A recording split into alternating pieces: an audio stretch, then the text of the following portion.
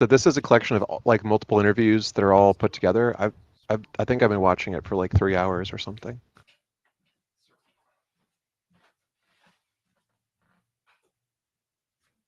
Getting very big into how Jesus became God, which is a book by Bart Ehrman, because it Oh yeah, turns out only three of the four Gospels mention Jesus is God, and the only actual one is John.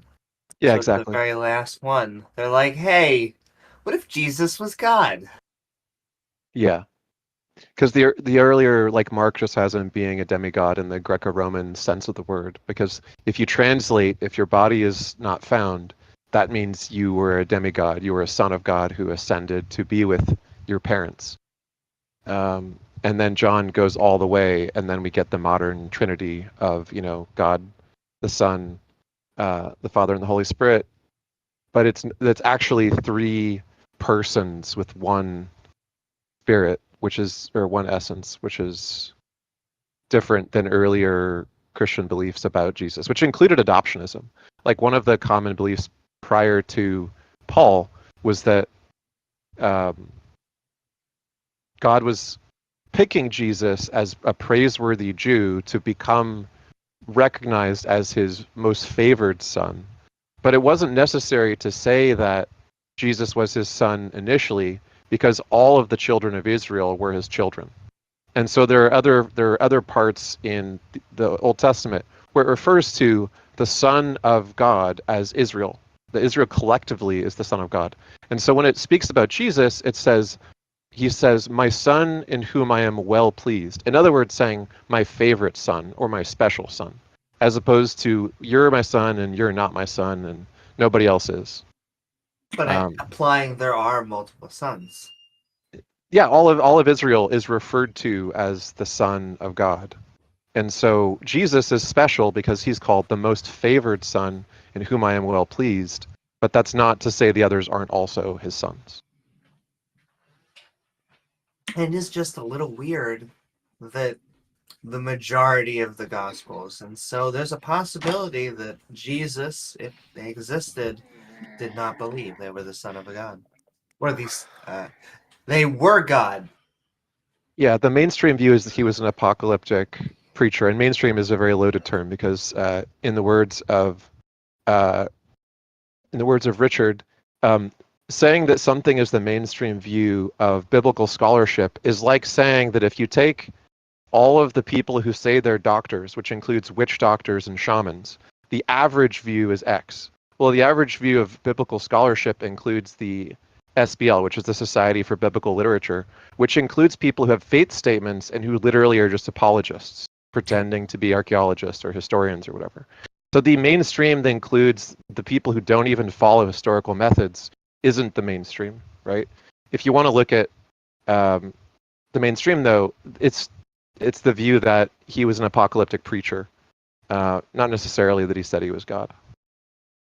And he died for political reasons. If he died for religious reasons, it probably would have been a stoning. However, the preferred method by the Romans for this sort of punishment, well, it was crucifixion. Yeah, and there's six other attempted messiahs that were mentioned as being crucified or executed by Josephus in the same century as Jesus. And it's consistent with people believing that the book of Daniel was supposed to be fulfilled in that time by a Messiah, that all these people were attempting to fulfill the book of Daniel prophecy and be the Messiah leader who would, lead the Jews to overthrow their oppressors. Also, I just want to point out this is where my mind goes, but they had to call it the Book of Daniel because the Book of Dan just didn't write. Well, Dan El is actually the name of the figure. So there's a pre-existing figure called Dan El that predates Judaism that already existed and was And popular in other traditions. the Yeah. tribe of Dan, every time I read it in the Old Testament, I just can't help but laugh. Yeah.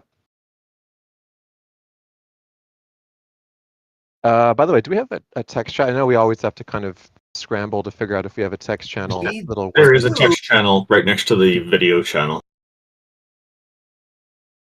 It is now called the Heathen Hangout. Okay, sweet.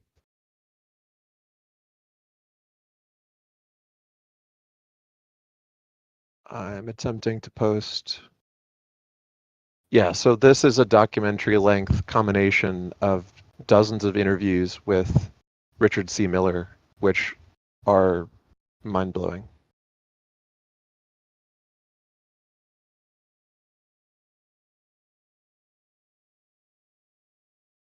Oh, and it's on MythVision.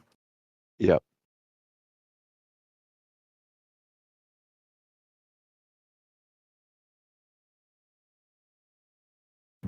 Okay, we're live. And I'm trying to figure out how to shut off this music here.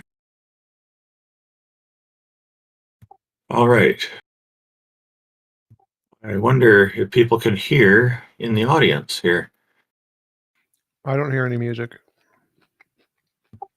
Yeah, well, for some reason it plays music on my Discord. I don't know why. There was like a waiting music before the stage started, but once we got on it, the music stopped for us. Maybe you have two windows, and one of your windows I is still don't. playing it. No, I don't. That's not it. When I try to turn on the sound for the stage, then that comes up. So I'm trying to see if there's an option to just completely shut off that waiting music in the settings, maybe, but I'm not finding it. There is no. Does anybody else? There is no setting for that. Does anybody else still hear the waiting music? If not, I would just restart your Discord. It's probably a bug. This is terrible. Okay, give me a minute for that. No problem. Bear with us, everybody. Minor technical difficulties. But don't forget to like, follow, and subscribe. That's right. We have 3 YouTube channels up here. We have Amy, T-Jump, and Randolph. And all of you have YouTube details in your profiles, correct? Yes, indeedy. But you can go to youtube.com/Randolph Richardson. You can go to youtube.com/Amy Newman. And you can go to youtube.com/TJump. Check that out.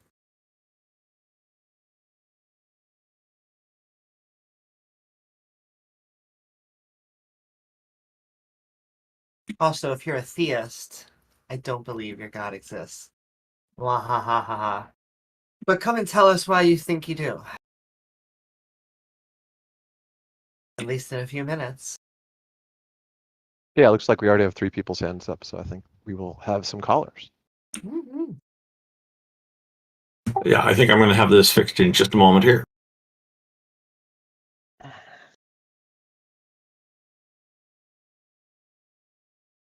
Have you had any other interesting discussions, Amy or T-Jump? Well, I'll Recently? tell you what's been on my mind. Have you noticed a slow tick off of the Kalam and a slow regathering around a contingency argument? Leibnizian contingency? Yeah, this type of necessary, a lot more the last stride of the presuppositionalists, maybe. Yeah, I mean, there's different versions of it. It's like the precepts use a transcendental argument, arguing about necessary preconditions for a thing, whereas Leibnizian arguments arguing from pure contingency take a slightly different form, but they both involve this like claim of a necessary being.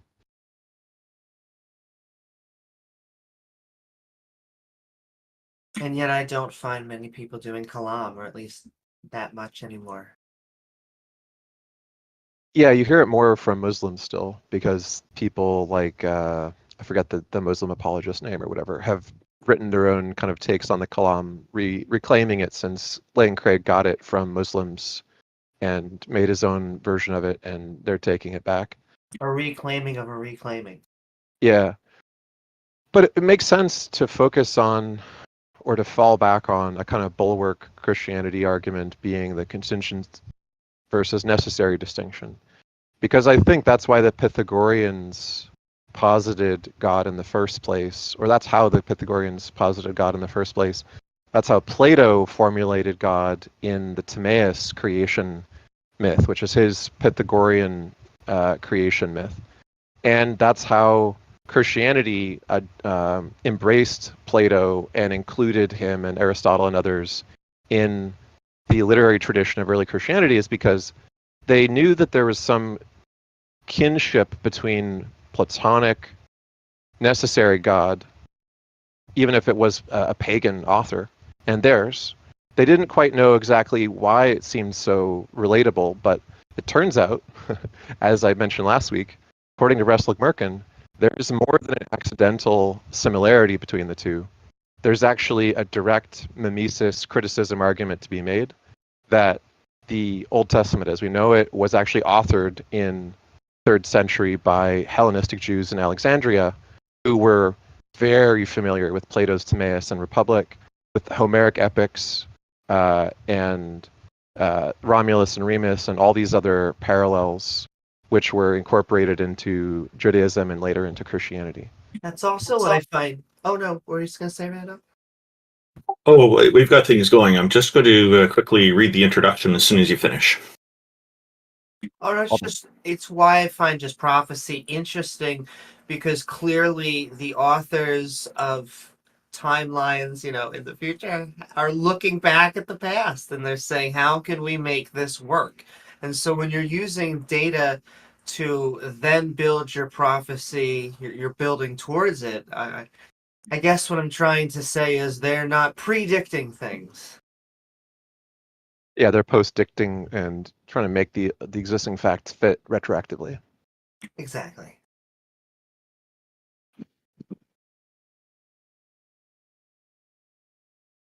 But yeah, we were just saying hi, sending love to everybody in chat. Hope you're doing well. And if you're a theist out here, we're about to take on the first few calls to see. I know it's going to be this week. We are going to see a brand new, never before seen argument that proves God or gives good evidence. Okay, so with that, just a moment here. Okay, we're just going to start the Theist Helpline. Sorry, we've started in an unusual way today because we were late on getting the stage started, and so it took some extra work to get things going. I hope we can get this sorted out in the future. Welcome to the Theist Helpline. Thank you to everybody for tuning in. Our friendly and helpful hosts of the Theist Helpline are, in alphabetical order, Amy Newman, who is known for her trademark slogan, Sending Love, is a professional comedian and skeptic who hosts debates, interviews, and conversations on her YouTube channel. She also creates educational and other important content. IX is a Tom and Boxes subscriber and former atheist community of Discord admin who enjoys long walks through evolutionary biology-inspired computer science, archaeological academic biblical criticism, and so on. Jack Burton, it's all in the reflexes, is a self-described middle-aged, college-educated nobody who drives the Pork Chop Express truck in his spare time. He's a deist and is mostly non-committal to philosophical stances. Jefferson Spatchcock is an atheist inquisitor and intellectual who has particular expertise in thoroughly analyzing and reviewing debates, often from the comfort of his genuine lazy boy chair. Let's see. J. Mike is one of the co-hosts of the Talk Heathen Show. Mubarak Abu Sharifa is an ex-Muslim who grew up in Saudi Arabia with knowledge of Islam and world history. He's also a co-host on Peter de Tucker's YouTube show. Peter de Tucker is an atheist epistemologist from the Netherlands, inspired by Aaron Ra, Seth Andrews, Anthony Magnobosco, and others. He started a YouTube channel that mainly focuses on religion, but he also hosts shows on other topics, including interviews with other content creators loosely based on the atheist experience. I'm Randolph Richardson. I'm an atheist activist from British Columbia, Canada, who advocates for the equality and normalization of people who don't believe in deities, which entails advocating for fair justice, freedom, and critical thinking. I'm also the founding president of the Canadian Atheists, a national organization that promotes atheism and agnosticism as culturally common aspects of Canadian society. Taco is the visionary organizer of the Theist Helpline. He's a #1 Discord debater who has never lost a Discord debate in his life. And T-Jump, Tom Jump, is the founder of an atheist church called the Church of the Best Possible World, which is based on his model of objective morality. It has the goal of doing what Abrahamic churches should be doing, but are not. Shame on them. Helping people by providing affordable housing. Thank you, everybody, for tuning in. And I guess, did anybody have anything they wanted to add before we start bringing up our guests? Just a happy Sunday, everyone. Okay, well, with that, I'm going to take a look at who we have in the queue here. I guess what we'll do is we will start with autism. Autism. Right. Welcome. Thank you for joining us. What have you got for us today, sir? All right. So first, you said that one dude's never lost a Discord debate in his life, right? Oh, that's Taco's description. Yes. He's not here right now. Maybe if you wanted to debate with him, I'm sure he'd be happy to. Did you have some kind of an argument that might convince us a deity exists or some related topic like that?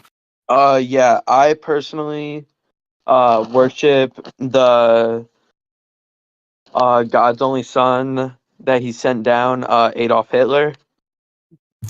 Okay, so would you consider yourself to be a Nazi sympathizer?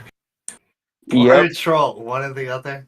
So hang on. No, so what is the reason that you worship that person? Because he's hot. Why are we entertaining a troll? Just move on to the next person. Yeah, I Do would I have like a to serious dedicate argument? this award to my Reformed Orthodox Rabbi Bill Clinton. Wow. Okay. Yeah, we're going to move on to the next member of our audience, the World Saver. Welcome, World Saver. How are you today? I'm doing quite well. What can we do for you? What have you got on your mind? So, well, I follow the belief that God is someone who shows us the world through people. That is my personal belief. Can you A explain? whale. For example, I'm sorry. Darwin. I'm sorry. Did I Charles misunderstand? Darwin. I don't know taught if I us. understood. Sorry, hang on. I don't know if I understood you correctly. Did you say that it's a whale that you believe? No, It said through. no, I believe that God he shows us Through other people. what we should believe through other people, including Charles Darwin. Oh, okay. Okay. Can you give us an example of how that works? He taught us that we evolved and that we should continue to evolve. If I could just push back, are you just going to say that everything that people we learn through humans comes through God? Because if not, we're just pushing the can back. We want to see some very specific evidence that we could just say, this came from a God. Okay, so the reason I say this is because when we talk about Adolf Hitler, we only talk about Jews. We don't talk about the people that he killed were gay. I think that is a direct message from God.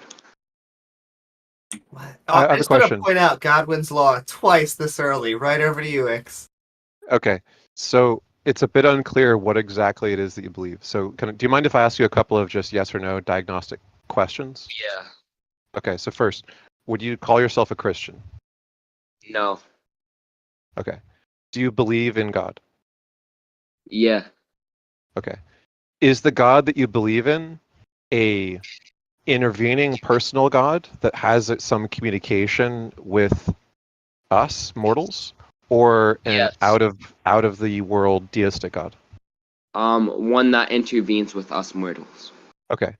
Is the intervening God a some species of monotheistic God? There's just one God and no others? Yes, it is a monotheistic God that intervenes as he wishes. Okay. Are you in keeping with one or more Abrahamic tradition? Like, would you describe yourself as Judaism, Islam, or anything in between Christianity, Judaism, Islam?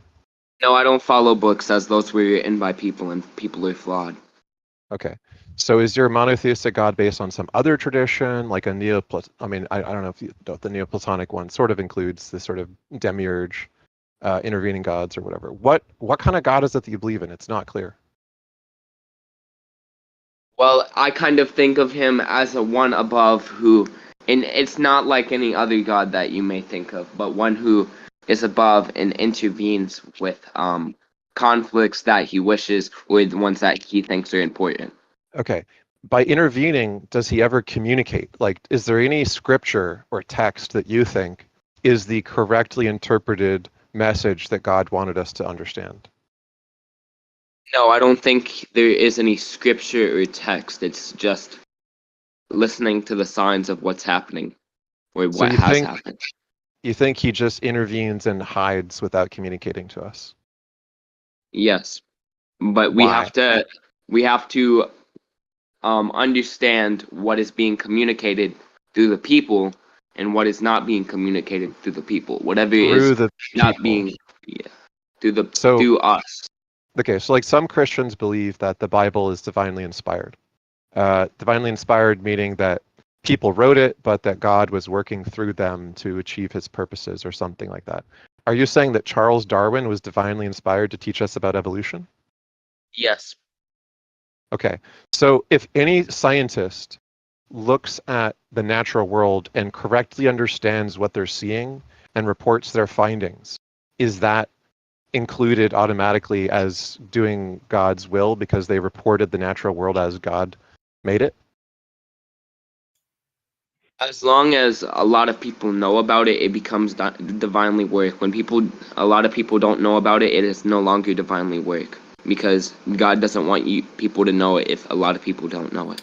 But can I interrupt for 1 second? That was kind of the point that I was trying to make, is if it just is any information just comes from God, can we then make a opposite claim? Can we say any form of misinformation comes from a not God? Or does that come from God too, because God's giving everything? As long as the misinformation is large and prominent, um, then it is indeed work from God. How do you mean- differentiate this belief from just being a part of your imagination? How do you show it's real, not imaginary? Exactly. How do I show that it's real and not imaginary? I have to think for a second. Okay.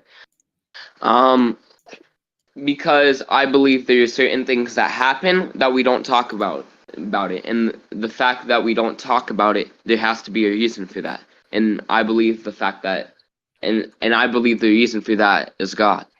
Okay, so the question is how do we show your God is real and not just a figment of your imagination?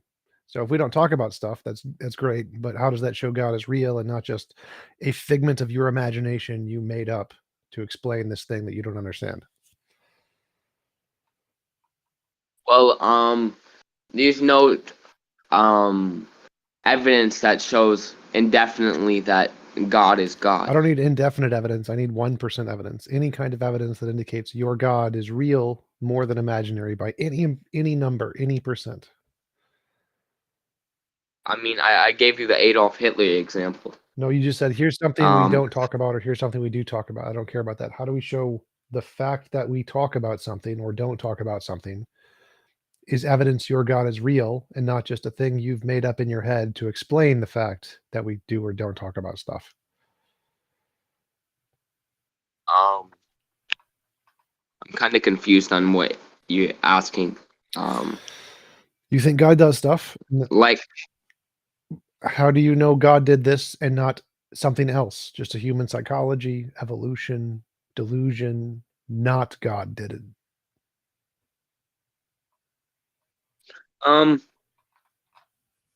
because I believe my brain is correct.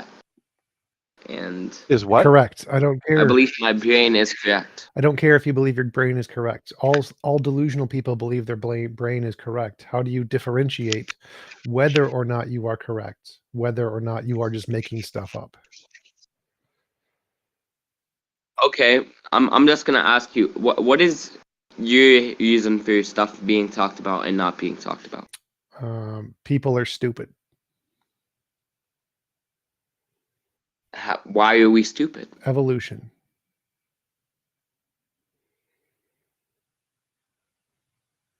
Okay.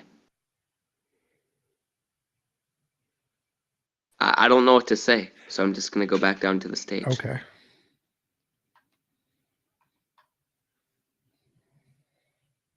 That was a bit confusing. It seems though like there was a view amongst early Christians that science was cool because anything scientists could discover was like learning the mind of God. And books like Ptolemy's Aristogamy or whatever it was called, the first model of the sort of geocentric Earth solar system and everything. All that stuff, even though it turned out to be wrong, they were really into it and excited to learn more about it because they did think that God communicated, his secrets to us through natural observation and so on. They just didn't like it when it turned out not to work the way that they thought it would with Galileo and so on. But I don't understand his particular. It was a God of the gaps. I can't understand something, therefore God. That was it. That was it. Yeah. I do think he's having trouble understanding it himself too. It's he didn't present clearly his ideas. That was like it was kind of almost the opposite of clearly. No, I understood what he was saying. Fine. It was he was saying that there are certain phenomenon that we do or don't speak about that are socially generated topics, and he thinks that the explanation of this is God. It's great. Oh yeah, I got that, but I mean, it didn't seem he was clear on his own God. That's where I was going. It's also nice to say that, Charles Darwin, look, I accept evolution, that's cool, but to then say that his message or his discovery came from God, well, we're trying to, if you want to use that as a source, then we need you to have evidence of said God. One thing I've noticed that a lot of Christians and Muslims as well do is they'll take credit for the science, like the God of the Gaps thing, but they kind of go a little further and they'll say, God made it all happen. God put it all in motion.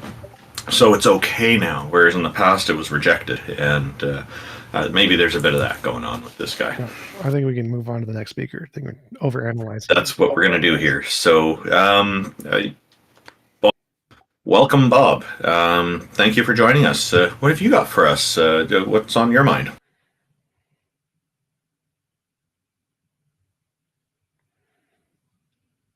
Your microphone you're muted. Yeah. Is he server muted? You got a hardware mute switch? No, it's like a headset Yes, thing. he is. He is absolutely server Which muted. means only Oh, no, he's client. Randolph has to go and he is literally server muted. Yeah. Randolph, you have to unserver mute him because you're the only stage moderator. I'm trying right now. Let me see. Some servers have like an override thing. Okay, there it worked. Bob, go ahead. I got it. Thank you. Hello, Bob. How are you? Hello, team. What's going on? So a lot of people know me on here because I argue with theists every day. I call myself more or less a skeptic about it. I'll call myself also agnostic. But I want to ask you guys about the sort of label agnostic because something came to my attention recently. Apparently, the agnostic not only doesn't know whether or not God exists, but also makes a positive claim that he can't be proven. I would agree with the first part, but I would probably disagree with the second part in that I also don't know whether or not God can be proven. Do you think that there is some other name for me that I should be using instead of agnostic, or could I just say something like a partial agnostic? No, agnostic can have multiple different definitions, so you can define it however you want, as long as it's tangential to the main definition. So it doesn't make a difference. You can just call it whatever you want. So you can say you're agnostic about God's existence, but you don't know whether or not he can be proven, and you don't care. Yeah, sounds good. Okay, some people take, some agnostics take that position, some don't. So that's up to you. If you want to, if you want to understand, like obviously the term has many uses today. You could be agnostic as to what is the best breakfast cereal, or agnostic as exactly. to almost anything. It's a commonly used term. But if you want to look at Huxley's original formulation, it is an interesting and stronger form than most people mean it today, which includes an ethics of belief, which is not as strong as Clifford's, when Clifford said, it's wrong for anyone to believe anything on insufficient evidence against stronger evidence for the contrary. Huxley said it's wrong for a man to say he's certain of the objective truth of any proposition unless he can produce evidence which logically justifies that certainty. And the level of certainty being justified proportionate to the evidence could vary. So you don't need to have 100% proof and then prove it with ironclad evidence to be 100% confident necessarily to be an agnostic or not. You could have 50% evidence and say that you have some like weak proof for and weak proof against. You could believe 70%, 30%. There's a whole range. As long as your level of belief is proportionate to the kind of evidence you can produce, it's fine. You can call yourself an agnostic as Huxley meant it. Sounds good. The other thing, so you guys have this sort of prompt up at the top. Does any gods exist, or do any gods exist? I'm just wondering what kind of existence you guys are talking about or representing as a group. I don't know if you guys differ on your opinions on like what the horizon of existent things are. Just making sure. I don't know. Are we physicalists here? Are we? Can I just ask you one thing? Yeah, Do of course. you believe that a God exists? No, he said he was an atheist. I don't know if a god exists. Oh, He's an you're agnostic. already. Well, so just use the label agnostic atheist, I guess, would be the label that. Well, I didn't say that God doesn't exist. I just said I don't know if God exists or not, and I don't know if he can be proven. But one thing that would help me out with respect to entertaining arguments about it would be to know, well, what this panel also considers to be existent, like where that would be. Is it only a material? Is it only a physical sort of existence that you're looking for? Would you entertain the existence of a fundamental immateriality, even if it's not somebody's God? Sure, anything that has properties in reality exists, and if you can show that it exists, that's all I need. I don't care if it's physical, non-physical, natural, supernatural. Just show it exists independent of your imagination. Okay, so you guys would be open to like some sort of like a logical proof, right? So you'd be fine with even though God is a material, that he could like exist in some sense beyond the physical. If it worked, none of the logic proofs do work, but if it worked, that would be great. No, honestly, Yeah, I agree. it would have to have some kind of evidentiary component to it. Logic can actually be stuff that's not necessarily in line with scientific evidence, for example. Yeah. Because the biggest kicker that I've been doing recently is this little experiment where I say like an atheist and a theist have identical scientific claims. So if you're committed to saying that the theist is correct and the atheist isn't, even though there's identical, then you're pretty much saying that God has explanatory power. So I've just been arguing from lack of explanatory power from God, that he doesn't actually add to any sort of naturalistic theories or understandings, which I think is suitable. So I mean, I'm in agreement that I don't think that any of the arguments really help thus far. However, I'm sort of sympathetic to like idealism in that perhaps like maybe just like taking substance theories that say like all physical or material things are all that's going on. Like maybe it's the case that we could entertain a world that's comprised of some sort of different stuff. And if that different stuff is something like mental, and we just posit God as like some fundamental mind, and then cite the notion that like contingent things need a necessary thing, and then we can kind of get to a similar place without needing God in the picture. Are you guys also against idealism, or? I'm going to talk about something you mentioned right at the beginning about theist and atheist making scientific claims. It doesn't matter whether the claimant is a theist or an atheist. What matters is the credibility of their claim. Now, if the claim makes sense, it's irrelevant whether or not they believe in any goddesses or gods. So we don't need to color it with who the person is. We just need to look specifically at the argument itself. That's not what he was saying. He was saying that theists and atheists make all the same scientific claims. We agree on all the same scientific facts, and they can all be explained. And that's what I'm addressing here. Yes. No, you were addressing something different. He's not making the claim that whoever is saying this matters. He's saying that we all agree on all the facts that we see in front of us. That's all he's saying. I know that. I was addressing the point that he was making about theists and atheists making the arguments. I was pointing out that what matters is the arguments, not who is making them. Yeah, but And more precisely, it's the notion that scientific arguments don't hold up without God, right? This is something I hear all the time, right? God is necessary for logic. God is necessary for science, and on and so Transcendental forth. arguments, yeah. and Right. But And yeah. Go ahead, sorry. so there's a book that you might like. I sent you a copy of it. It's called Theism and Explanation by Gregory W. Dawes. And in it, Gregory Dawes explains why the fact that everyone in the sciences is a methodological naturalist and that nothing other than methodological naturalism produces any results is evidence for metaphysical naturalism. And the reason why you can't really get any results with anything other than methodological naturalism is because of theism's complete lack of explanatory content, as you pointed out. But whether it serves as an explanation for anything, in anything more than a just so story, kind of like post hoc, here's how the tiger got its spots, and how the coyote like tricked the beaver, and the just so story past, is lacking. It doesn't offer a single explanatory prediction. And so you can say that you have faith in idealism or faith in theism or some other like distinction without a difference, which makes no predictions. It's just like saying that if you squint an imaginary thing in the reverse, you could say all the same facts but in a different interpretation. But you haven't presented a single fact. And if the naturalistic explanation is empirically adequate and essentially covers all of our actual needs, then you've just invented a need that no one has. And Bob, You you just can talked about respond. I just want to ask a question after, but yeah.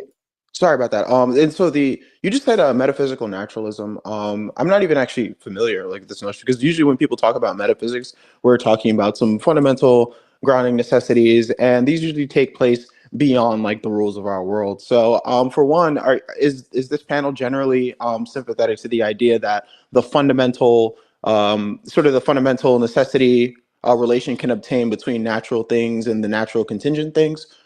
Because once somebody basically told me that whenever I'm making a scientific claim, there's like going to be these fundamental assumptions, like, for example, the uniformity of nature, right?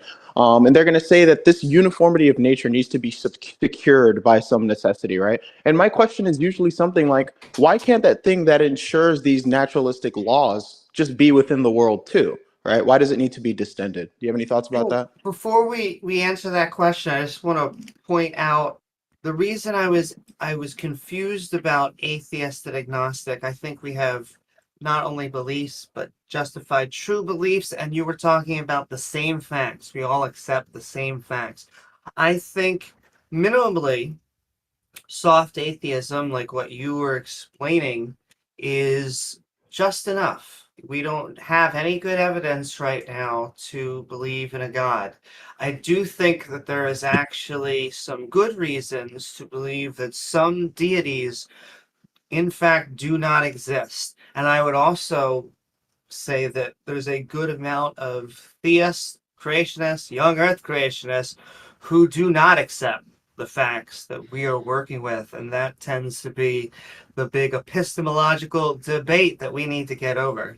What sources do we accept?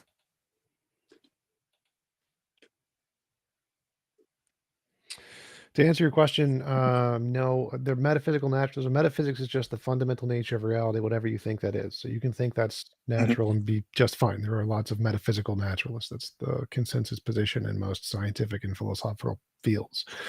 Okay, but theoretically, a scientist cannot be reasonably metaphysically quietist. They can't be skeptical or just not touch the question of fundamentality when they're talking Yeah, they about can. being. That's called an instrumentalist, but it doesn't make a difference. Most of them don't. Most of them say, yeah, metaphysical naturalism, that's all there is. But you don't have to be. You can just be an instrumentalist or a phenomenalist and just be like, I don't know. But Right. don't think it matters. Well, that's about it. Hope you guys can have some good conversations with these. That's all I got. Thanks. Hey, Bob, thank you for joining us. You raised some really interesting topics. We appreciate it. Yeah, sure. Later.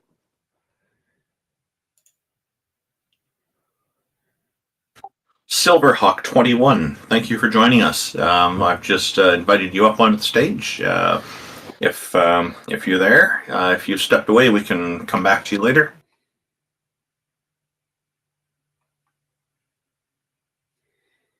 Comp Mackie RYT.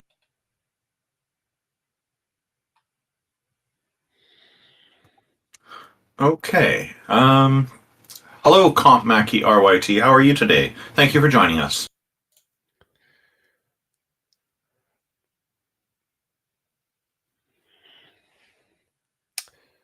May need to refresh. Can't believe you would say something so daring and so true.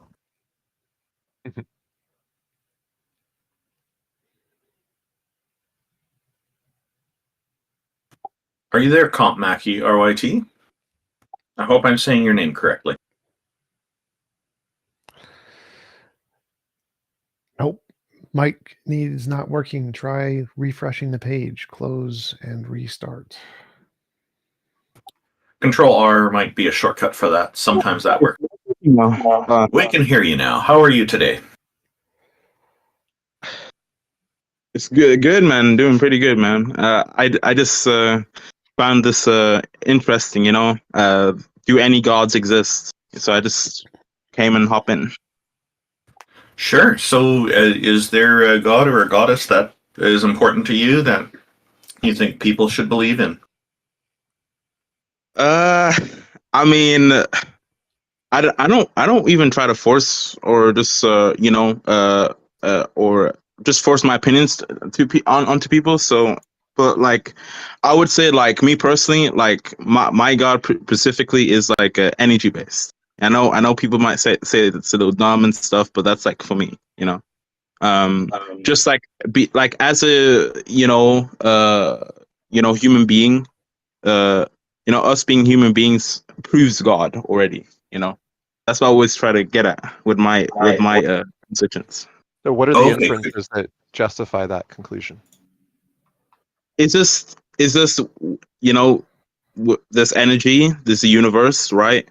We're part of the universe. We're made of the same stuff that the universe was also, let's say, originated from, and that means we are also connected, and that means we can also connect with this universe. And a main thing for God is for you to also connect with the God, right? So energy would be one of those things you can connect with. No, why do you So think? what is the God in this? Why do you think Like, what are you connection defining as matters? God? Why is this connection? God is connection. Where did you get that idea? Well, connection does resemble a little bit of a, you could say, it's like if you're able to connect, and like let's say connect your thoughts or whatever to the universe, is like you having a conversation with the universe, which I mean people won't like. But I you know could I have know a it sounds stupid. conversation without there being any God, right? So a conversation doesn't constitute God being one of the participants in the conversation. Nor No, does so any of, you're like, all the things that you've just mentioned are just compatible with the natural worldview, which doesn't include a God character. And you haven't said anything that we would attribute in the usual sense of the word of being a creator of the universe that is in some sense all powerful. You haven't said well. that. You I just said created that the the universe universe. itself is energy, which is like panpsychism. Are you a panpsychist? Would you agree with the panpsychist? Sorry, not panpsychist, a pantheist? Do you just think the universe is awesome and should be revered? Is that what you're trying to say?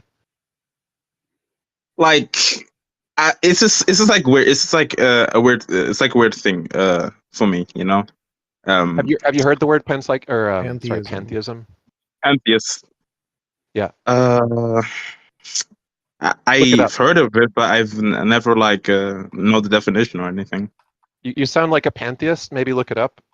Pantheism it can be cool and fun, but it's not exactly theism. So the pantheism is like the universe is what we should call God because it's actually worthy of being revered because the universe is so awesome and great. But it doesn't necessarily have any of the properties that people associate with God simpliciter, things like having a mind, communicating with people, intervening, creating the universe, etc. I mean, it is. I mean, creating the universe. I mean, if it's the universe itself, would it count as creating the universe? Well, Or so let me just put. I've just looked it up for you. It's a noun. It says a doctrine which identifies God with the universe or regards the universe as a manifestation of God, or worship that admits or tolerates all gods. That's pantheism. The latter one isn't used too often. Yeah. Yeah. okay, yeah. So does it fit with what you're thinking, like the first part of that?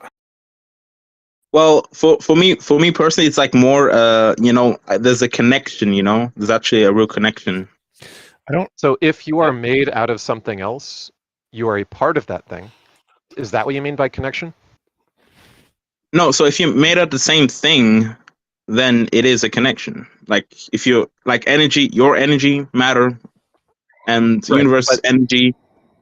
But that's just Right. a part-whole relation, right? So if you're a part of something else, sure, you are a part of it, right? But a Yes. connection, you seem to be implying, is something like communication, and maybe you're implying some kind of like psychic phenomenon. I mean, you have a mind, right? You have a mind, and your mind is matter, and matter is different from matter is just a form of energy, and you make your thoughts with matter, and I mean, you would need energy to do this, right? So therefore you're using energy that is also a part of the universe with your mind, connecting with energy, with But Comp, if energy I could from the just universe. ground this, we use energy, at least from a physics perspective, to mean do work.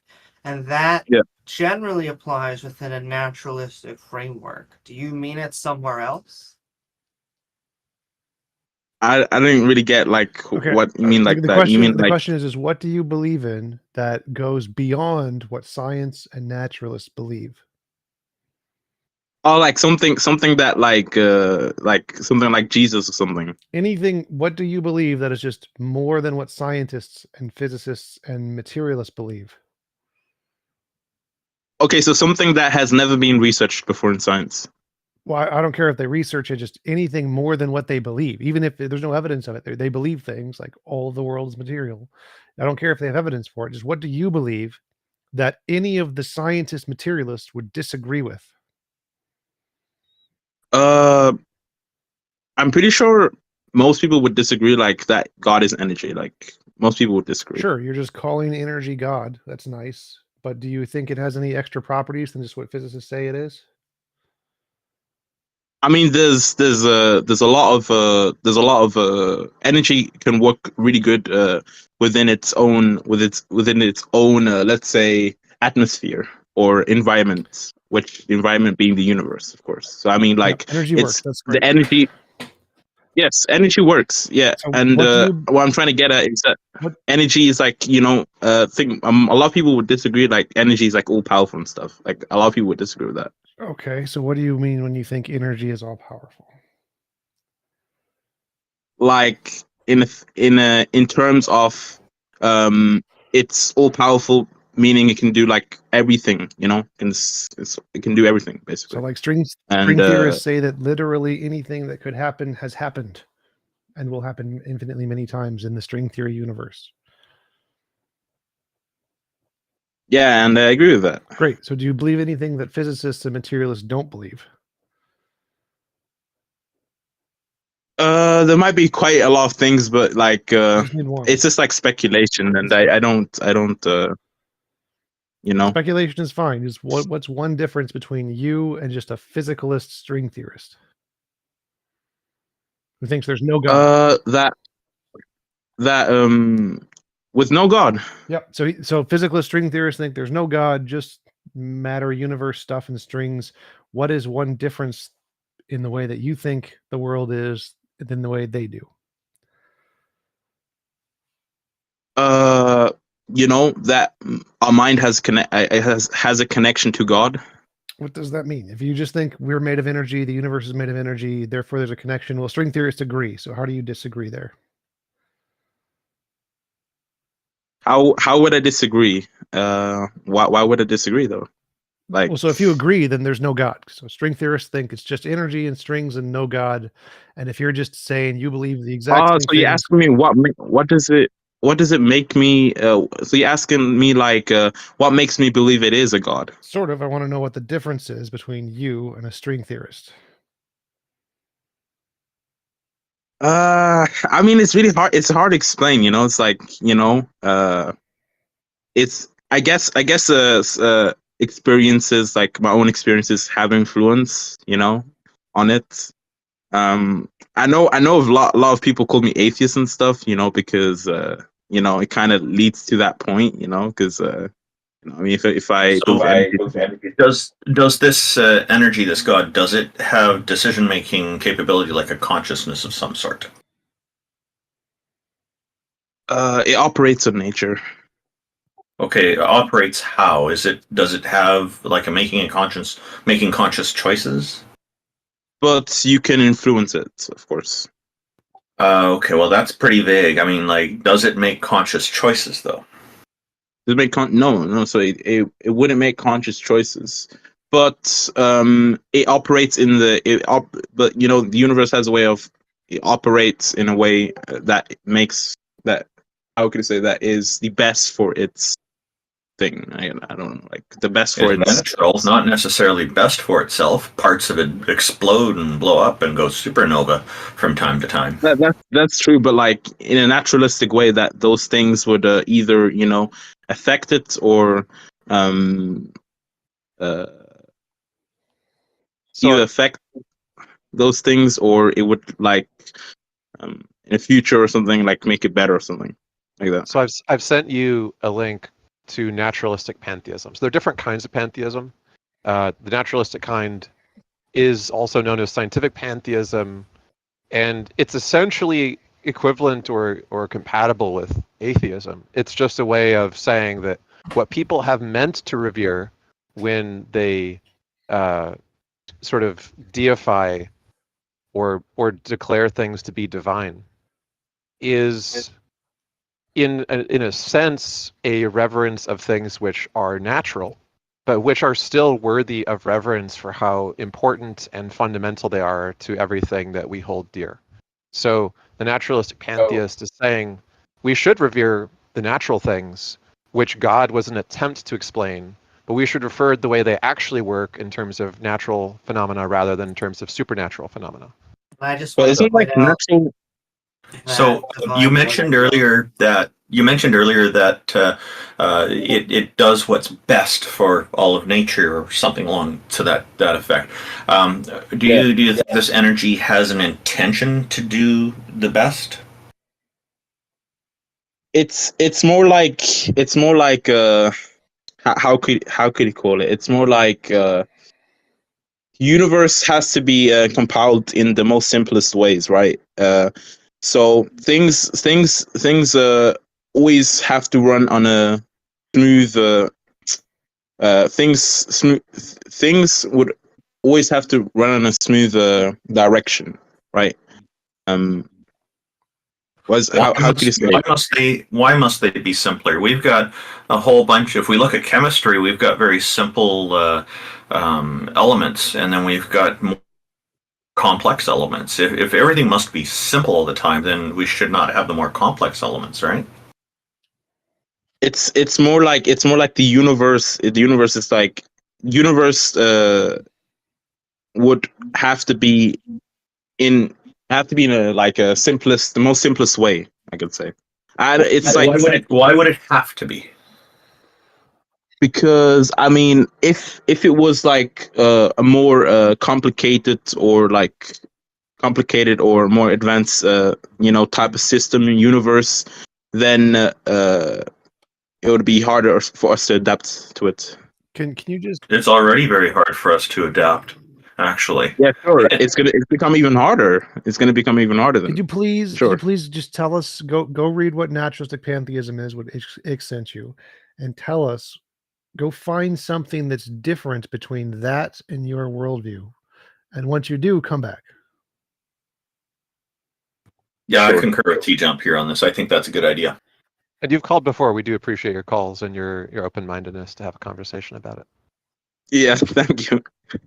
Yeah, and if you feel like you're being grilled, that's not the intention. We're trying to explore the ideas with you and understand why you think these things are the way they are. So we hope you've found this interesting and look forward to talking to you again. Yeah.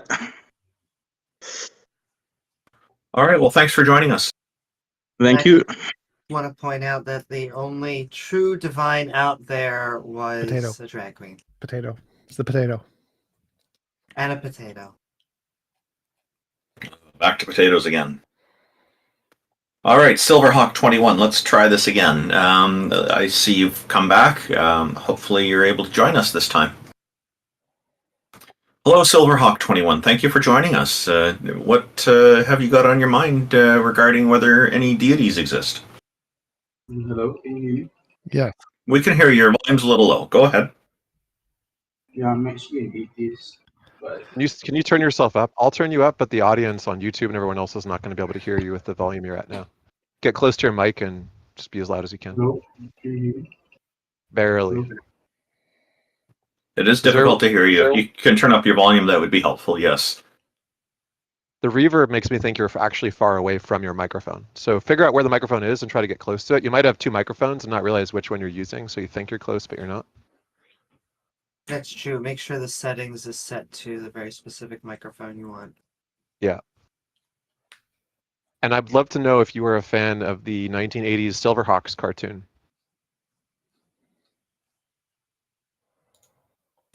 Was that a good cartoon? I think Silverhawk's going to come back a little later. What I'm going to do is move on to Apollo, and then we can get back to Silverhawk21 later when he's got his audio fixed. So, Apollo, welcome. Thank you for joining us. What's on your mind?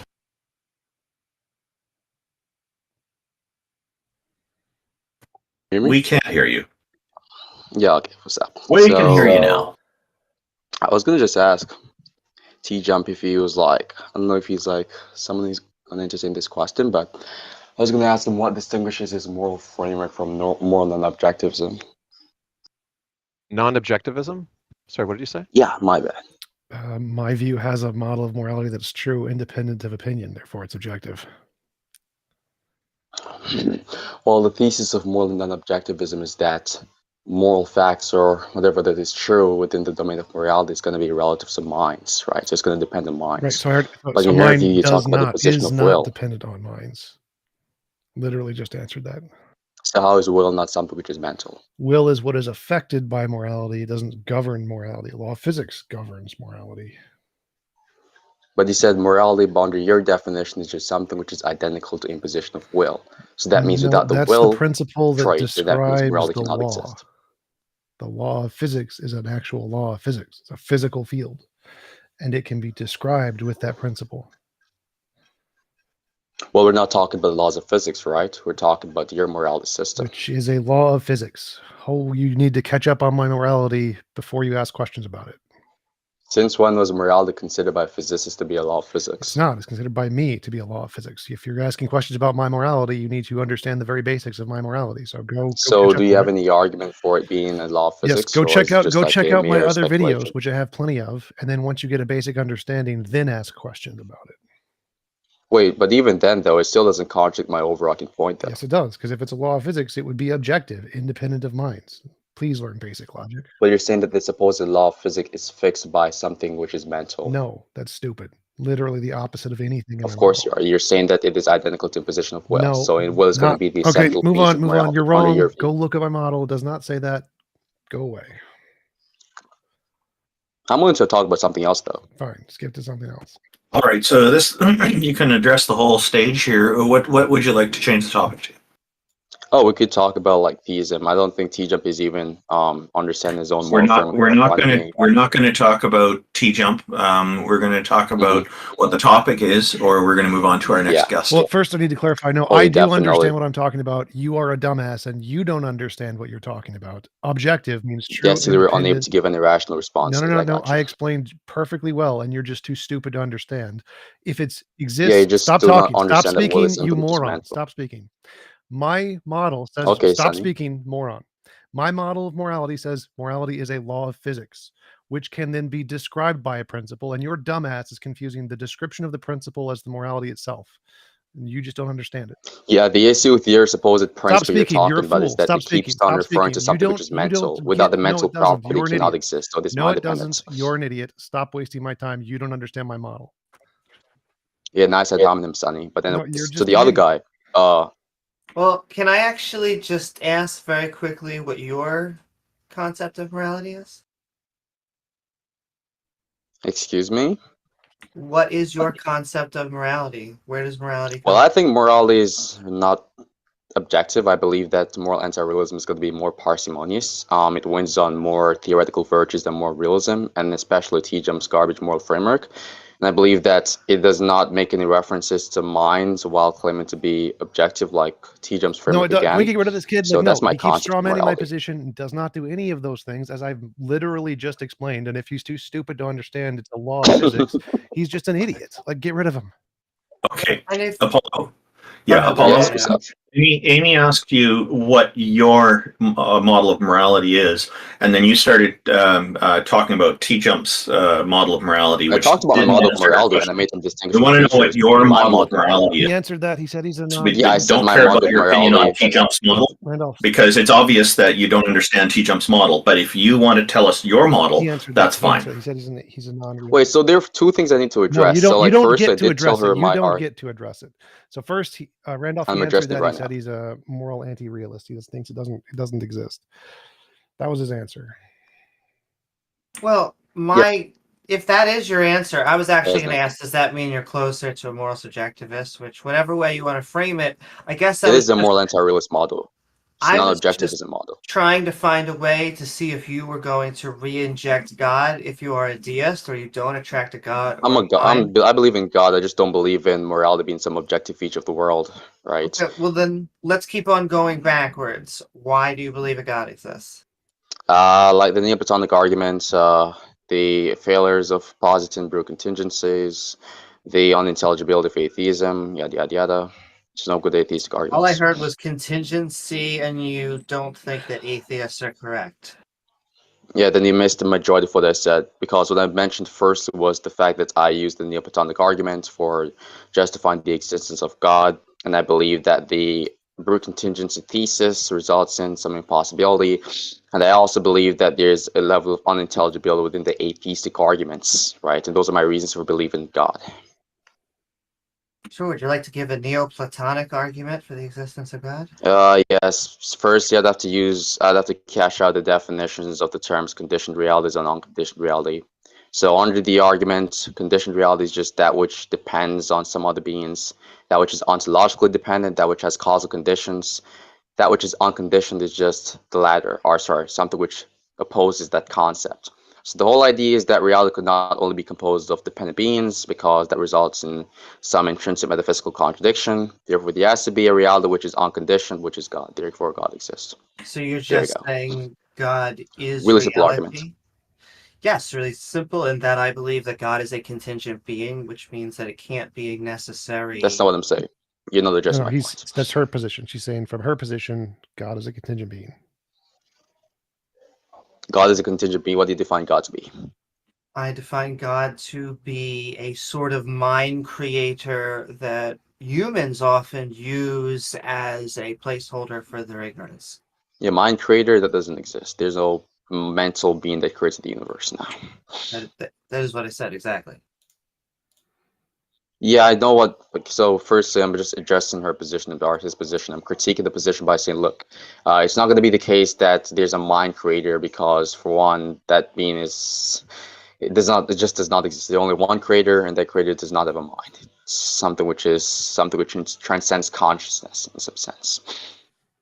I would say it doesn't have to transcend, you just have to not have it. So a rock doesn't have consciousness, and I'm pretty sure a plant doesn't have consciousness. I'm saying this specific being I'm talking about transcends consciousness. I'm not saying that would the same would apply to rocks. Is it just an energy field? That's just, we could go No, it's not.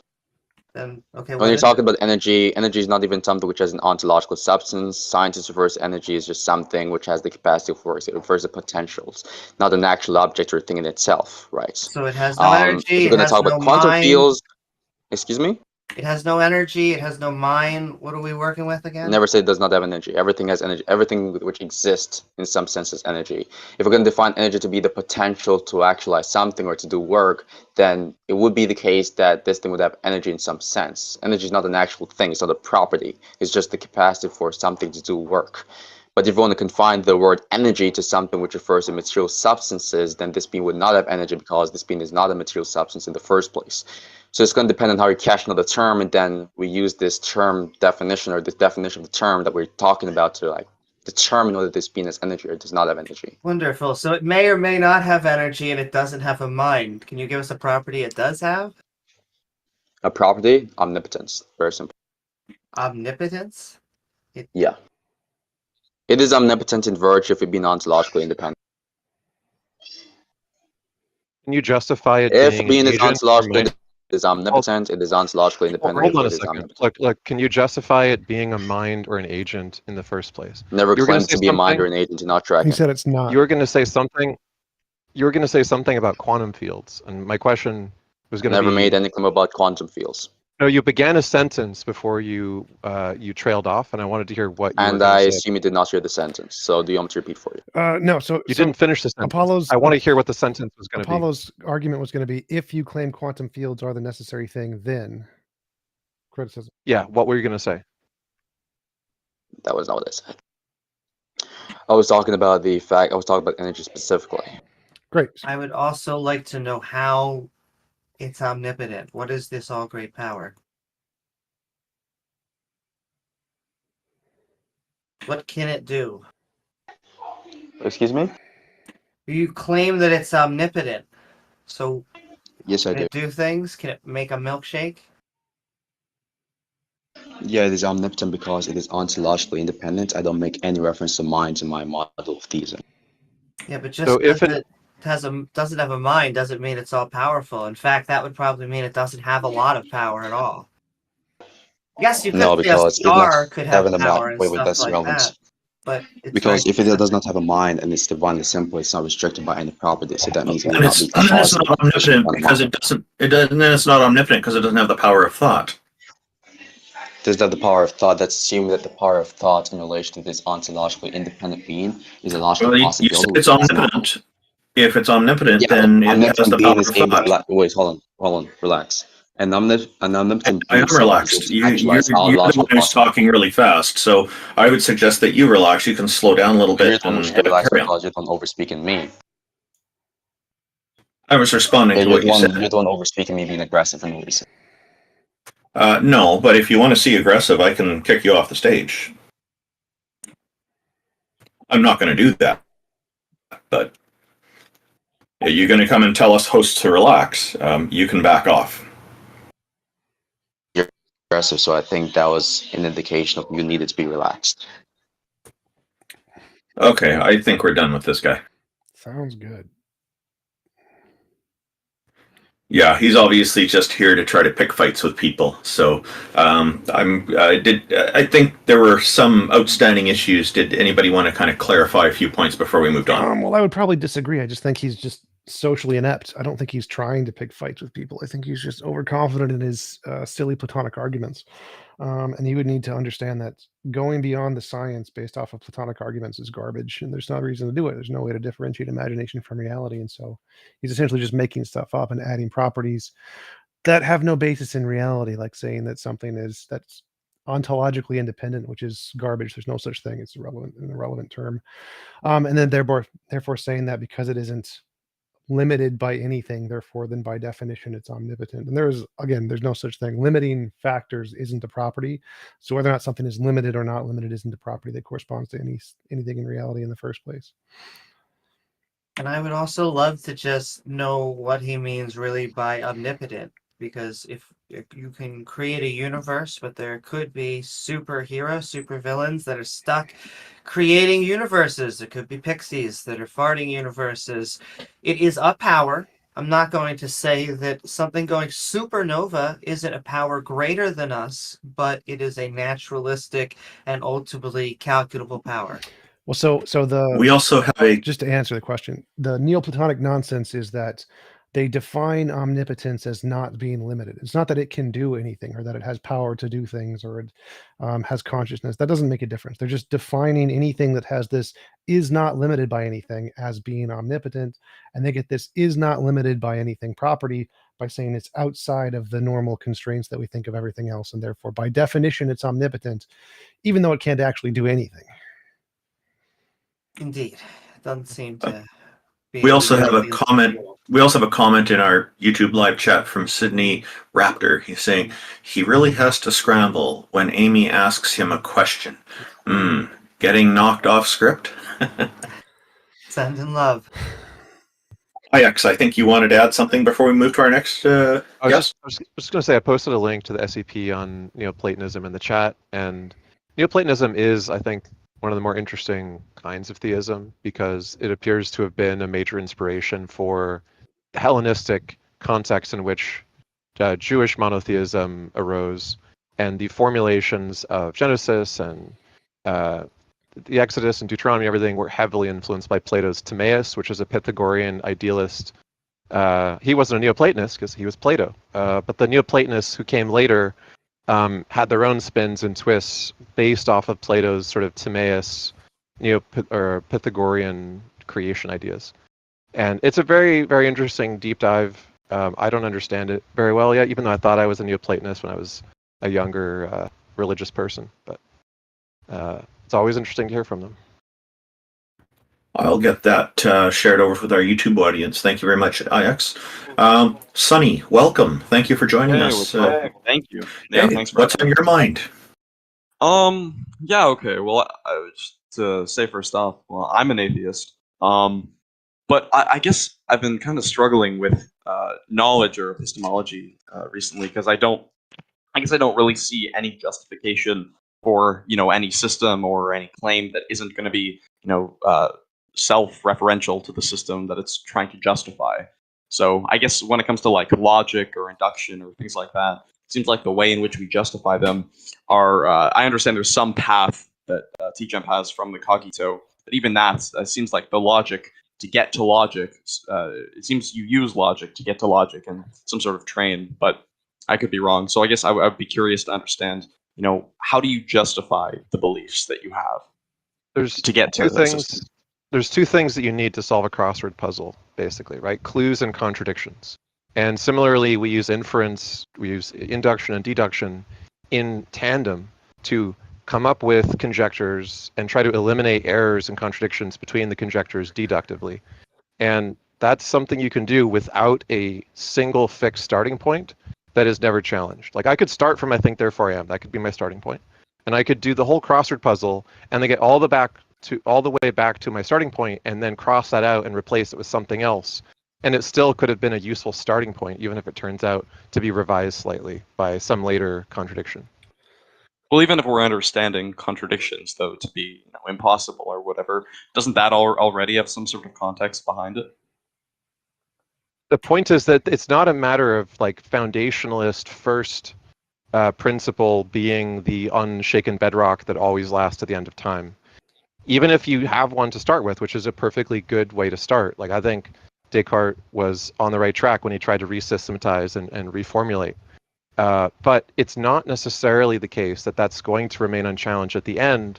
For the process to be good, what you need is a combination of induction and deduction to eliminate errors. If you don't do that, you're just like a deluded foundationalist who thinks that you picked the right starting position. Then you could be a precept or some other kind of extreme foundationalist, right? And can I piggyback off that? Oh, when you're done, X. Yeah, I was just going to say this is called Foundherentism by Susan Hack, Haack, and it is a kind of foundationalism in a way because it's just saying like, look, the thing that matters is the continual attempt at error elimination, which is consistent with like Popperian critical rationalism and the sort of modern synthesis that science uses, which is that it's not that there is a single set of theoretical virtues or methodologies, which is the perfect starting point for science. It's that science is the continual effort to eliminate errors and to improve on the methodology, not one starting point that guarantees we have the correct starting point. The starting point is irrelevant as long as you continually apply rigorous error elimination. I don't quite. And that's the only foundational sort of I don't quite think that assumption answers this question that we're making. to be honest. Okay. Yeah, I can. Maybe I'll. Do you mind if I try it's to connected to steel that. man your argument? Yeah, So I sure. think his argument is, how do you Yeah, sure. make a system of epistemology that isn't self-referential? Because if at any point it's self-referential, it's circular, and Fountieranism is self-referential. And so the question is how do you get out of using something that's already in your epistemology to build your epistemology? Mine does that by starting with experience. You have a direct experience. How you describe it, how you get to logic, none of that matters. What you're starting with isn't the epistemology. You're starting with the experience. The experience is an actually existing object physically that is a thing that is there. You see stuff. Sure. And so that, well, I guess that isn't a part of the epistemology. Sorry, there's no language, there's no logic. It's literally a thing that exists, which is what you're starting with. And then you build language and logic off of that, based off of how your brain categorizes it. But none of that matters because mine doesn't start with anything in the epistemology. It starts with the experience. And Sonny, I know you want to respond, but just let me give one more, which is that I think a lot of these counter notions come from, as Ix was saying, a presuppositional notion. And we have at foundational levels logic. It would be very hard to have X is X and X is not X because the universe would be absolutely coherent. However, I believe they are adding one more presupposition, and they are just saying that this extra presupposition is the cause for it. So they will say, well, what gives a grounding for logic? It is this God. But what are they using to give this God grounding? They are using logic.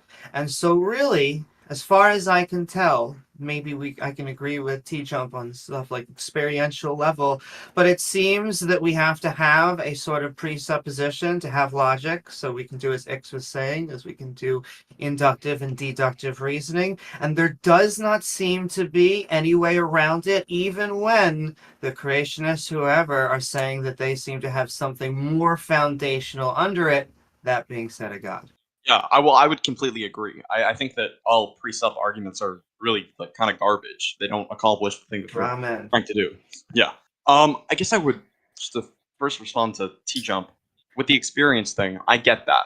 Like you have this like experience, and what I'm struggling with is how do you move off of that, where you justify your induction and deduction from the experience in a way that doesn't use induction on that like logic train. Does that make sense? Well, I can use induction and deduction at that point, because as long as I don't start with induction or deduction, whether or not I lead to it or get to it later makes no difference. So if I start with the experience, my brain automatically does categorizations of these things. I don't choose to do it. So I see a TV, I see a camera. I'm not doing anything. It's just this is automatic information that's already been given to me. I'm not using induction. I'm not using deduction. This is things that have already been given to me as a baseline via the experience. Okay. And then now I'm trying to say, well, what is this? What is the information I've been given? That's where I try to describe the information I've been given into categories using logic and induction and deduction. But I don't start with those. I start with the experience. Okay. The experience gives me a bunch of facts or things that I see. And with that, I'm trying to categorize them, and I can categorize them in ways such as induction, deduction, logic, etc. So I'm not using the induction or deduction. I'm describing the fact that's already been done for me by my mind, and it is already present in the information I've been given through the experience itself. That actually, that makes a lot more sense. I guess then what I would ask is, what do you think about Christians who have some sort of experience or revelation from God and then justify their epistemology off of that? It's in the same way I guess I would say unjustifiable. You can't prove you exist. In the same way that they can't prove God exists, but you both form the epistemology from that. Well, no, those are two different things. So like one is I'm seeing a TV. So if I claim the TV exists as my presupposition, that would be faulty because I don't know if my experience is real or correct or whatever. But I can still say I'm having an experience. That I am experiencing a TV would be a true sentence. The TV actually exists would be an extrapolation to some kind of external reality and a bunch of other assumptions about logic and math that must be true in order for the TV to actually exist. And so the two claims, I'm experiencing the TV, and the claim that the TV exists, are epistemically not equivalent. So mine epistemology starts with I am experiencing the TV. Let me describe my experience with logic and math, etc. Theirs is there is a TV, which is an all-powerful sky daddy who created Jesus, and that is a much bigger claim that is way different than mine. Okay, it's like a step up. It's like 2 steps to get there, right? Well, that's Like, like infinite, first they have the infinite experience. steps to get there. So Okay, the first right. thing is I just say I have an experience. I don't care whether or not it's true. It makes no difference whether or not it's true. It's irrelevant to me. What matters is with this base starting experience, how do I categorize stuff? Whether or not it's true makes no difference. They're saying they have an experience and the experience is true. And mine just doesn't make that claim at all. It seems though to be true that you are having the experience. That Right. seems to be the truth. So that part's fine. So you can it's true to claim you're having the experience, but to claim the experience is true independent of your imagination is an infinitely bigger claim. That's the claim the Christians are making. So if the Christians say they have an experience of God, and I'm having an experience of a TV, and we both use that to construct logic and stuff, that's fine. But if they're claiming their God is real and I'm claiming the TV is real, then they would be equivalent claims. But I don't care if the TV is real. I'm just using the experience to build the epistemology. I don't actually care if the TV is there. They care if the God is there. Right. So that there's an added claim in the Christian claim, which is the stuff that they're experiencing is real, not that they're just using the experience to build an epistemology. Okay, that makes sense. I had one other question, and that was about because I'm pretty also like in terms of metaphysics, I'm pretty agnostic on what the true, metaphysic or what the true nature of reality is, right? So I saw an argument you had against an idealist where it's like simplicity isn't what matters. Yeah. So like if you start from the cogito, there's no reason to apply that to everything else. Do you think you could like speak to me a little bit more on that? Well, the reason I start with the cogito has nothing to do with simplicity. It's just literally I experience stuff. Even if it was complex, I'd still start with it. Simplicity, like No. What? I'm talking about how you get to physicalism, like with novel testable predictions versus how an idealist gets to, or how an idealist uses the cogito to get to idealism. Okay, I think what you're asking is like to try and answer it is you can start with either hypothesis, idealism or physicalism, and if you can make novel testable predictions, then whichever one you start with would be justified. It makes no difference.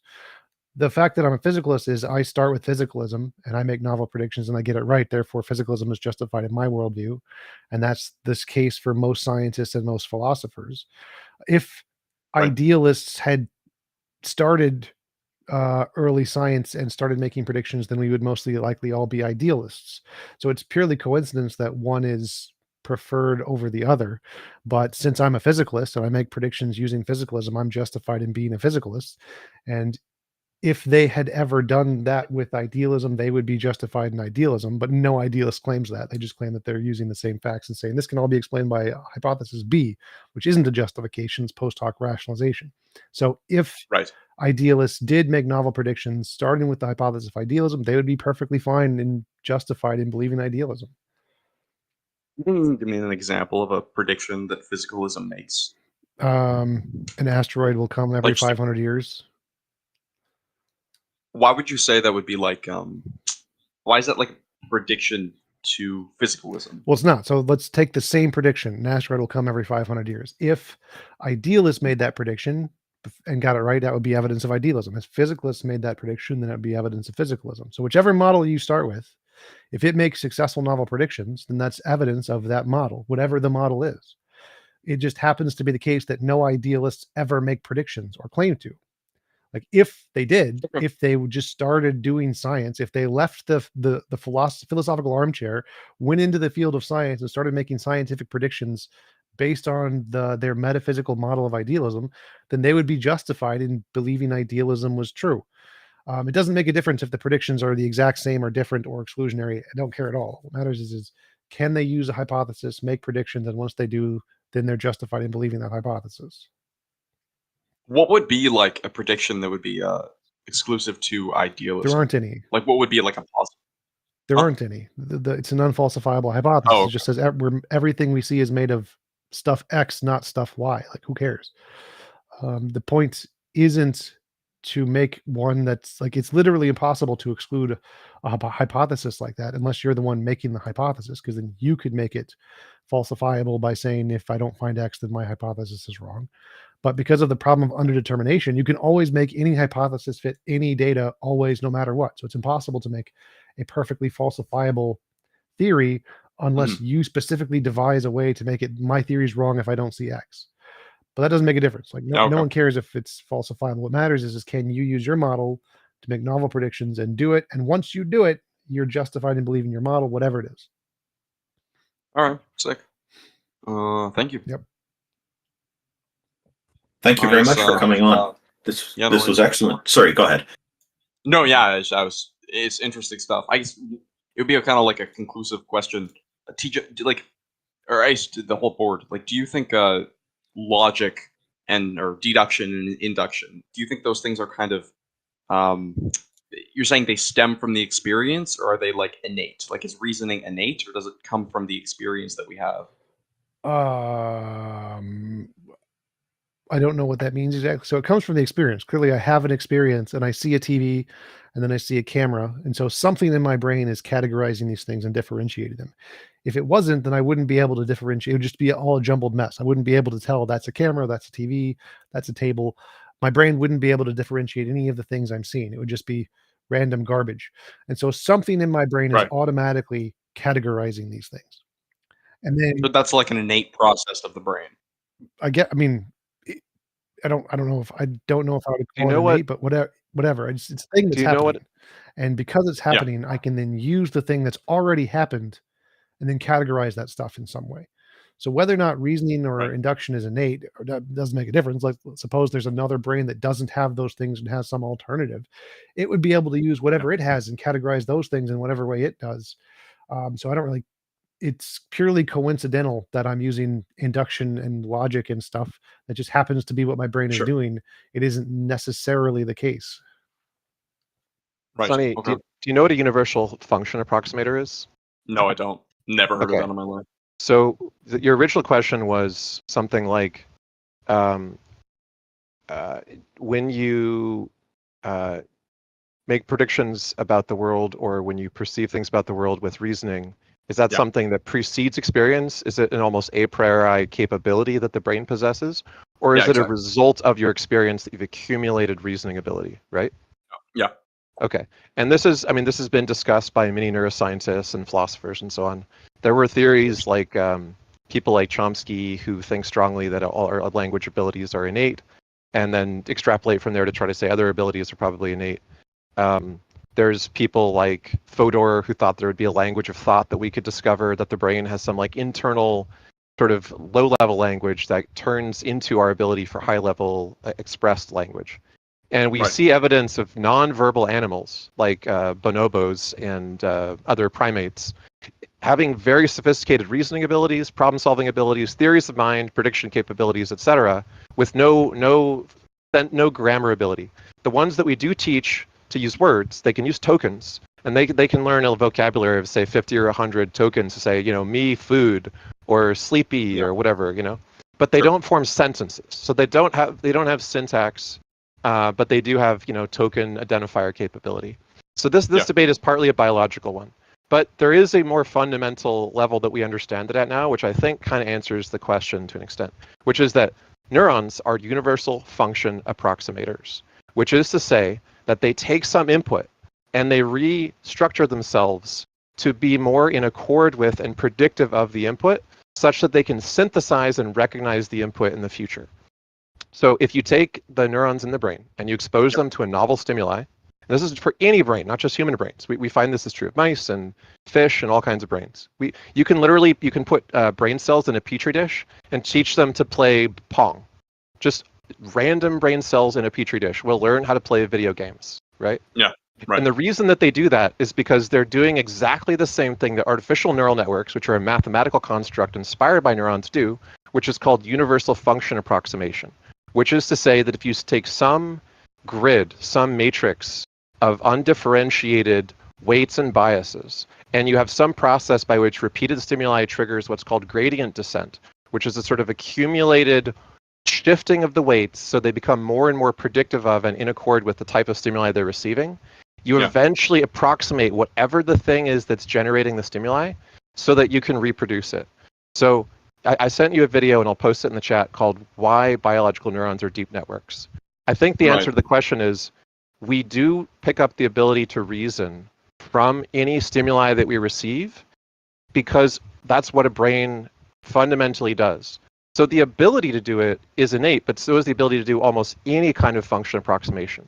If a human being grew up in an environment totally alien to ours that had no semblance of the kind of reasoning that we do, but which nonetheless had some like predictable stimuli, it would learn how to predict it because that's what the brain is capable of doing. Even if it wasn't reasonable or rational or linguistic or any of the things that we're used to, the brain could still learn how to play some arbitrary video game in an alternate universe where you tortured people and subjected them to horrific experiments. So basically what you're saying is like induction isn't innate within us, but we our brain universal function approximation is, and induction is a kind of function that can be approximated by neurons, even artificial ones, even like ones in a petri dish. That's what brains do, is they predict the environment and they synthesize approximations of the represented environment that they've predicted, such that you can think of a thing that you've thought about before and have a facsimile of it in your head just by thinking about it. Yeah, that makes sense. I'll watch the video. Yes. All right. Well, anyways, I'm gonna head off, but thanks, guys. Cheers. Thank you very much for joining us, Sonny. Really appreciate the great conversation today. Yeah, me too. Okay, next we have Tippy Top. Thank you, Tippy Top, for joining us. How are you today? I'm good. How are you guys? Actually, you just heard we had a fantastically interesting conversation. What's on your mind, sir? Well, I guess what's on my mind is some of the thoughts of the last conversation. I'll just put my cards on the table now, so you know where I'm coming from. I would consider myself a theist. So I guess when you guys were talking about novel testable predictions, idealism versus physicalism, I guess that's kind of on my mind. If you guys want to carry on talking about that, or we could talk about something else. Is that the kind of theism that you hold to, something like idealism, or do you believe in a personal God with specific messages and interventions for people? Well, I would say a personal God in virtue of it having a mind. And I guess the reason that would be is that when you say we have like universal approximators for what the mind, considers a TV or considers a chair, I feel like we're no longer talking about what a chair is. Now we're talking about how the process in which we see a chair, which I feel like is different to the thing that you're trying to describe, right? And I think you can always kick the can down the road and ask, how can you know that what we're approximating is accurate? How do you know that, our brains may have a categorical way of doing things, but how do we know that categorical way is accurate? And I think under the physical world model, I don't think we have a way of aligning these two things, because I don't think you get things like rationality from chemical necessity. No, you do. So the whole idea is that you literally take any function generated by any mathematical stimuli generator, and you put neurons on it, and it will start to approximate that thing. Like you know what the Mandelbrot set is? Fractals, like the most famous fractal. Mandelbrot set's this like enormously complex looking thing. You can just take the Mandelbrot set, feed it into a bunch of neurons, and if you use the right neurons, it will regenerate the Mandelbrot set to as much precision as you use exponents. It's not the same math as the original Mandelbrot set math, but it is able to approximate it.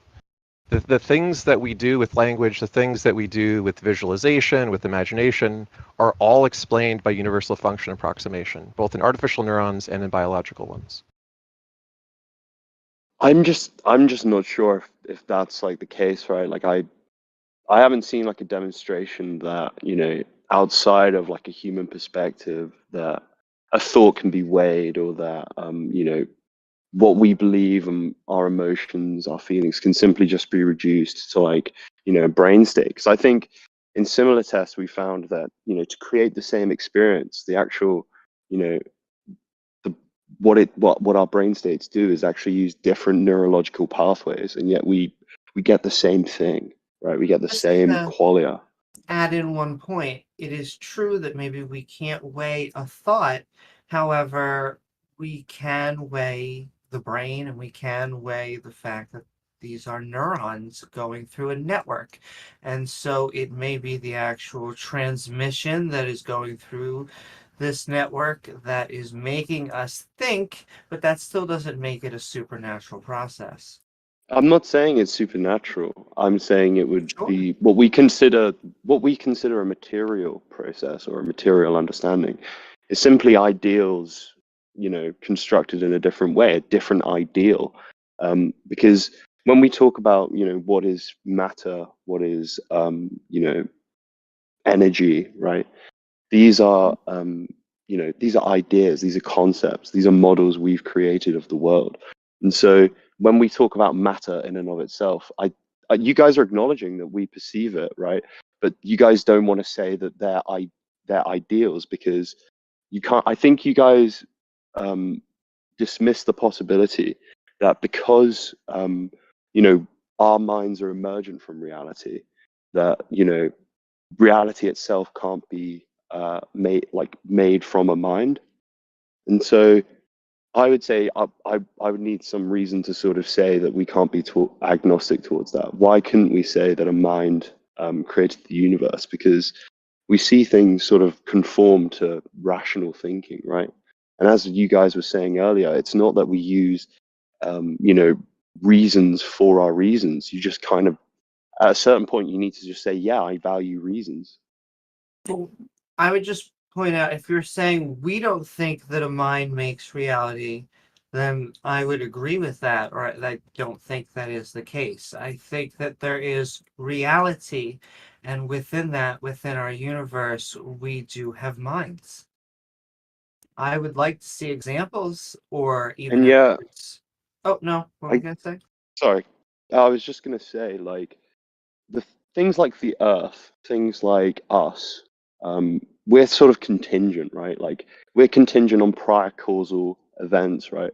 So even if I was to live forever, I wouldn't be eternal. I'd be infinite because I'm living for an infinite amount of time. But I wasn't around at the beginning of the universe, so I'm not eternal. But yeah, there must be something at the beginning of time. And I would just say, I wouldn't dismiss the possibility of this thing having a mind in virtue of the fact that we're contingent on whatever this thing was. And we now have consciousness, we now have a mind. And so I wouldn't dismiss the possibility of, things else, something that created the world having a mind. I also have So butt hair. no, Does that mean that is it possible that whatever created us has butt hair? Since we have it now, and why would you dismiss the possibility that whatever created us at the beginning of time also has butt hair? Do we really need to use that as an example? Let's move on from that. It's a great It example. got my attention. Yeah, I mean, I think it's an interesting example, and it's an absurd example, but I think it's absurd to demonstrate a point. And I would say, when you say butt hair, Yeah. right, I would say no. But Why? if you're talking about like an ideal of butt hair, like butt hair could be applied to a person, you could be acting like a butt hair.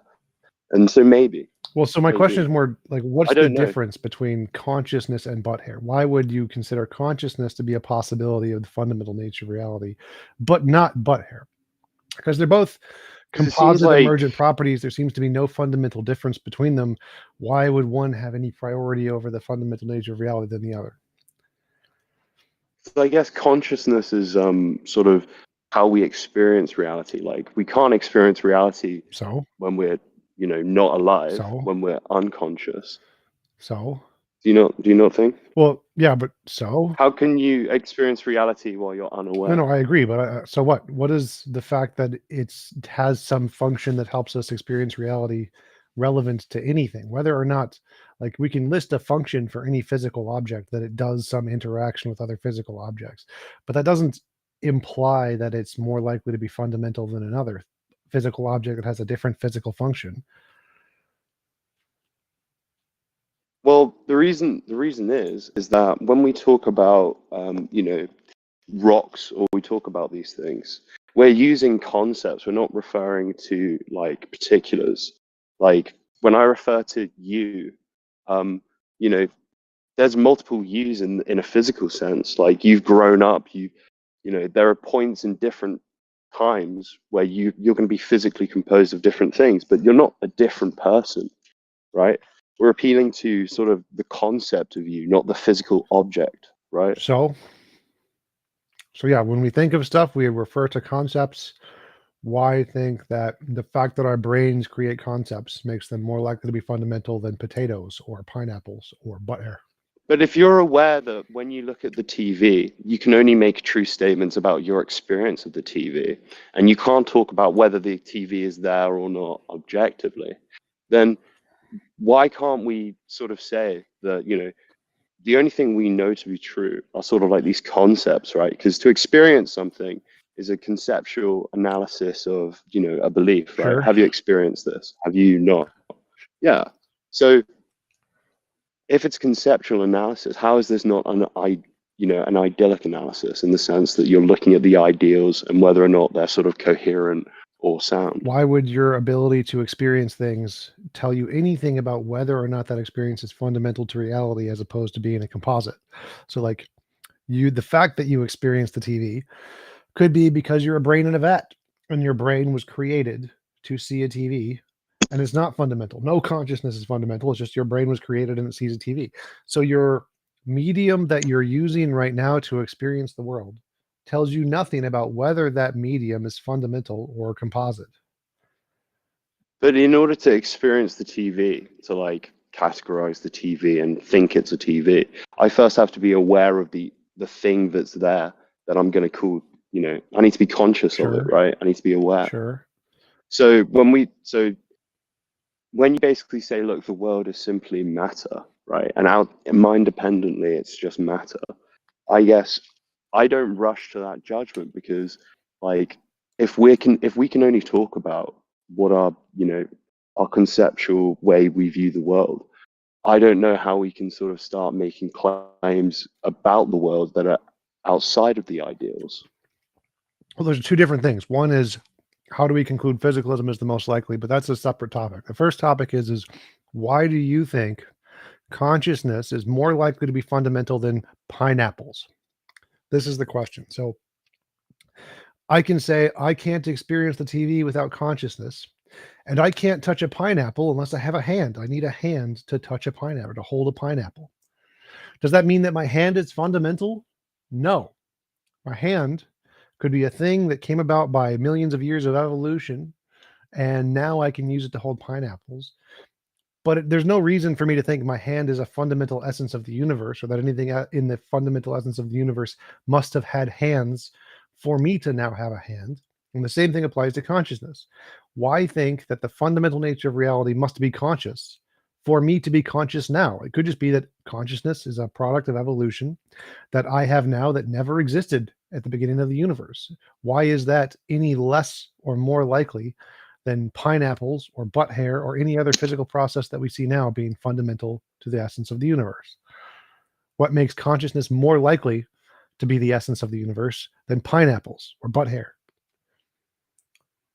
Well, I guess you're sort of taking you're kind of presupposing physicalism and saying, look, a mind or a brain is a physical object. No. I don't have a same as a worldview. hand. This is a or question butt about hair. your worldview. From your perspective, Yeah, I'm but asking I wouldn't you. make the comparison to a hand. I wouldn't make a comparison to a hand because, you know, knowing what a hand is contingent on consciousness already, right? Like, talk about anything other than consciousness would be to use consciousness. No. We don't think you're understanding the question here. So the question here is, I'm asking you, in your worldview, what is it about consciousness that makes it more probable than a pineapple being the fundamental nature of reality? And Because just to pineapples try are and point out of contingent it- on the Earth existing. Well, tippy top, just to point a point, is that consciousness is often viewed special, I think, by many theists, sometimes I think to dualists. Nonetheless, it seems to be a mechanism that goes hand in hand with your stomach, with digestion, and a multitude of other just natural senses. And this is a multicellular function that happened over billions of years. And so it would be very odd, really strange, in fact, for this to be at the beginning of the universe, because it would mean that something complex that we only find after so many years being at the beginning. Well, actually, so your response was correct that the pineapples wouldn't exist unless the world existed. I agree. Why do you think consciousness is any different? Exactly. Well, because consciousness is kind of like the way that we even categorize what a pineapple is. So I'm sort I of don't talking care. about a Like we mind that can is say so. pineapples can exist with no Mm. minds. No minds exist. Pineapples exist just fine. There's no logical contradiction there. What I care about is why do you think minds did not come about by processes of evolution or emergent processes like pineapples? How did you get to the conclusion minds are not 'Cause exactly the have same you as heard of the pineapples? have you heard of the evolutionary debunking argument? Yes, it's stupid, but go ahead. Well, I guess the idea is because we're naturally evolved to, be a certain way that's pragmatic. The pragmatism of an action doesn't actually sway whether or not, the actual statement itself is true. Like when you say, for example, we can say this is true because it gives us novel testable predictions. Sure, that could be useful, but it doesn't actually tell us whether or not, just because we can predict some things based on it, whether or not the statement itself is true. And so just because we naturally evolved to do certain things doesn't actually tell us how reliable those things we do are, right? Like what Yes, I mechanism's agree, better but than another. how does this answer my question of how did you come to the conclusion that consciousness is different than pineapples? So consciousness is different from Yeah, so pineapples like because pineapples, pineapples, I guess, are physical objects that aren't that's not really the question. that are Not the strictly I don't care about physical. their physical. The point of the pineapple is we both agree pineapples are an emergent thing. It came about by previously existing things. It's contingent, right? Now, I don't Mhm. care if it's physically contingent, supernaturally contingent, spiritually contingent. I do not care. I don't care what makes the pineapple. What matters is we Mentally agree contingent. pineapples are a contingent thing that came about by other things which are not pineapples. So how did you conclude consciousness is also not a contingent thing that came about by non-conscious things, just like pineapples are contingent things that came about by non-pineapple things?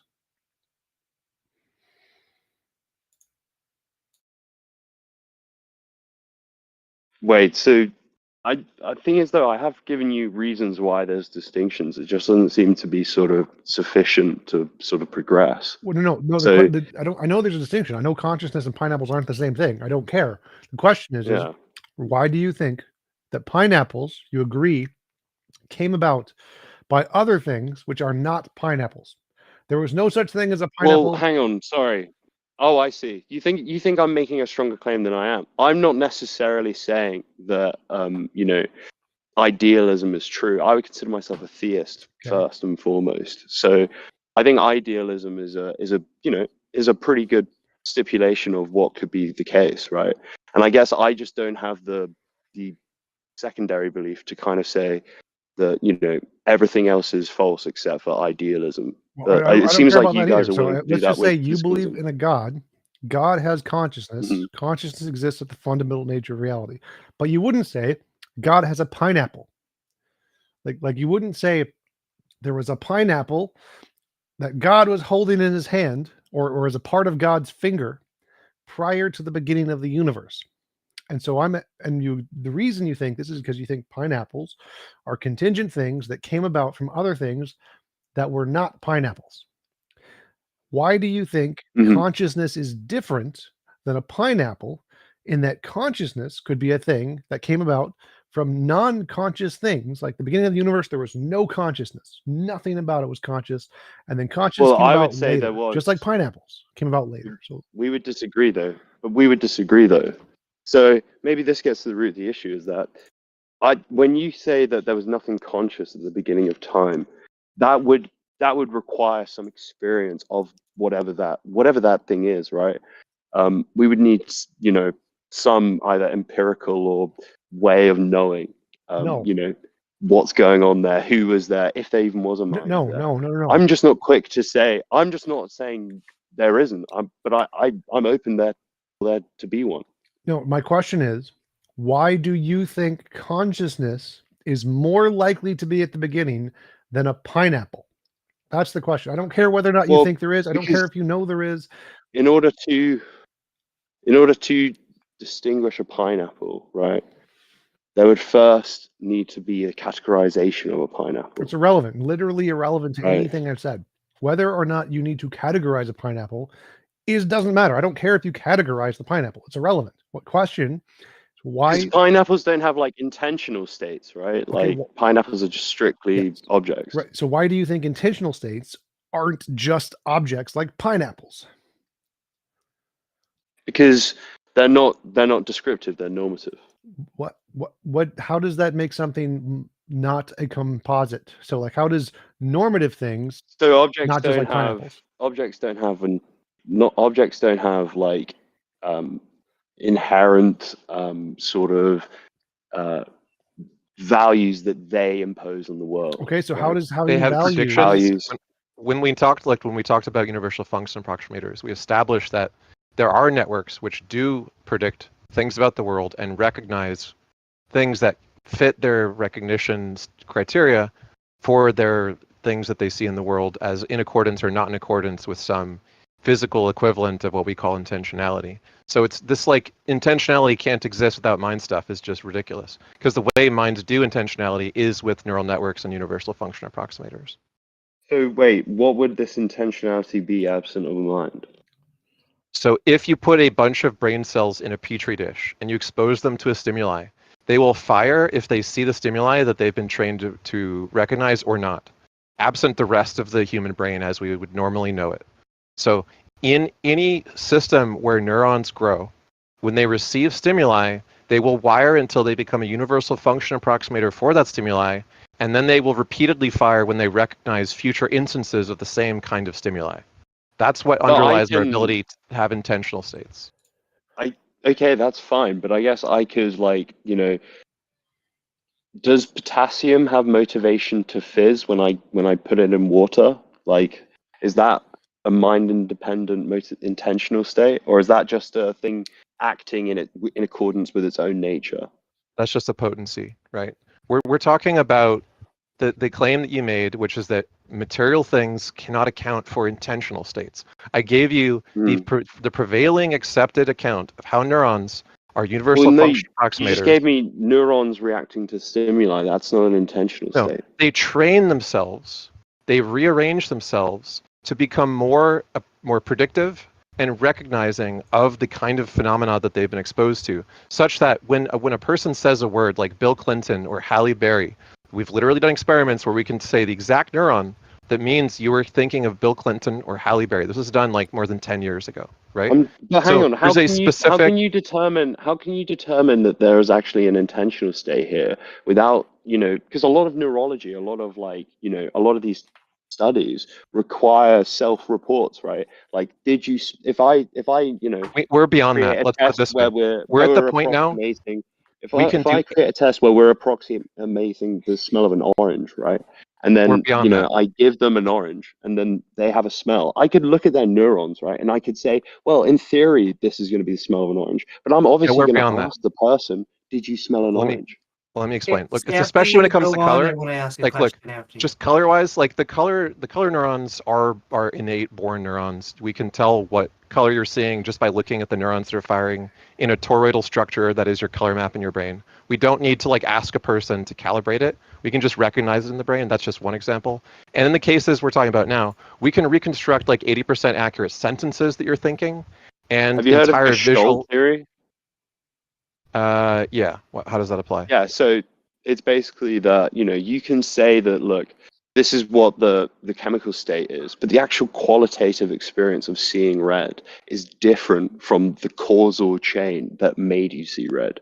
So before we go forward, the whole is emergent from the sum of its parts. It's not the same as the I'll sum send of you its a book. parts. I'll send you a book called Plato's Camera by Churchland, which goes into detail about the neurophysiology of color and perception. That would be really interesting. Thank you. Yeah, That would be but great. let's let T-Jump and Amy continue. Well, I just want to ask Tippy, do you think that there was a conscious creator of the universe? Yes, I believe so. I would believe in that. I would say it would be good faith to believe so. Sure. What is your definition of consciousness? So, an awareness of and perception of surrounding. Okay, so you believe that there was something that was aware at, let's say, 13.8 billion years ago. Sure, whenever time began. Are they still here? Are they still aware? Well, they're eternal. They're that which is not contingent, I believe. So, yeah. Okay. And I guess my only next question would be, is there any way that we can actually probe them if they are still here? Do they interact within the physical universe? Well, I would say that, the sort of the world as we know it is kind of, as we said, it's interpreted by, our minds, right? So the world that we see, the Hindus had a word for it, the veil of Maya. It's like, you could think that you're seeing a scary ghost in your corner, but you could just be paranoid, right? You could just be a schizophrenic. And at the end of the day, right, what we have to acknowledge is that our brains are kind of emergent from reality. Reality isn't emergent from our brains. So even that which we are perceiving, even though it may be false, it is originated from some perfect being, right? Some perfect ontology. That is the case. It is the state Hold of on for affairs. just 1 second, because the language is getting disagreeable for me towards the end. I see what you're saying, though. I think that our brains are part of reality. We are having an emergent experience with the consciousness. It's not perfect, that is true, because we are animals and it's trying to do the best possible job that it can. But I guess I still haven't found within that an answer for why you think there is a consciousness at the Well, I was just beginning of the saying, right, that universe. there's a perfect being in the sense that there's a perfect ontology, a perfect sort of, and when the baseline of logic is an associative statement of A is equal to A, right? A is A. So when we sort of, associate concepts and form logical syllogisms, we're basically saying something is something else, right? Or something is something, depending on what kind of, argument you're doing. But basically, it's an ontological statement of what we're trying to find is the case. And this perfect being would be that which is simply the case, right? But, he is that he is, and his mind is not your mind. And so at the end of the day, like, we can see Can that I the world is interrupt you just rationally 1 more ordered. second? Because you just used a whole bunch, like a perfect being and he and stuff like that. And so Yeah. my counterclaim would be this mind does not exist. And so how do we figure out which one of us has the right epistemology? I guess the question would be like, how can you sort of get universal categories from, just motion and matter? So I sent you the book. It's called Plato's Camera: How the Physical Brain Captures the Landscape of Abstract Universals, and it explains exactly that. I've also posted 2 videos, Dendrites, Why Biological Neurons Are Deep Neural Networks, and Watching Neural Networks Learn, which shows the universal function approximation of networks being applied to all kinds of math theorems. So the answer is yes, neuroscience, cognitive science, artificial intelligence now understands how the physical brain is the same kind of thing as the artificial approximation inspired by it, and both the physical brain and the artificial brain approximations can do analogous work. which is to say we can train a network to play Pong, and we can train some brain cells in a petri dish to play Pong. They behave almost equivalently in terms of their functionality. By the way, we have a question from our YouTube audience from Sydney Raptor for you tippy tops. Wondering, the question, do you believe in the soul? Yes, as in like a non-physical substance. Yeah. Yeah, probably that's what they mean. So I guess Yeah, I would. In the same sense that you know, I have a certain conception of myself, right? Like I have a certain cognition and way of thinking about myself. And yet there could be people in my life who may know me intimately, that could know things about me and things that are relevant to, you know, who I am, that I'm just not aware of, right?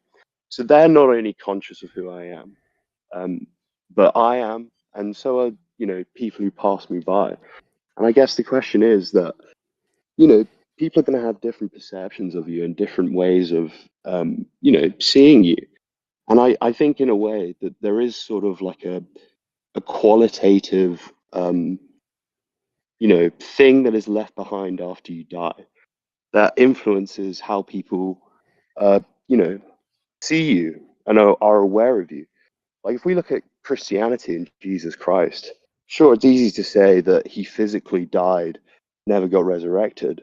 But if we look at like World War One, where in the name of Christmas, world soldiers on Britain and Germany gave up fighting so that, you know, they could celebrate Christmas together and play football in the name of Christmas. I think that's kind of what we mean by a soul, a sort of a way of seeing you that is not, you know, temporary.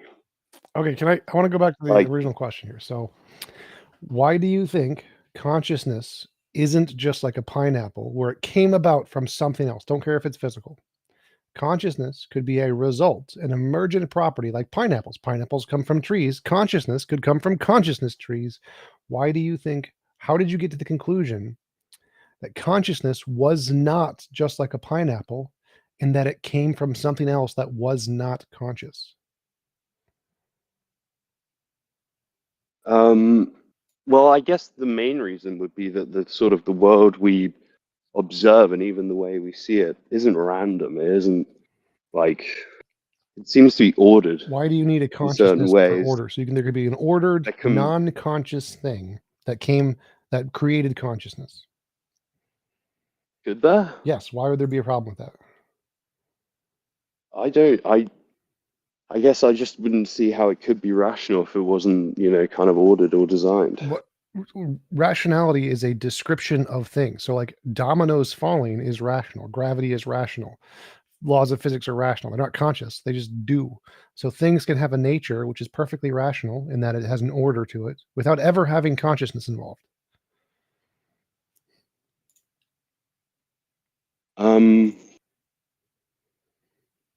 don't know.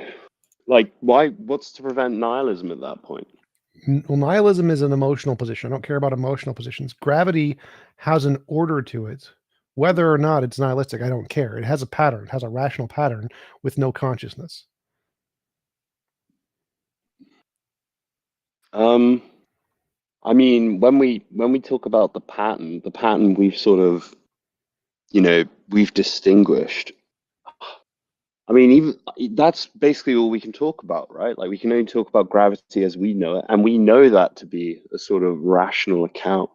And whether or not, you know, the gravitational constants could be different, right? It seems like there is a sort of very precise figure that this constant had to be in order for us to even, Well, I don't care about categorize that. I don't care if gravity. gravity is any number, then it's consistent. I don't care what number it is. I don't care if it's black holes everywhere number. I don't care. My question is how did you determine consciousness was not like pineapples in that it was created by something that was not conscious? You said it has a pattern. Gravity has a pattern, has no consciousness. I don't care what the pattern is. It makes no difference. Guess like, you know, the idea of you know, there being natural sort of good things and bad things. Maybe it's just a morality thing. I think that the creator of the universe also sort of defines what is moral and what isn't moral. And I don't think there is any sort of moral account under a naturalist, atheistic worldview, Moral naturalism, or a coherent one you at can least. Google moral naturalism. So I don't think theism is coherent at all. I think theistic morality is literally just subjective morality. But it seems like what you're saying is you can't understand how order happened, therefore it must have been a mind, because that makes it easier for you. You can't understand how morality happened, therefore it must have been a mind, because it makes it easier for you. And that seems to be the full extent of your argument. You can't understand it, therefore mind. Yeah, because well, that I agree with you, right? Because my failure to understand it doesn't mean that you're wrong, because you could be right. I completely agree. But the thing is what I'm trying to say is, I don't know how you could sort of get, universal categories of rational things. Like, what is roundness? What is the material property of roundness? I don't know. Like, But it also that's why I sounds can't like answer your question. Like, I don't know why there could be an impersonal sort of God or creator of the universe. But can I address something that I believe when you talk about a perfect being, it's the source of morality, and when you talk about how can we have all this without leading to nihilism, I would say that that is a function of that there is no rule maker, there is no judge maker in that same type of way that we would have a judge in a court. We have the rules of physics. They are cold. However, there is a response to nihilism, and that is you. That is that you are going to have to make meaning. Just because there isn't a perfect circle doesn't mean that you can't share lunch with your family or work at a community center or give back to the poor. We're probably a going very to. good point. Sorry, we're just going to end after this to go to our Fair next enough. guest. But go ahead. Go ahead. I thank you guys for taking the time. Yeah. I Oh don't no! want to take Please, up please all of respond it. to Amy. We want to hear you respond to Amy. Oh, I'm just letting you know. Yeah. Sorry, Amy. Can you repeat the question? Oh, no, I guess I'm just trying to give you an alternative. What I find often when there are these type of intellectual, let's say, and feeling even heartstring problems like moral arguments, the problem of evil and these sort of things, I find that many go, how can we not just fall into chaos if we're just going to say that the rules don't matter, there's no one truly watching over us and things like that. And I find that the alternative to that is that norms and institutions, these things that we have often built, are around for good reason, and that we build family and community as a response to the fact that we are social creatures. We shouldn't burn them down. We should promote them in a healthy, I would say, secular way that everyone can enjoy them. Yeah, no, that sounds completely agreeable. I guess my problem would just be that, under the sort of naturalist worldview, I feel like if there was to be something that, was something like morality, I feel like it would just be like a trivial thing. It would be like, I ought, eat ice cream because my taste buds prefer it to, anything else or something. I just feel like there wouldn't be any sort of moral sort of what I would consider like, goodness for goodness sake, I will admit that that sort we're of like thing. cats. Atheists generally have their own versions. You may find different answers, but you won't Yeah, find, that's fair. and this is the one critique I think you'll find from many atheists, is the might makes right, which I think a lot of theists think our morality is, which they say that's just a Darwinian thing. If you're the strongest, then that makes you the most moral. But from our viewpoint, that is often, maybe not every, but it is often the theistic. That's why I think T-Jump was making his critique, that he thinks that it's subjective because he thinks that it comes from a mind. It's just a different type of mind. But that nonetheless, I still want to lean on the other point that the good things that we like about humanity and should be promoting are healthy for society, atheist or theist, we can all share them. Yeah, and I mean the weird thing about atheism is that, a lot of beliefs fall under atheism because it's just a rejection of another belief. It's not it doesn't necessarily entail any other sort of belief. So you can get you can get a really diverse sort of range of beliefs. But yeah, I don't want to take up too much of your time. By the way, I Have a posted good another day, book guys. for you, Tippy. There's a book called Social Structure by George Peter Murdoch, where he surveyed every single known human culture at the time. He looked at across the board all their different moral and like social customs and systems. He found that every single one of them had a moral code. The moral codes were broadly similar, and he gave like exact percentages for like how frequent any given rule existed and to what degree. This was written in 1949. Okay. Yeah, I'll give it a look. I've added the other one to my Amazon wish list. So yeah, This is cheers. free. I just posted the PDF in the chat. Excellent. Nice. All right. Thank Cheers, you. guys. Yeah, thank you, Tippy Top. This was a very pleasant conversation. Really appreciate your time with us today.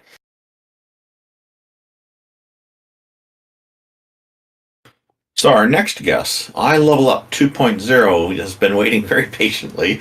Apparently he's going to end this whole debate for us. Welcome. Thank you for joining us. What have you got for us today? So you guys are all atheists? Yes, sir. Okay. Can you define that for me? We don't believe in any deities. There's a few of us who will even take the position that there are none. I'm not one of those. I just don't believe. Okay.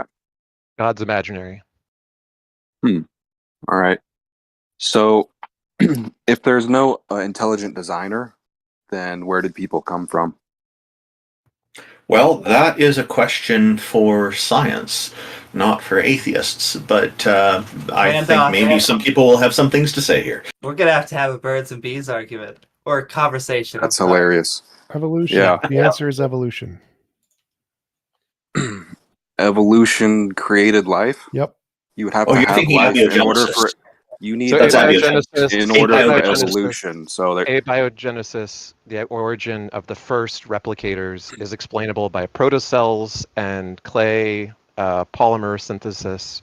If you have clays, which the ones we do have on the Earth abundantly, in a biotic environment, which includes lipids, which are protocell membranes, which will keep things inside and keep things outside. you know a apart. protocell isn't a cell, right?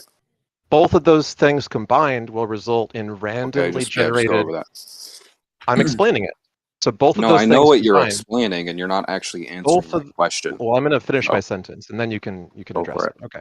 So if you combine random polymerization chains that come from clays with a lipid membrane to protect the reactants and allow them to have homeostasis and energy coming in from the outside environment in a selective fashion, what you will get is eventually you get a replicase, which is a minimal replicator, like the kind we find in viruses, where they're not traditional cells, but they're still able to replicate in a novel fashion. a virus isn't a cell. I said that. I said it's a replicase. It's a minimal replicator, not a cell, but a minimal Not even replicator that has. close. Shut up. You're not understanding what I'm saying. Okay. A minimal replicator that is not a cell, but nonetheless has the ability to replicate, copy its own structure, is all that's necessary to bootstrap the process. When you put that inside of a protocell, you get the necessary ability for it to multiply to the point where the protocell splits into two. The membrane automatically divides when it exceeds the surface tension of the bubble to stay at a certain size. So what you get is replicated bubbles with the same contents in each of the bubbles consuming the energy from the environment. What then occurs is speciation of these replicators as they mutate, and eventually they will acquire properties, become symbiotes with other replicators that have complementary chemical reactions, and that's enough to get you to the first RNA and eventually to the first DNA. Has that been actually demonstrated, or are you just saying a hypothetical? Protocell experiments are conducted. The entire chain of evolution that went from the first replicases to the modern cells is not. Obviously, that would take billions of years. So no, it's never been demonstrated or observed. It has more evidence than all of the alternatives. All of the alternatives Really, have because never been demonstrated. all the scientists who have tried to actually,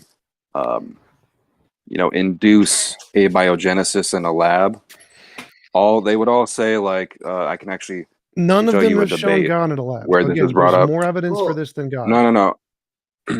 Okay, you're not. Relax. Can I ask Um, Dr. I Level a question? May I know if you believe that God made cells or if God made life. Well, this is kind of the point, is that natural processes don't allow for the creation of life in nature. So this is kind of the point that I'm getting to.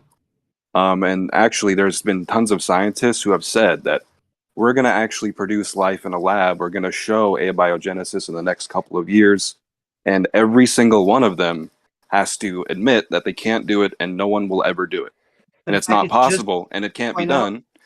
And I'm actually going to cite George Wald, a Nobel Prize winning scientist who won the Nobel Prize for in physiology for studying the human eye.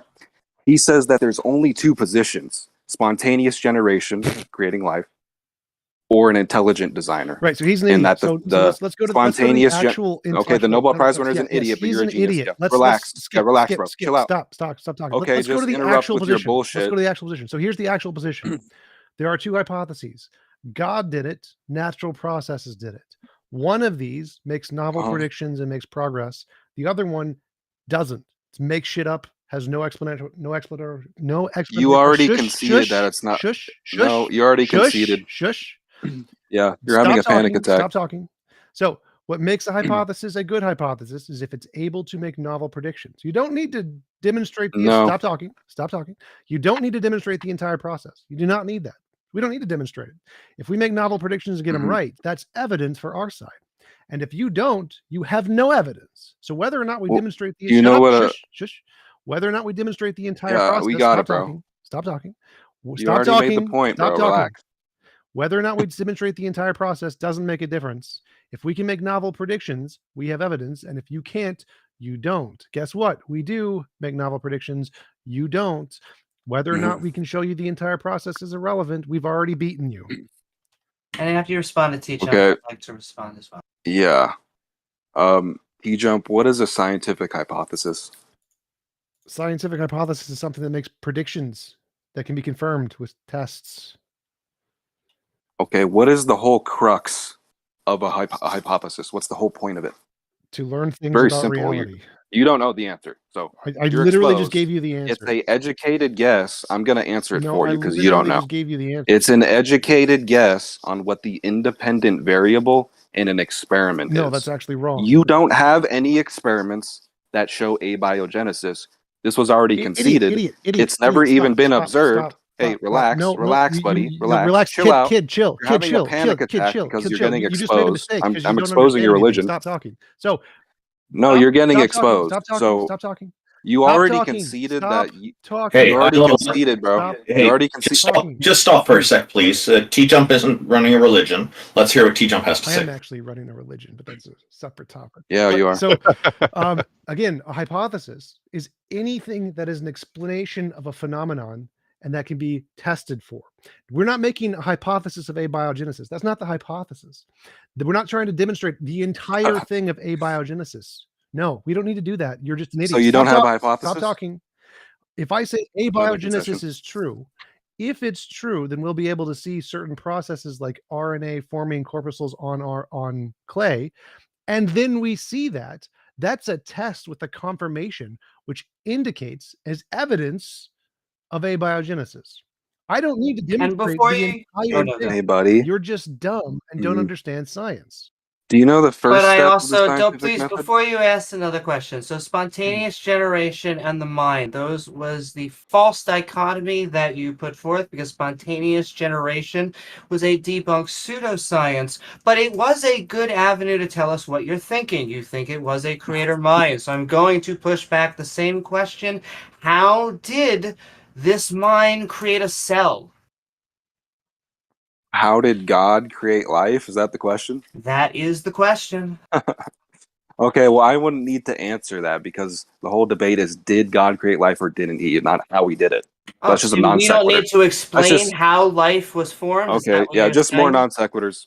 We can't even It's actually. not we a can't stay on necktie topic work if you are. because we actually have We scientific can't evidence. actually debate the All topic. of the empirical evidence forms for a natural abiogenesis. We're in the circumstellar habitable zone. There are multiple planets that are. We have Okay. liquid water. Relax, we please. have energy, and it makes sense that life would arise here. What I would like to know from It you makes is, do sense. you have any information, anything you could tell us about how this God came to make the diversity Yeah, of it's not life? relevant. Not? So I you know thought the that was first. the entire Yeah, subject. okay. I just can't even make a point. I You just thought, want to divert with non No, sequiturs. that's exact. You're She's having a asking panic for attack the because I'm exact same exposing thing you. you So are. you're just No, diverting. she's asking for the exact same thing you are. Your abiogenesis religion Answer the doesn't get question. past step one of Answer the science. question. Sorry. Abiogenesis is science. It's not a religion. It doesn't get past Wait, step wait, wait, one wait. of the scientific Kiddo, method. So you're done. kiddo. She So it is a religion. stop, kid. She asked for the exact same thing you're asking for. You're asking for us to No. stop talking. You're asking for us to demonstrate the actual process of abiogenesis. Now we can demonstrate steps. You can't. She's asking for you demonstrate the God magic process of how you create cells. If you can't do that, then you're a hypocrite because you're asking us to provide something which you yourself cannot provide. No, because I wouldn't have to actually provide that. What? The whole point would be, yeah, just interrupt again. The whole fucking point is that if natural processes cannot create life, then there has to be an intelligent designer. No, that's a false dichotomy. Yeah. No, there is no third position. There is actually. There's many. You There's fucking lots of other delusional positions. You crackhead. idiots. So yes, there are many other positions, but none of that Okay, matters. name one. What you don't get to Yeah, name say one. your hypothesis is wrong, therefore mine is right. That's what is that argument from ignorance fallacy? I believe, idiots. But what No, matters is you wait, don't. wait, wait, stop. Stop. What matters is evidence. You have none. You can't demonstrate. You don't have Stop any. talking. You can't demonstrate the process your magic sky daddy used to bake cells. Oh yeah. You can't do that. Now we can actually demonstrate the process that cells form naturally. That's something we can do. We don't need to do the whole step 1 to 10 million. We can do lots of them. You can do none of them. You don't have the ability to demonstrate any of the steps Magic Sky Daddy did to make cells exist. But we can actually demonstrate things. We have novel predictions. We have evidence. You have nothing, but you made shit up. And you're complaining that we can't do everything right in front of you in a way that your tiny brain can understand. Okay. I'm Hey, sorry we can't do things in a way that hey, your buddy. tiny brain can understand. It's too complicated. Has But guess a what? has You a have no cell? evidence. Okay, just keep I interrupting. will. Thank you. Has a cell? Has it been observed, like a cell being created in nature, not a Has proto Magic cell or Sky some Daddy fucking? creating a cell been observed? Hey, bro.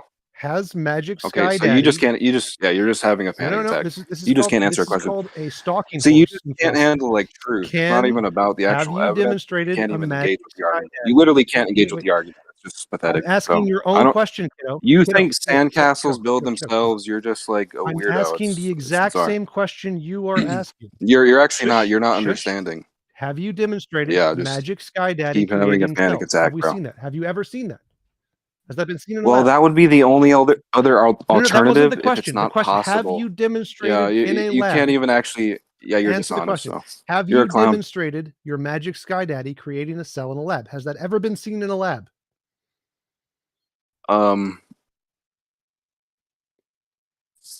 Well, we've only ever seen people come from other No. people. That wasn't the question. So That if was we're not the talking about question. the That was origin, not the question. we're not.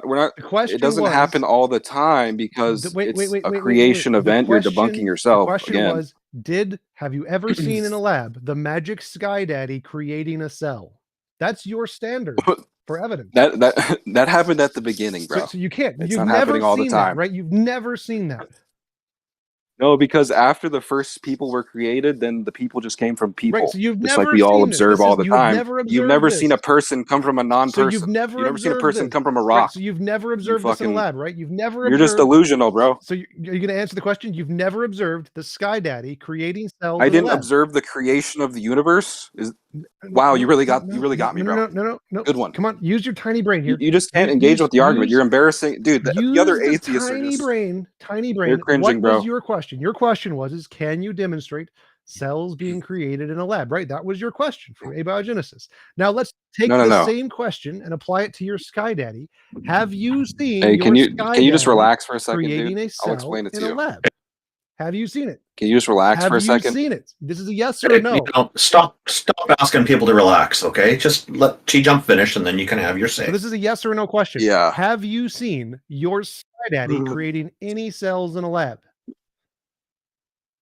Dude, we're This is a talking yes about or the a no beginning of question. life. This is a yes That would be or a no. fucking thousands of years ago. Yes. Like, guess, what are you guess talking what, about? Of bro? course not. Abiogenesis would have been billions of years ago, bro. Exact same answer. Figuring it out. Wait, but if it was abiogenesis, then it would be natural processes, which would be happening all the time, but you can never observe it. Yes. Fucking clown. Hey, So you're Not necessarily all the time. They happen when the conditions are right for them. even when they try to actually induce it in a lab, it can never be Hey, done. kiddo, guess what? Oh, Whenever how you awkward. try to induce God to create cells in a lab, it never happens. You don't. Yeah, you don't induce God to do anything. So you can't clown. observe. Like, this is Come what back you to do. Let's run on the mark. I think you need more vaccines, bro. Which vaccines Take are we another missing? vaccine. The ones with liquid mercury. Hey, can All I of them. ask what your it's a tangent, but what your definition of a vaccine is? We're not doing that. Yeah, exactly. Sorry. Which type of mercury? No, The it's okay. Messerol, or They don't know what a the- vaccine, Randolph. The conversation Yeah, we're about that is just pointless. okay. He doesn't understand. There's types of mercury that are different. Yeah, you don't want to have that debate with me, buddy. All right. I'm not your buddy, pal. Back to the Not George buddy. Wald citation Oh, it's South from the Park Nobel reference. Love Prize it. I'm winner. ready to move on. This guy's a joke. When it comes to the origin of life, we have only two possibilities as to how life arose. One is spontaneous generation arising to evolution. The other is a supernatural creative act of God. So yeah, he's wrong. We've So already either- debunked that. Quoting a guy that we've Okay, already what's the third debunked position? isn't relevant. Yeah, what's the third position? How'd you debunk it? So to have a not Oh, you didn't. Okay. No, I didn't false debunk it. So you're just lying. dichotomy, You're it's just full of either a shit. mind or a not mind. That's a We true posted. dichotomy. Yeah, you just have Yeah, nothing. We've posted about 5-6 papers in the chat for you to read. One is called "Bridging the Prebiotic and RNA Worlds: Prebiotic RNA Synthesis on Clay Substrates."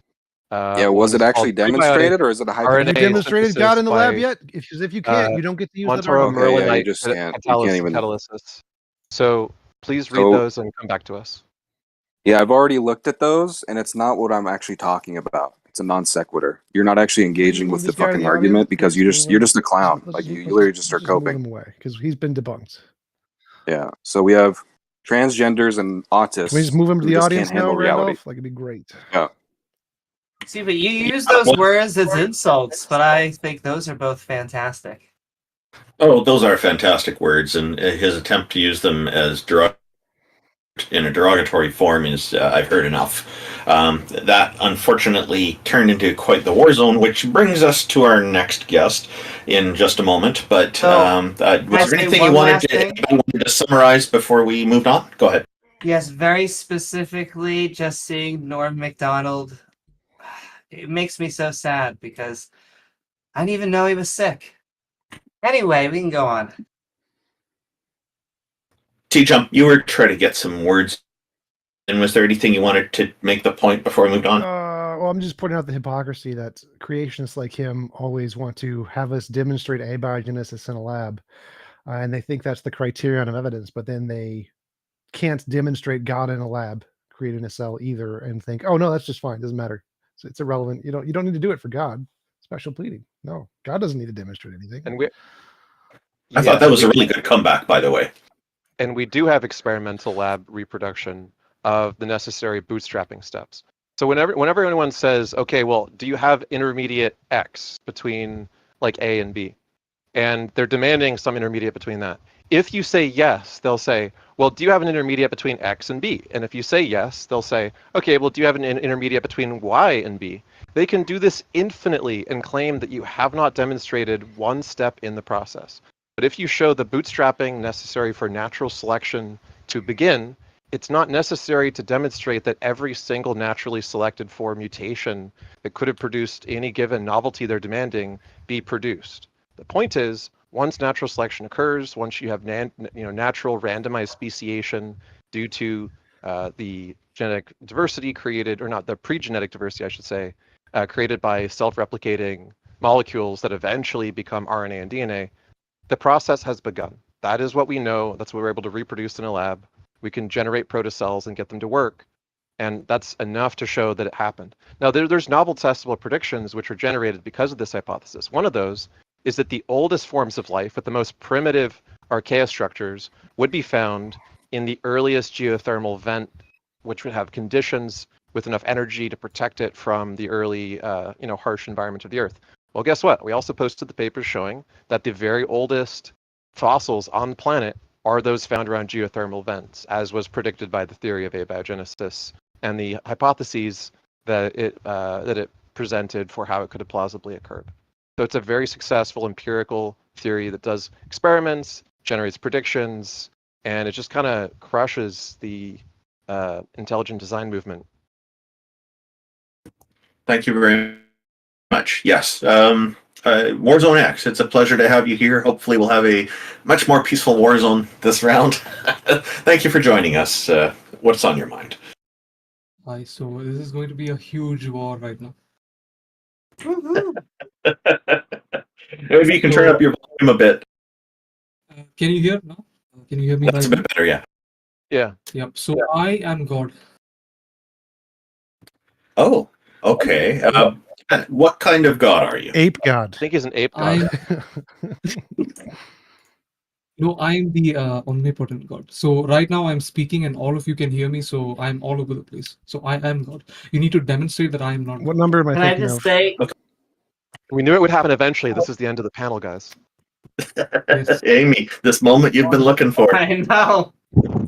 I just think it's funny because if true, God had to speak closer to the microphone. It was T-Jump, I recommend not thinking of the number 2 because that's a common one people guess. Well, I think it's also funny that God asked, "Can we hear him?" at the beginning, like, because I mean, if he was God, he should have already known Indeed. that, right? I'm here right now, so from your monitor you have light. So I said, "Let there be light." I'm talking to all of you right now, so I am God. I have finally arrived on this panel. The panel ends. All right, what number am I? Are you familiar with my Cosmic Challenge Warzone X? Please try. Let's try. Basically, a God who is omniscient and omnipotent can provide to me omniscience and omnipotence for a period of 2 weeks, so that I can run experiments for myself to verify that this deity is real. So, are you up to that challenge? Yes, for sure. I'm God. Okay, so when do you want to provide those things to me? Whenever you want, like today, tomorrow. Just request. Send me an email to my I'm mail. ready right now. I'm ready right now. Let's do it this minute. Yeah, of course. God at gmail.com. God requires an email. So, are you going to grant me those capabilities right now? Yes, within 5 minutes. You can also email Santa at the North Pole and ask them to forward it to God, I think. fantastic. Now, I just want to say, 5 minutes is great because everybody should know that I am interested in doing this. There's a few things I want to do. I want to explore our cosmos. Quite a few people have contacted me about this cosmic challenge and said they would love to come along for the ride. So I'm going to make this giant starship enterprise with multiple bridges because lots of people want to be on their own bridge, and we're going to explore together. It'll be perfectly safe. Some people ask me, where do they need to sign up? And I've said, you won't need to because I'll know who you are because I'll be omniscient. I won't miss anybody. So in 3 minutes, be ready for a trip if this actually works. I didn't know that you founded Mormonism. Are you Joseph Smith? So what is actually happening right now is I am actually God, but I just send the new messenger, which is myself, just like Jesus. So I'm here to communicate with you and spread the message. So if you have questions about God, like how do I justify my belief, I can provide it. And within a few hours, I will give you all the things that you're requesting for. Not so you to can have get too confirmation. dark, but we're not gonna have to nail you anywhere.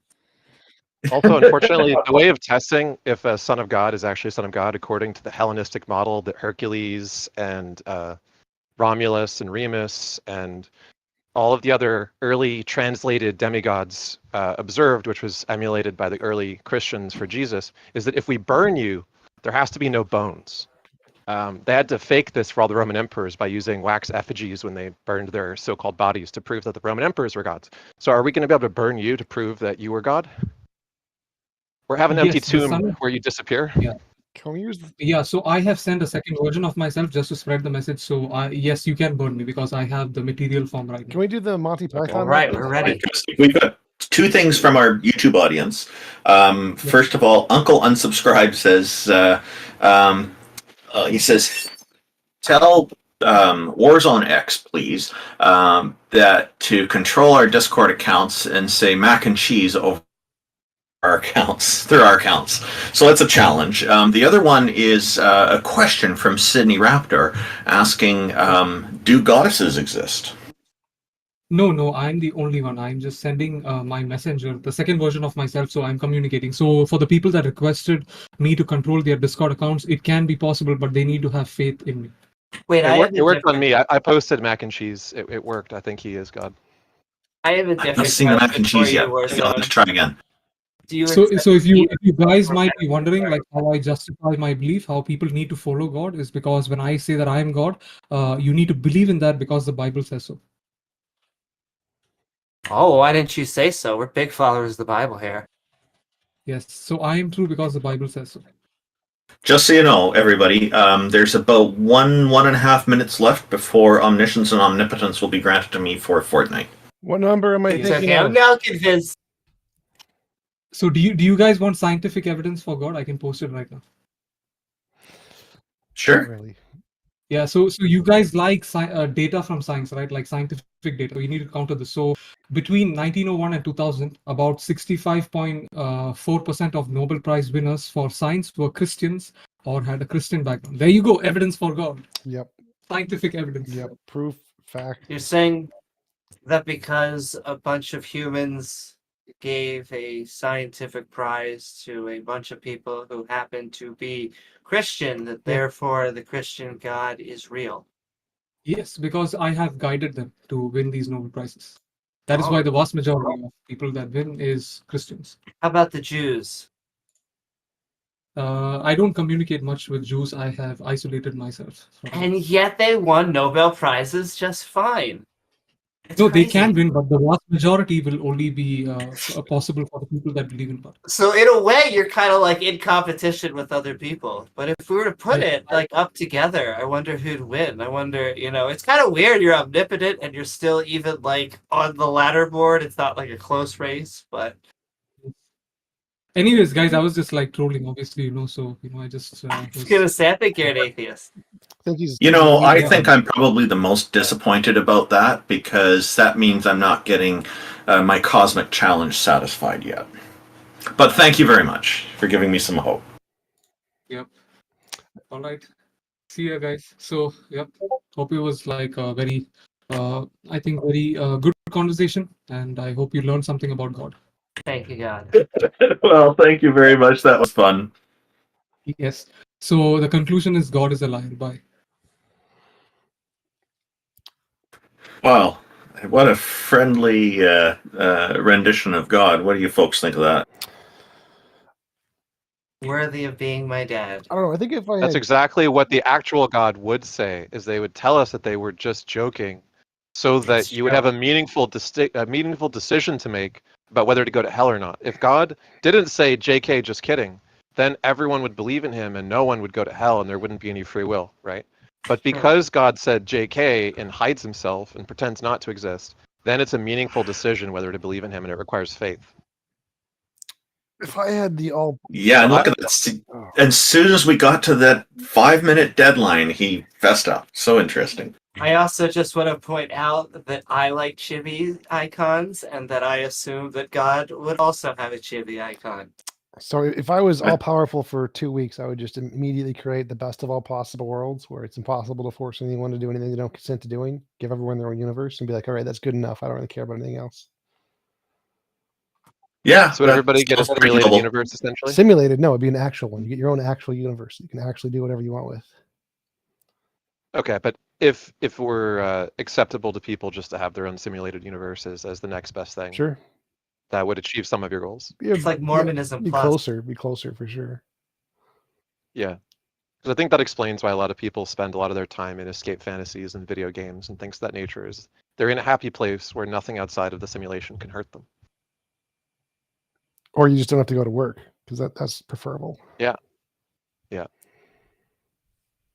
Yeah. If all your employees call in sick on the same day, check the video game release schedule. It's very likely a new Halo. like From Software game or something. Exactly. Listen, Yeah. there's a good syllogism out there for role-playing games. I'm not sure what it is, but it's out there.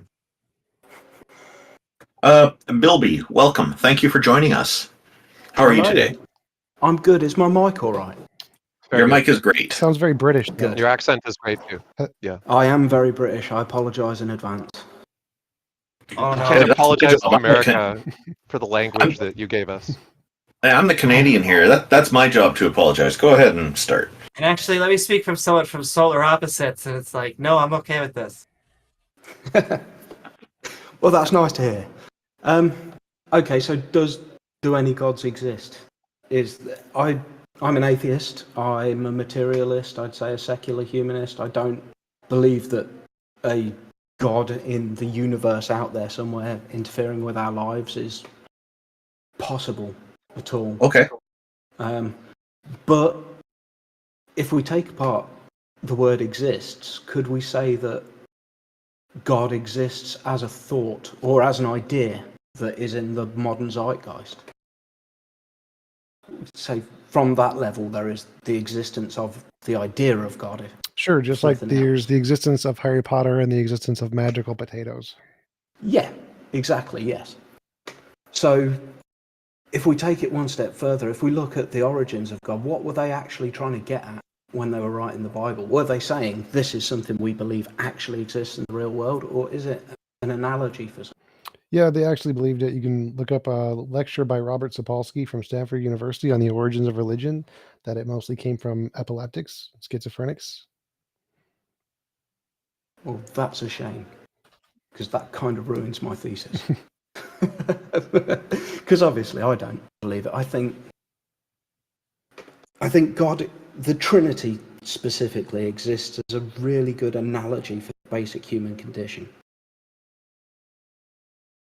I think that's an argument that can be made. Well, I think all stories you're- are that. That's the point of stories, is that they're an analogy of the human condition and that they usually have some kind of allegorical relation to human life. And if they don't, they're usually not very popular. Yeah. Yeah, I mean, what I'm saying is probably just not interesting. Well, you Rather also than see taking a packet things per- in rules of threes sometimes, beginning, middles, and ends, and trilogies and things like that. There's nothing supernatural to it, No. but we sometimes, we're pattern-seeking mammals, and that's what we do. It makes sense that we would, if God is an analogy for the human condition, then it's got to be overarching. That's the message of God, is it's the entire of everything all in one place. I also find that the best thing that we can take from religion is the mythic structure. I find that we use a lot of the Joseph Campbell and Carl Jung in storytelling still in making video games and movies. And so it's never going to go away in that reception. If we were just to take it metaphorically, probably a lot of us would have less of a problem with religion. It is when it goes into the literalization that it becomes a horror story. Well, yeah, this is the big problem with creationism and so on, is they're trying to make it a materialistic thing when it's not that. It's a thought-based thing. But, okay, so if we say that God is an analogy for X, and analogies exist, can we make the argument that God exists? See, the problem with redefining God in such a way is, yes, you can redefine God as plant. We see potted plant, and so technically we believe in God. But it gets more complicated with each attribution that you add, and the majority of claims that we come across is this omnipotent, omnipresent, creator of the universe, and it tends to be this mind that cares, realistically, what we put up our butt. And so it comes with a lot of odd baggage that needs more proving than if we're just going to say, look, I love ice cream, and ice cream is my god. The sodomy side of things is very hard to fit into an analogy. I think that's very obviously just I just people have to being pull out bigoted that pun. weirdos. I But know yeah, that. no, fair enough. But the omnipotence, I mean, if the Son is the conscious mind, the Father is the creator, so that would be like the brain taking sensory input and making a subjective world around us as a creation. And then the Holy Spirit being everything outside of that dichotomy, then that kind of fits with the Holy Spirit being omnipresent and omnipotent because it's everywhere and everything external of us. Kind of fits with the creation of the universe. And it kind of fits with a virtuous path through that creation.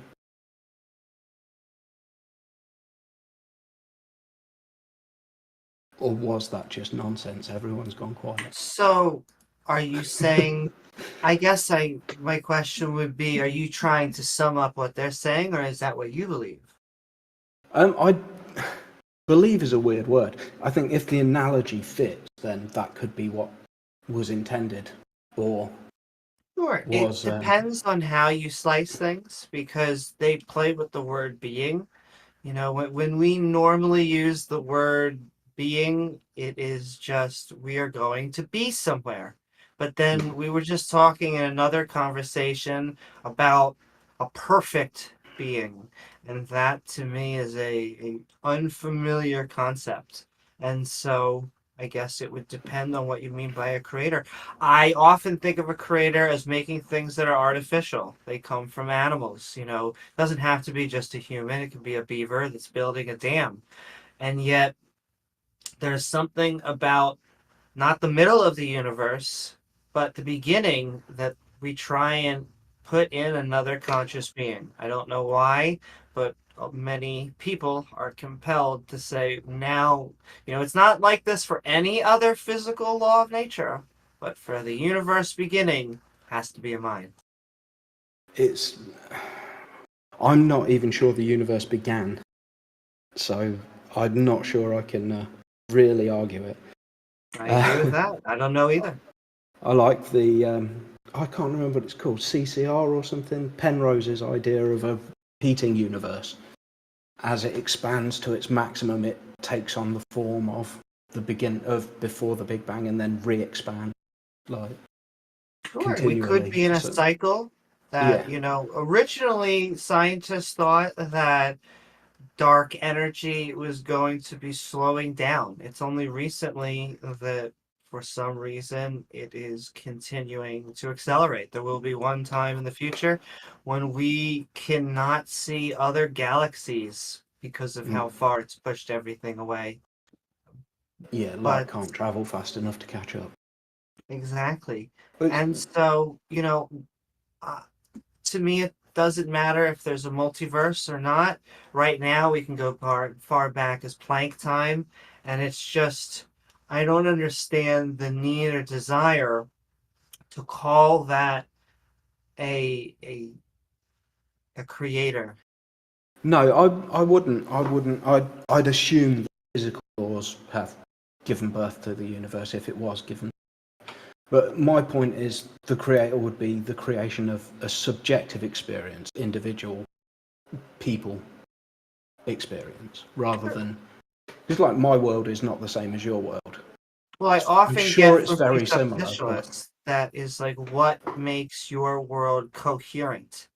And to me, that just has to go back to a biological form. It is our yeah, brain, which is generating our mind, which we are conscious yes. beings off of.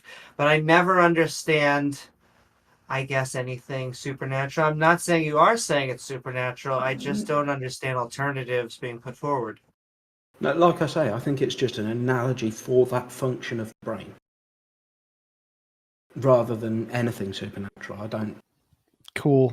I don't buy anything supernatural. I agree. I'm sorry if this is boring, by the way. It's just something I've been No. thinking about. I think you're having a more subtle discussion, and you know, most of the creationists that come in here, I hate to say that they have an agenda, but I was just listening to X have an explanation like a few minutes ago, and all I could think about at the back of my head was like, this guy is not he's waiting for X to be done so that he could give. He's just going to reject it so that he could just ask another question. And so, coming and seeking good conversations, I think that's what we're trying to have here. No, I can't. The eye level up guy was. He reminded me a lot. I spend a lot of time arguing with flat earthers on Twitter. It reminded me of that, like, kind of And listen, argumentation style. He's probably a lovely person. I'm probably sure in real life I would get along with them. I just think that there is a presupposition when you come in with God is true. That has to be how the diversity and really all of the major questions to life, and then work backwards. Yeah.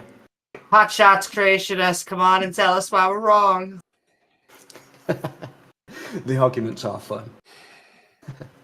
And I'll be honest, I will admit off the top of my head that I am an idiot that doesn't understand science. So I could fall into that category quite easily if I'd read the right stuff as a teenager. Honestly, the more that I learn, the more I understand that we're supposed to be relying on experts because those are the people that actually did the research in their field. Yeah. And you don't sound like an idiot to me. Well, thank Robin. you. I only really say it for self-congratulatory applause from the crowd. But I don't. If you say how did life begin, I'm going to say abiogenesis. If you push me, I'll say I don't know fuck all about it. Or pardon me, anything about it.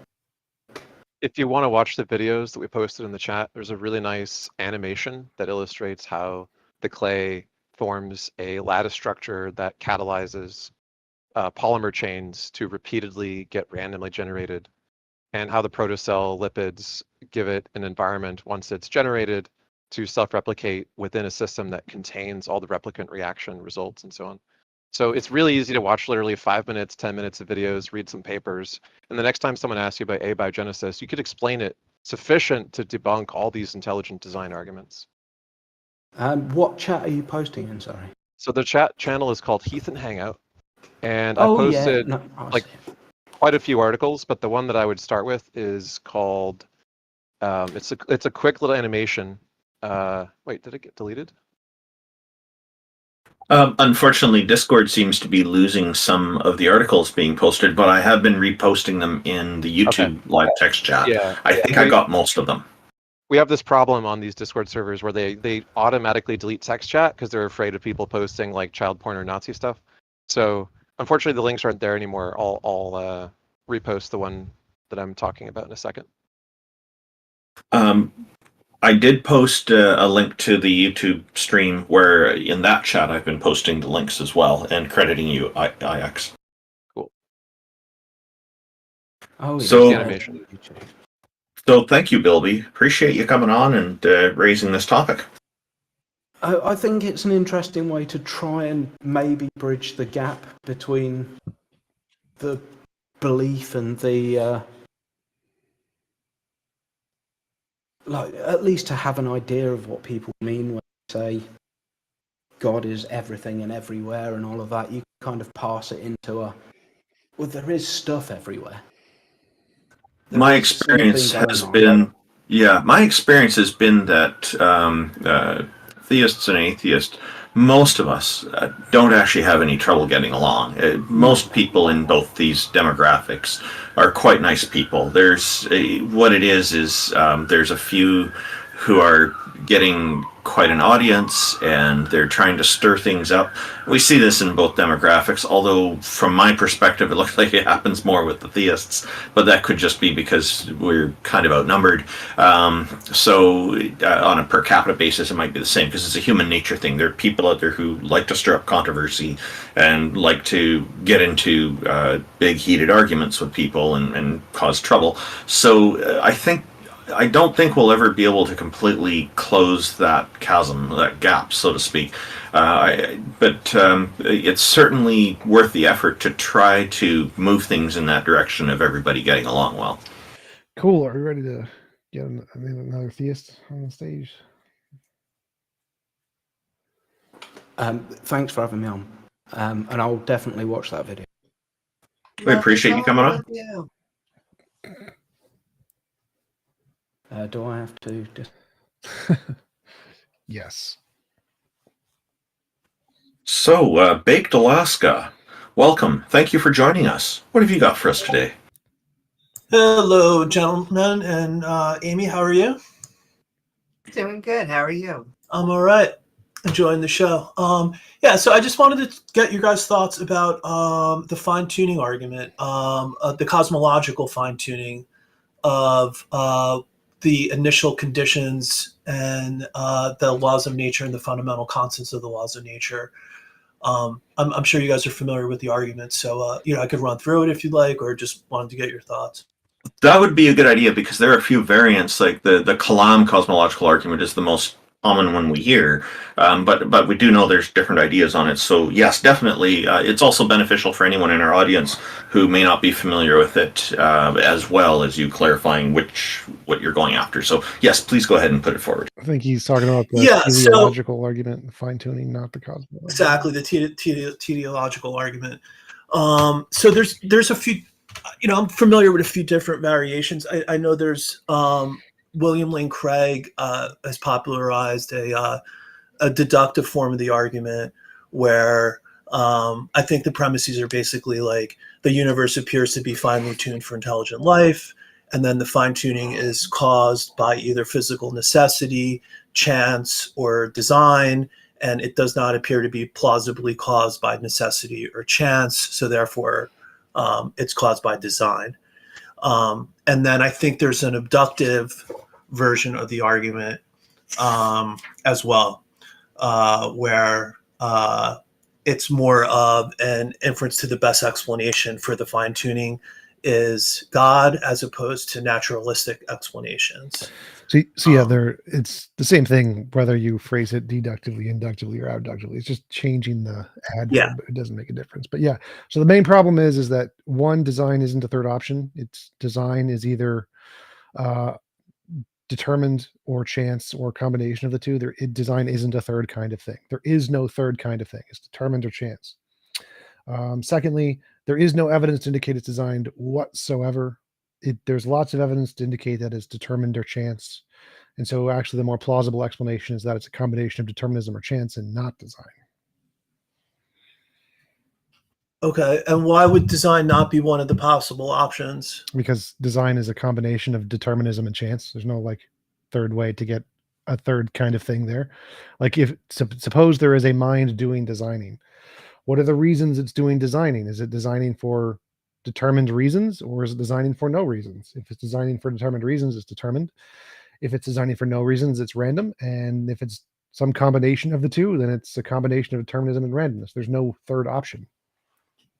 Well, the third option would be to sustain life. Like that would be the reason why God finally tuned the universe to sustain intelligent life. Well, that would be determined. So he had a determined reason that determined him to do this, which means it's not design, it's just determinism.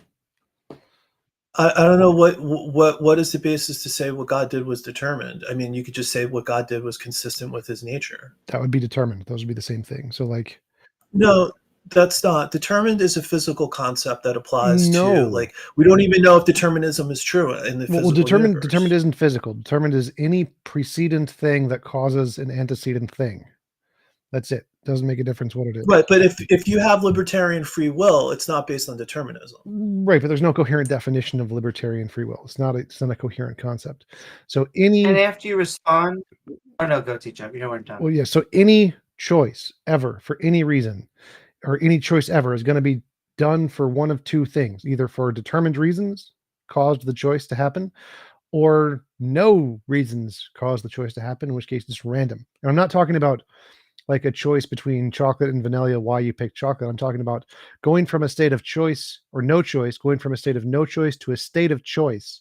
There are two things that can go from a state of no choice to choice, or two things that can cause it. One is either a determined cause or an undetermined cause. One is determinism, one is randomness, and that's it. There's no third option. Yeah, I already gave it. You're just refusing to accept it because you said there's no coherent definition of free will, but there is, and obviously we have free will. We all act like we have free will, and that's a plausible Well, explanation. you just said a noun, so I could say blah, blah, blah, blah, blah, and say that's a third option, but it's Yeah, but that has no meaning to anyone, right. and free Exactly. will What is the does, meaning? right? Like What if is I the walked up to a person coherent on the street, meaning of free will? if I walked up to a person on the street and said the word that you said, no one would have any clue what you're talking Right. about. So, If I give asked the me a person clue. on the Give me the street, like, definition of free will. What is free will? it's your ability to make a choice. Well, no. That's not a third option. We're talking about, so there is a choice. Choice is made. Go from a state of no choice to a state of choice. What is the mechanistic causes that can do that? Go from a state of no choice to a state of choice. You simply just saying your ability to go from a state of no choice to a state of choice, that's free will. Well, that tells us nothing about what's doing Okay, that. let's put it this way. Let's not make it between what you and I think. It's not established in philosophy that there is no such thing as free will. There's no consensus around that. There is If actually. it, There is a it's not. It's a philosophical claim that you're making. So it's not something you could ever like establish scientifically. well, no, it is. So you're it is. already And like you're already off the no, this is reservation with something your that there is a argumentation. 100% consensus on. So there is a consensus that libertarian free will. No, there's not. There absolutely is. So you can Google Phil surveys paper 2022 on free will. This is a thing. The consensus is that there is compatibilism. Libertarian free will makes no sense. It's like in the single digits. Nobody thinks it takes it seriously whatsoever. You can go to the Stanford Encyclopedia of Philosophy on libertarian free will. It's complete gibberish. Nobody thinks it makes sense. So yeah, there's absolutely a consensus, but we don't even need to talk about the consensus. If you want to debunk me, give me a coherent definition of libertarian free will. The point is like we're getting like we're down like a rabbit hole about whether free will exists. The point is that like that's the explanation to your objection. Can I take a shot at fine tuning? Can I ask you, what would you expect in a no God universe? Are you saying what would I expect for a universe that did not appear to be finely tuned? Yeah, that didn't have any creation. Well, so you wouldn't expect like life to exist, right? all. Because like it's much more probable for life not to exist than it is for life. So many different things have to come together for life to exist that it calls out for some type of explanation. Like if it's determined. But determined by what? Who cares? The question was, what would you expect to see in a non-designed universe? Say a determined universe that was not designed. You'd say no life. But if a universe was determined just by its nature to create life, then you would see a life in a determined non-designed universe just fine. Okay, but we're talking, but you also have to look at what the probability of this occurring is. Well, that's what I wanted to know, how you got a probability if we have no other universes to look at. Well, there's actually different responses to that. I mean, like, I know Luke Barnes, who's a theist cosmologist. He's done a lot of work in this area, and he's sort of come up with a framework for establishing sort of like the Bayesian probability.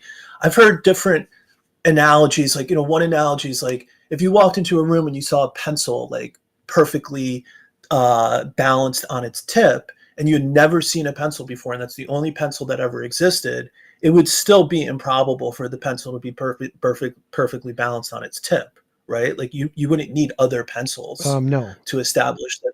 No, that would be false. Why is that false? Well, suppose the pencil was made of, instead of graphite, tungsten or something. So the lead is just so heavy at the tip that it's going to necessarily stand on its tip every time, no matter what. Then it's going to be determined to stand on its head. You don't know whether or not it's probable to stand on its head until you actually know all of the different factors involved into making the pencil be where it was. So in the case of the universe, it could be something like the fine structure constant, which is a pattern we see in a whole bunch of different places that have no variable relation, could be representative of another determining law in physics we haven't discovered yet that makes all the laws interconnected. And so it is determined that life comes about. And so it's actually extremely probable or even necessary that life comes about. Well, you're changing the hypothetical, Tom. I mean, Amy asked why, if we only have a sample size of 1, how it could even be theoretically possible to make any judgments about whether something is probable or improbable Right. with a sample size of 1, right? Yeah. And I gave an explanation for that, and now you're changing Well, no, my no. hypothetical. You're My saying, res- like, if the pencil was made of something different, like, it's not made of something different. I'm talking about a pencil made of graphite. And if you only saw that perfectly balanced on it. Now, I get your further point, because your further point is like, how do we know that the universe is really finely tuned? Well, no. My Right, further like- point is saying that when you see a pencil and you've never seen a pencil before, the constants that govern that pencil could be like, and now I'm shifting to a different analogy, if the pencil was made of tungsten, or it would necessarily fall that way. It could be the case that in this universe, you've never seen a pencil before, that the laws of physics determine it to do that, such as an example would be if the thing was made of tungsten. You don't know. When you see a pencil, you don't know any of this. You don't know what the laws are that got the pencil to be there. So you just seen a pencil there, having never seen a pencil before, you would be irrational to conclude it was designed. Well, you could inspect the pencil. That's the whole point. Like, we're inspecting, right? Like, we're making observations about the universe, and we observe that not only do the constants of the laws of physics appear to be finely tuned, but the initial conditions of the universe, like the low entropy state, the amount of matter versus the amount of antimatter, those are things that are completely unrelated to the laws of physics. So those are initial and boundary conditions. So like, to go with the analogy of the pencil, we're looking at the pencil. Now, we don't have all of the facts of the pencil. All we see is we see a bunch of stuff. We have no idea a bunch of other stuff. Could it be the case that in the conditions that we can't see about the pencil, there is some determining factor that causes the pencil to stand up straight? The answer is yes, it could be the case. We can't knock the pencil over. We can't throw the pencil again. We just see the pencil. We can't touch it. We can't rethrow it. All we do is we see the pencil there, and we can measure the facts about the pencil as far as we can tell. But could there be some fact there that determines that every time we flip the pencil, it will always land in that exact same spot, in that exact same position? Yeah, there absolutely could. To say that there is this one exterior unknown law that determines the pencil's position is a simpler hypothesis than to say there is an entire other being of mind status stuff that deliberately did this. That would take a whole bunch of other extra assumptions that have no basis in reality. Yeah. So now you're deferring to a methodological critique and saying, like, methodologically, like, I don't want to go outside natural processes and propose some entire new entity. I didn't say that at all. So this has nothing to do with natural, supernatural. If we just see a pencil, let's just grant there's natural and supernatural forces, all of them at play. Don't care. And we want to say we see a pencil on a table, and there's several possibilities of how the pencil got there. 1, determined. 2, random. 3, a designer did it, or whatever. And we want to say, what's the most plausible explanation? Well, if we have no evidence of any of these things, and we're just saying which is the best explanation of the data, one extra determining factor is a better explanation than an entire new category of things, which is the supernatural. It's not an entire new category. What? We have evidence of minds, right? Like, we already know that minds can be the cause for effects in the physical world, right? The And kinds God of minds that we know about have explanations which require things that are not part of the intelligent design theory of a necessary being, right? Necessary beings don't have neurons. There's not something analogous in the necessary being hypothesis that is anything like the minds that we observe in our world. It's an analogy, but it's not an actual, like, even most Christians, when pressed on the mind of God stuff, will just say, well, it's analogical, it's analogical, it's analogical. There's entire, like, subjects of theology designed to deflect from the fact that it's all analogical. No one can actually say anything about this supposed God, because eventually you're going to revert to something like divine simplicity or just something absurd like that and say, well, it's not actually a mind, it's just like pure thought or something, pure, like, whatever. Why don't you just explain why is the case that any intelligent design theory over any other is more likely, and why the priors for a very specific intelligent design hypothesis are less specific and absurd and narrowing of the possibility space than the priors for what a particular physics looks like naturally. Yeah, I mean, and that's what this design argument attempts to do, right? But it fails because I don't know if you've watched the video that I sent to you. It's by Friction, aka Destroyer, and he specifically begins with the Luke Barnes and Lewis paper that you're talking about, and it can be summarized really simply. The assumption that the bare design hypothesis is more probable than the not intelligent design hypothesis is pretending as though there aren't any implausible priors in a bare design hypothesis that would make it sufficiently predict intelligent life, such that it would reduce the likelihood of those priors to be far less likely than the priors for a particular non-design universe set of constants to be life-permitting. And Baked, I know you want to respond, but then I want to ask you a question. Yeah, and what are these? What did you call them? Unlikely priors? Is that what you said? Okay.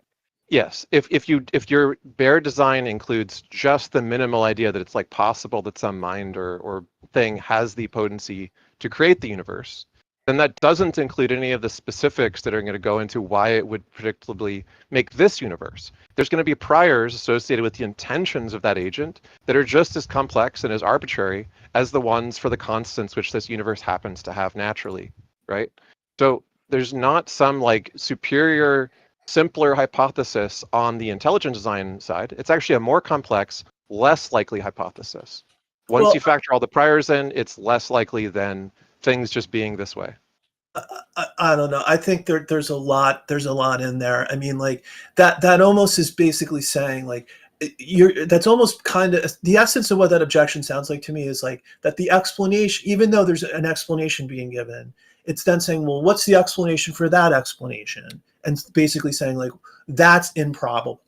You could do that ad infinitum. Oh, no, that's not exactly. So let me just read from Destroyer's. Oh, please don't. Destroyer is says, terrible at explaining this. He's so bad at this. So if you think of all the possibilities, think of each possible way the universe could be. It's possible that there is some law of physics determining it to be that way, and it's possible that there's some designer determining it to be that way. And so for every possible way the universe could be, there's a one-to-one correlation of possible laws that determine it to be that way and possible gods that determine it to be that way. And then you have to ask what part of the nature of the thing causes it to be that God as opposed to a different God, or that law as opposed to a different law. And so if God has a nature to create this universe as opposed to a universe of puppies or a universe of black holes, there has to be some part of its nature that is this way that determines it to make X instead of Y. And that part, you have to make this assumption that it has morality, like the moral principle, like a Robin Collins version or something that makes it do this one and not the other one. And that's going to be equally as fine-tuned as the property you're trying to describe. Yeah, I mean, it's tough to react like that on the fly. Did you want to say something, Amy? Just watch the video by Destroyer and like come back to us when you've understood it, I think. I'll respond, but I just wanted Amy to get a chance to say something. Well, I just wanted to continue down that logic, I would say, of fine-tuning, because you said that if we had no life, that would kind of be at least the marker of a no God. And I guess nested within two questions would be, do you think that there seems to be a lot of life out there? I have an opinion. I think scientists have an opinion on that. And if you agree with that assumption, do you think that if there was a universe with more life, that would thus be evidence of a more finely tuned universe? That's a good question, and I've struggled with that question. I could see it both ways, like, because on one level, I feel like if we're the only life in the universe, to me, like that I could see somebody using that to argue like that, like Christianity is true almost, right? Like that it defies like reason to think that like life wouldn't arise naturalistically on some other planet, and so therefore like there's no explanation why we would be like the only life other than like Christianity or God or something like that. But then if you flip it around, if there is life everywhere, then it supports the fine-tuning argument. So I really don't know how to get around that. Yeah, because I would say the analogy that I was eventually building for is what we call the puddle argument, is that there is a conscious puddle that wakes up and says, "Oh me my, this hole fits me perfectly. It was made just for me. I can fit so nicely and I can survive here. And so it must have been made for me." And so it looks, at least from my perspective, I know from many others' perspectives, as if this was a naturally forming thing, that it was a rare event. It happens where things, like I was talking about earlier, the circumstellar habitable zone where we get liquid water, where you get organisms that have energy, either from thermal vents or from, suns or other sources. But this is what you would expect from natural uh, events, and it's not something like we're on an ice planet where you wouldn't expect life to arise, yet something is arising, or a universe teeming with life. Yeah, I mean, I guess what the reason I struggle with that analogy is like it seems like we have to live in a universe that's consistent with our own existence, right? Like it's just Sure. it's like a logical necessity. So I'm not sure how right, and like the puddle has to be in an area that allows for the puddle to exist. But does that like negate there being an explanation for why that occurs? And we're not saying there isn't an explanation, but we're saying it doesn't lead or point to design. Can I ask in a different way? Yeah, Can I, try to clarify. Let's say for each possible way the universe could be, there's two possible explanations. Let's just forget the random chance one. Just say it's either necessity or design. And so for any universe we're in, it can be explained by there is some undiscovered law of physics that determines the universe to be this way, or there is some undiscovered God that has a nature that's going to make this universe. So for any universe they're in, there's always going to be these two possibilities. Why would you prefer the God one over the unknown law one in any of them? Because in addition to the unknown laws, you also need to have like the initial conditions of the universe, which are independent of No, the laws of that's what the law is. physics. The law is the thing that determines all of the starting conditions. That is the undiscovered law. Well, then that law itself would appear to be finely tuned. Right. Wait. So Like yes, exactly. So when you say that this law appears to be finely tuned, this is where the problem of who finely tuned God comes in. Because if God's nature has some particular nature that causes him to make this universe as opposed to another one, it must necessarily also be finely tuned in the same way that you're arguing that this undiscovered law must be finely tuned, which means the God solution doesn't solve the problem of fine tuning, it just pushes it back a step. Um, Do you want me to walk through that one more time? Well, no, that makes sense, but I guess like what we would have, it does push it back, but you would have an explanation for why God was finely tuned that like wouldn't apply, right, to like a physical law. I mean that's the difference. Like the explanation for why God would be finely tuned is like that's like his nature. Well, that right? would be like, the nature of this determining law that's that we haven't discovered yet. Its nature is such that it would determine this universe. Yeah, but like the laws of physics are contingent, right? So like, well, that's just there's an nothing assumption. about. So like you can say there's a necessary law of physics, but that part's irrelevant because the question here is if we're in any given universe X, and for every given universe there could be a determining undiscovered law or a determining God, both of which have some kind of a nature which determines them to make exactly this universe. Why would you prefer one over the other to explain the fine tuning? Now, whether you think there's a necessary being, that's a completely separate argument that's just irrelevant here.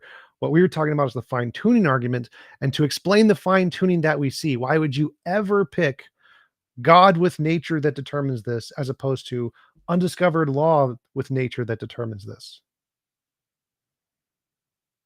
Well, again, maybe I'm quarreling with the hypothetical a little bit, but like the law wouldn't applied to the initial and boundary conditions of the universe. Like those are things that are independent of any physical No, law. it's not. No, So, that's not correct at all. yeah, it's like that in all. It's like that in all aspects of physics. No, it's like, literally not. You So, have like, physical. our universe began to exist. One of the main hypotheses is string theory. String theory determines the starting conditions of our universe. So, no, the starting boundary conditions of our universe are not independent of anything in physics. Yeah, no, because like even in string theory, right? Like you have something called like the de Sitter space, and which is the range of all possible worlds, right? And then you need to basically like contextualize it and put constraints in those equations that generate like the universe that we have.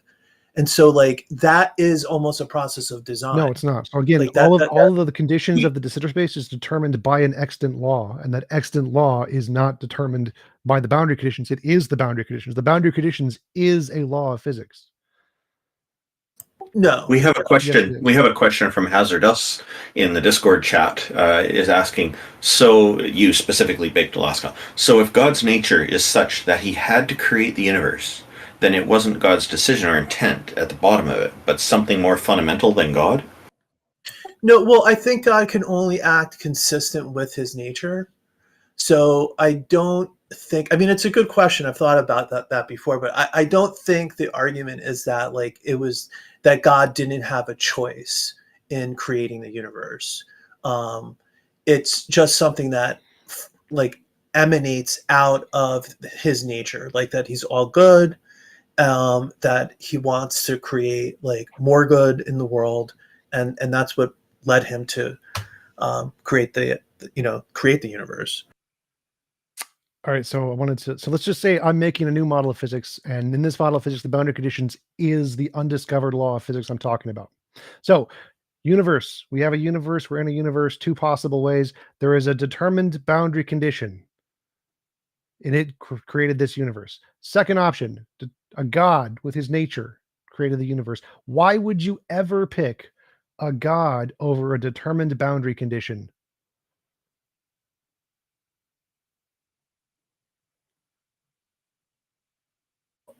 I think what you're doing though, Tom, I have to think about that, but I think what you're doing is like you're changing there, like the design argument is based on like what we currently know, right? Yeah. And it's saying like based on what we currently know, that it doesn't appear that that necessity or chance are better explanations than design. Like that's basically all the argument says, and it yeah, there's different views on whether it's like a sound argument or not, but I think it's evidence. It's evidence that God exists. I agree with you. The problem and why this isn't accepted anywhere in physics is because when you add in the God is an unknown thing that we don't know about yet. Just like an undiscovered boundary condition that determines the universe is an unknown thing that we haven't discovered yet. And so if you're trying to fill the gap of what caused the fine-tuning, the question, which is unanswered and why most physicists reject God as a hypothesis in physics, is because you can't tell why would you ever accept the addition of a God mind or some kind of a mind creating the fine-tuning as opposed to the also addition of adding a determined boundary condition. Both of these are going to be additions that go beyond the current evidence. I agree. The current evidence doesn't tell us whether it's designed or random. Doesn't tell us. But the question is, you're adding something also, which is a mind doing the designing. And why would we accept that addition as opposed to just a determined boundary condition addition? They're both additions. Well, this goes to whether like people feel constrained by methodological, naturalism I'm not bringing that other. in. We can just grant supernatural stuff exists. You got the exact same problem. Well, but your solution is like creating something that like is not consistent with anything that we're like currently like aware of. Sorry, So I'm not following. it's like you're saying like there's some like law of physics that sets the initial boundary conditions. Yes, but we're not aware of anything like that. There's actually significantly more evidence of that than there is a God, but that would be.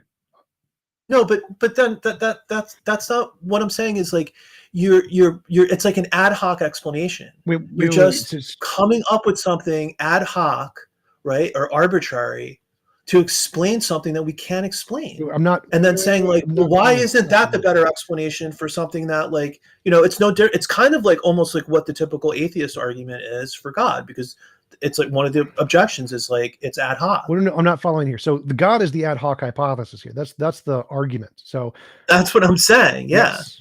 No, but I'm saying that's what your explanation is too. Sort of. You're just creating something ad hoc. Yes, that is specifically the point of the argument, is to say I can also create an ad hoc explanation to explain the data in the exact same way you are. Why would we prefer your ad hoc explanation over to this ad hoc explanation? Because we have evidence of minds. Granted, they're not unembodied minds. They're always connected to a body.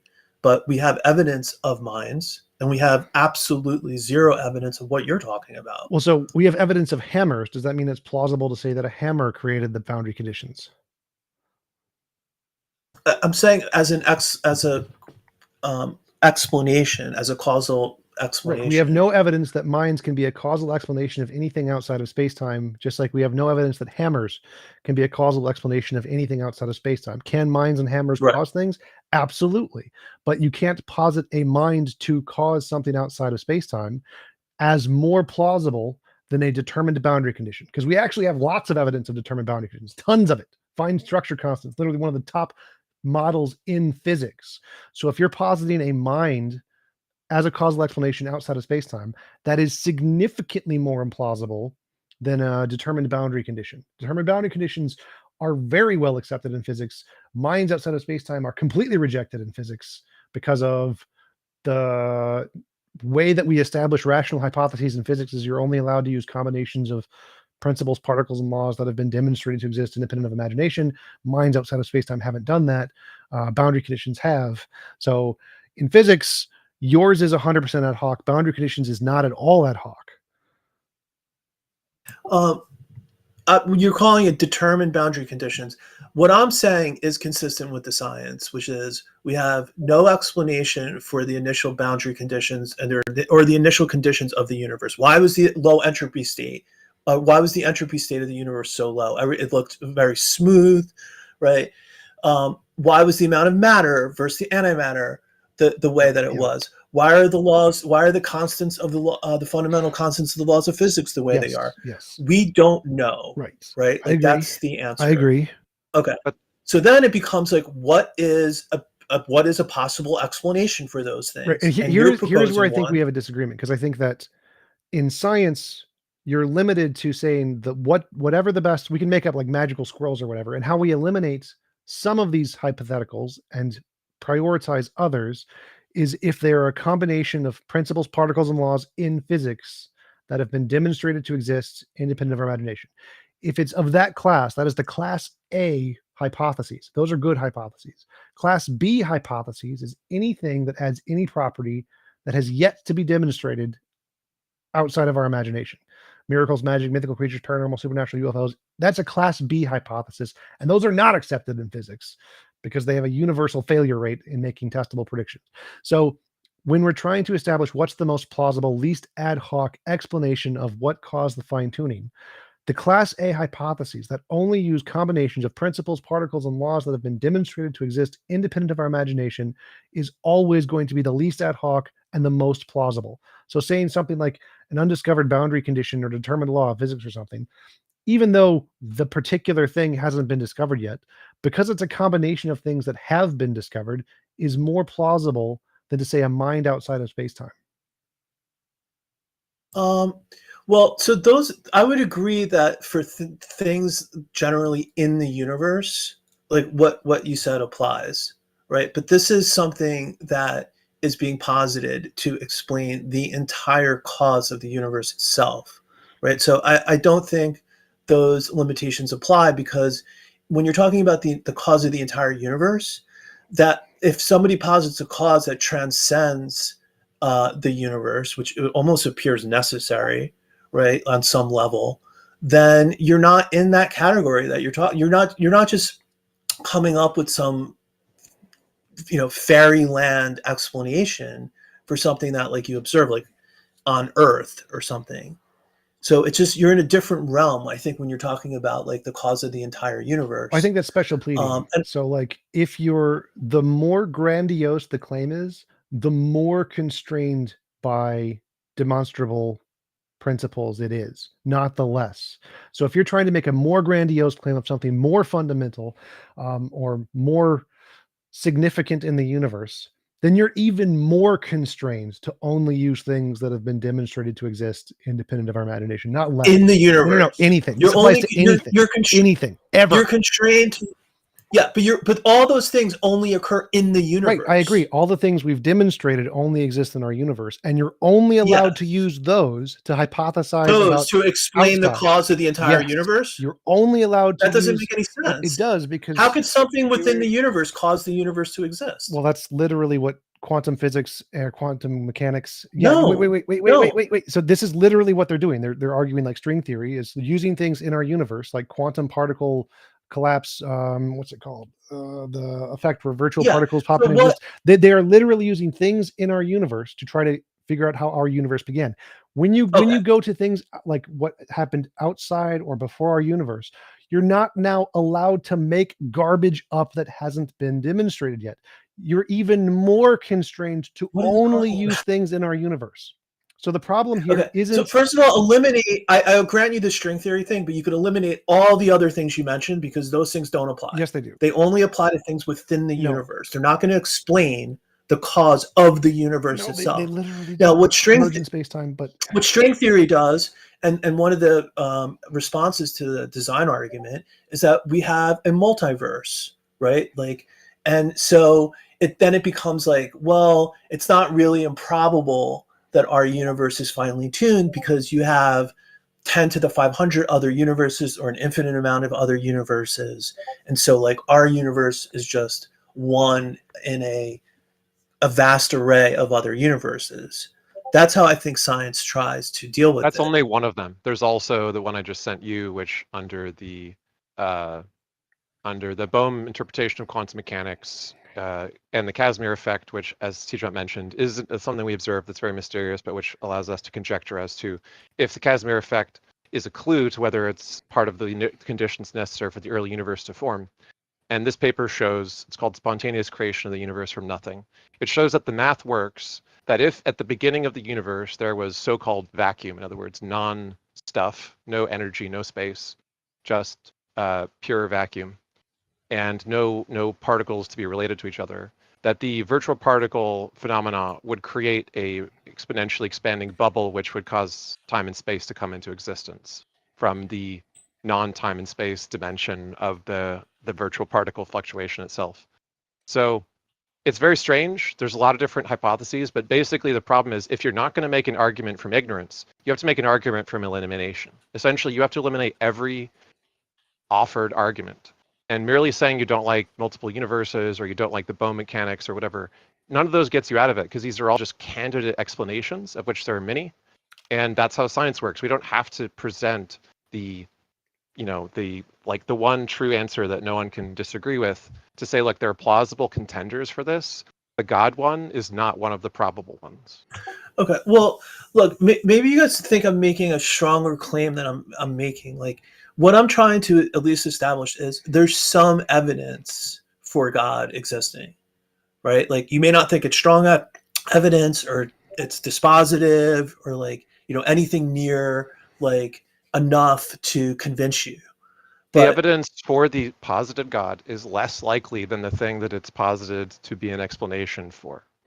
Well, so specifically, I'm saying you said the fine-tuning argument is better explained by string theory than by God, by a magnitudes of orders of magnitude better. So, like, you can see a cup fall over and say that's evidence of magical cup knocking over leprechauns, and in a Bayesian sense, you can count it as some very trivial number, but it's more likely a squirrel or the wind. Same thing applies here. String theory is the squirrel or the wind for knocking over the cup. And explaining the fine tuning, and God is the magical fairy cup knocking over leprechaun. So the problem here is in physics.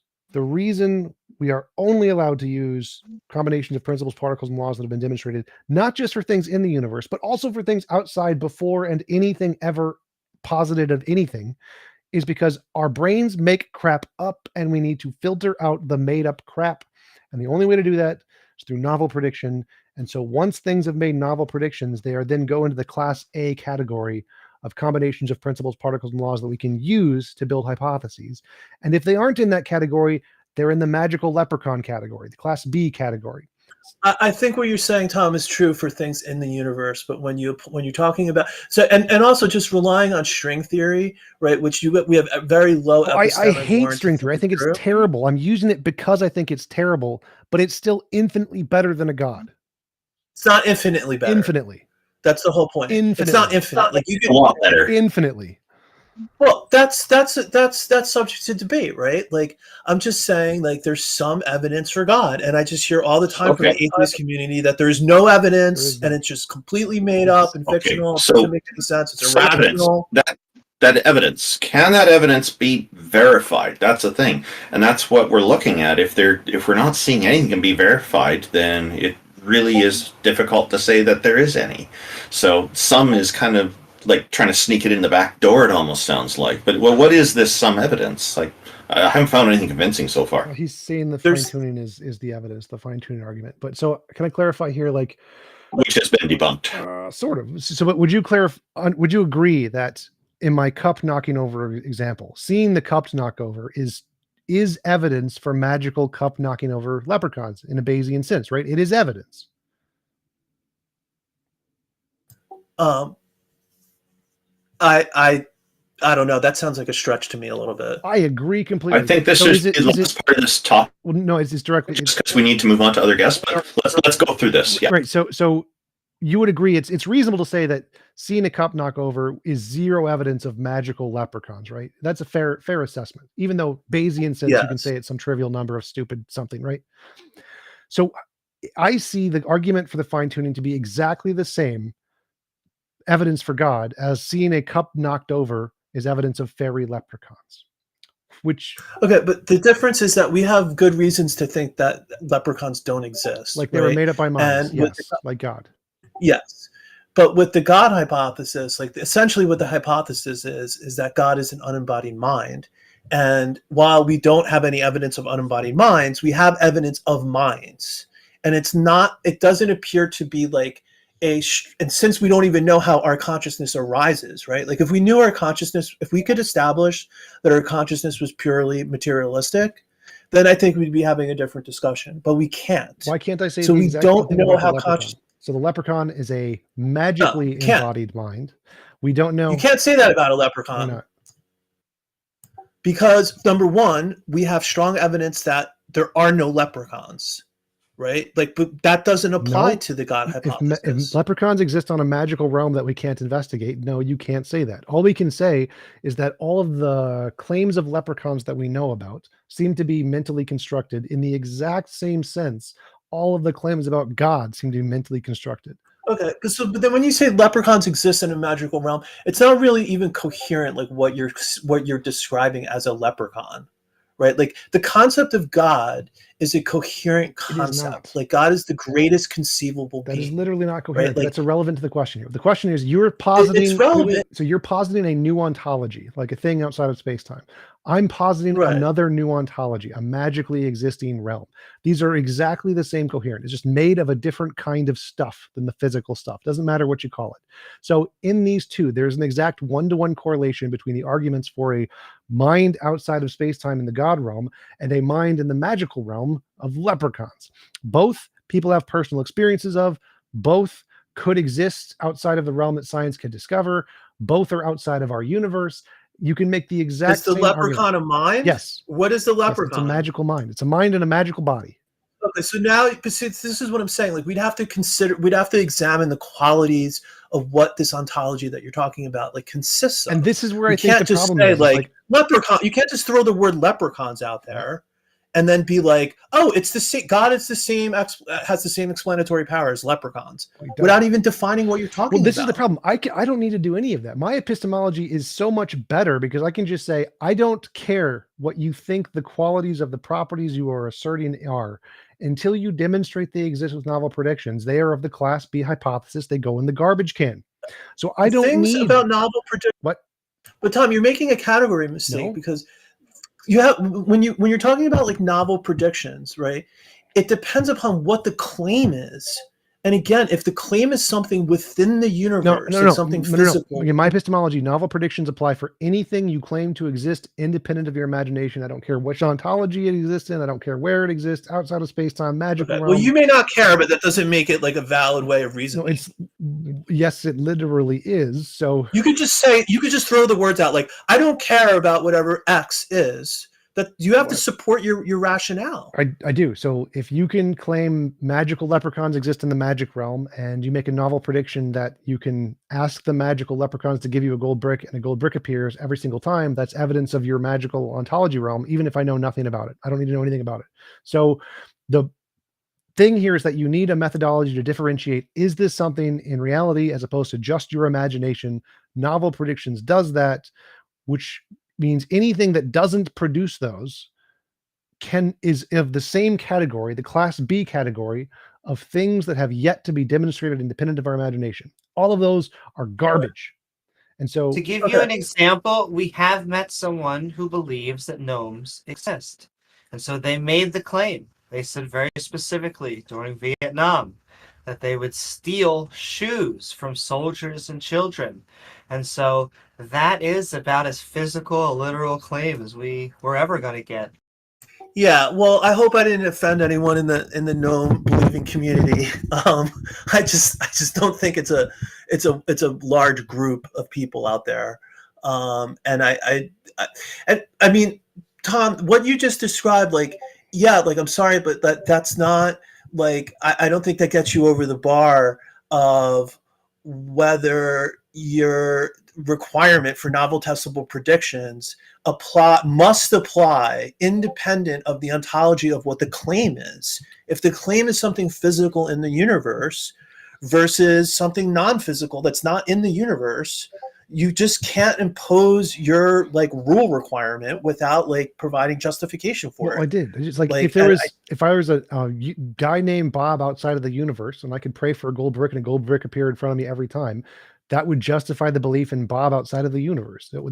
That answers your question, but that's irrelevant. No, sorry. We're just running out of time. We do need to get to other guests soon, so maybe we can wrap this up in the next couple of minutes. Sure. Also, I just want to say one last thing about fine tuning is why it also fails is because you're saying that because there is consciousness, that is a factor, an example, an axiom, however you want to describe it, towards a God. But we have no reason to believe, of course we have no other examples, that if the role was differently somewhere else in another solar system, there either was life like us or a completely different type of life that had conscious thought. And so I don't know what it is. Well, I guess we just are drawn to trying to make consciousness special. I feel like that is a theme. Well, I'm not saying that you are, right. But it's just an attempt to respond to the argument from ignorance fallacy, right? Because like it's the argument of ignorance fallacy is basically like when you don't have any independent evidence of a cause that produces the effect in question, right? And in this particular like line of argument, like the posited cause is a mind, and so like we're saying like we have evidence of minds producing designed things in the world, right? Like computers or whatever, right? So then the question, really what the objection is, the response is like, well, but that's because like our minds are like embodied and we don't have any evidence of unembodied mind, which is like what the God like hypothesis is. Mm-hmm. So like, and I think that's a valid like response, but I don't think it's like a fatal like response, right? Because just because we don't have evidence of unembodied minds doesn't mean they don't exist. It's worse than just unembodied, though, because we understand what the body's requirements are structurally. And even if we were talking about spirit stuff and we could accept that whatever supernatural spirit stuff, which is posited and so-called disembodied, could exist, we would still need to understand how it's going to account for something equivalent to what neural networks do. It's not just like we need to see some body, it's that we need to see the things that the parts of the body that are minded, namely brains and neurons, have structurally in whatever substrate you care to name. Does the substrate have to be a physical one? Or? We do need to get to other guests, so we'd like to say thank you very much. If there's one last thing you want to say, we'll gladly give you 30 seconds. No, I really enjoyed the conversation. You guys gave me some good stuff to think about. I hope I did as well. I hope the audience enjoyed it, and I hope essentially, I think what the theist is trying to do is make a cumulative art case, right? So, the design argument isn't going to get you there, but it's part of a broad set of arguments that I think at least establish that theism is rational. You may not think it's true, but I think there's good reason to think it is true. The fine-tuning argument works against theism because it shows that the probability of the creator being just the right way to make the universe the way that's supposedly been carefully cherry-picked is less probable than all the assumptions required for the universe to just have structural interrelated variables that are this way. So I think fine-tuning actually works against God. Thank you very much.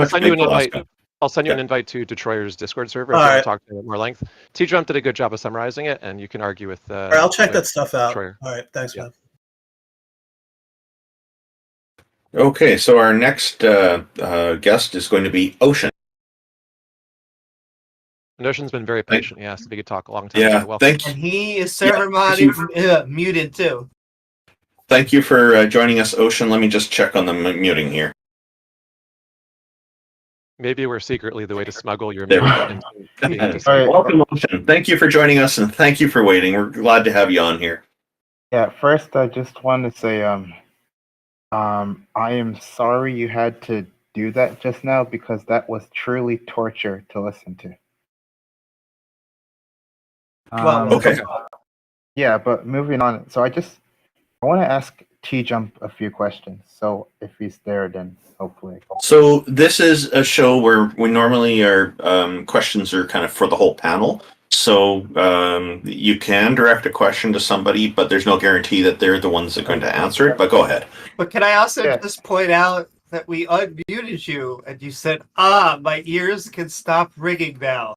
That's okay. We'll let which sensory is doing the work. Okay, so right. So my question for T-Jump is can you repeat your definition of the best of all possible worlds?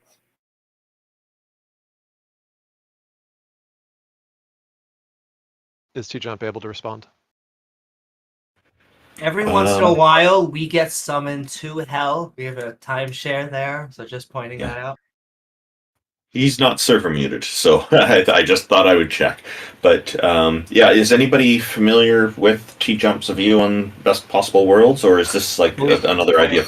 I mean, I believe it's. go yeah, ahead. go ahead. You can summarize it, Amy. Go ahead. Well, I mean, just from me listening to him, he has said that religion is not done a very good job of actually trying to do the functions that they say. You can offer people a sandwich, you can offer people housing, but there's always going to be, a leash on the other end of that. And so as atheists, we can come at this as we are just trying to feed people and house people, and there doesn't need to be anything else. And so I assume with that name, he's trying to build towards the best possible world.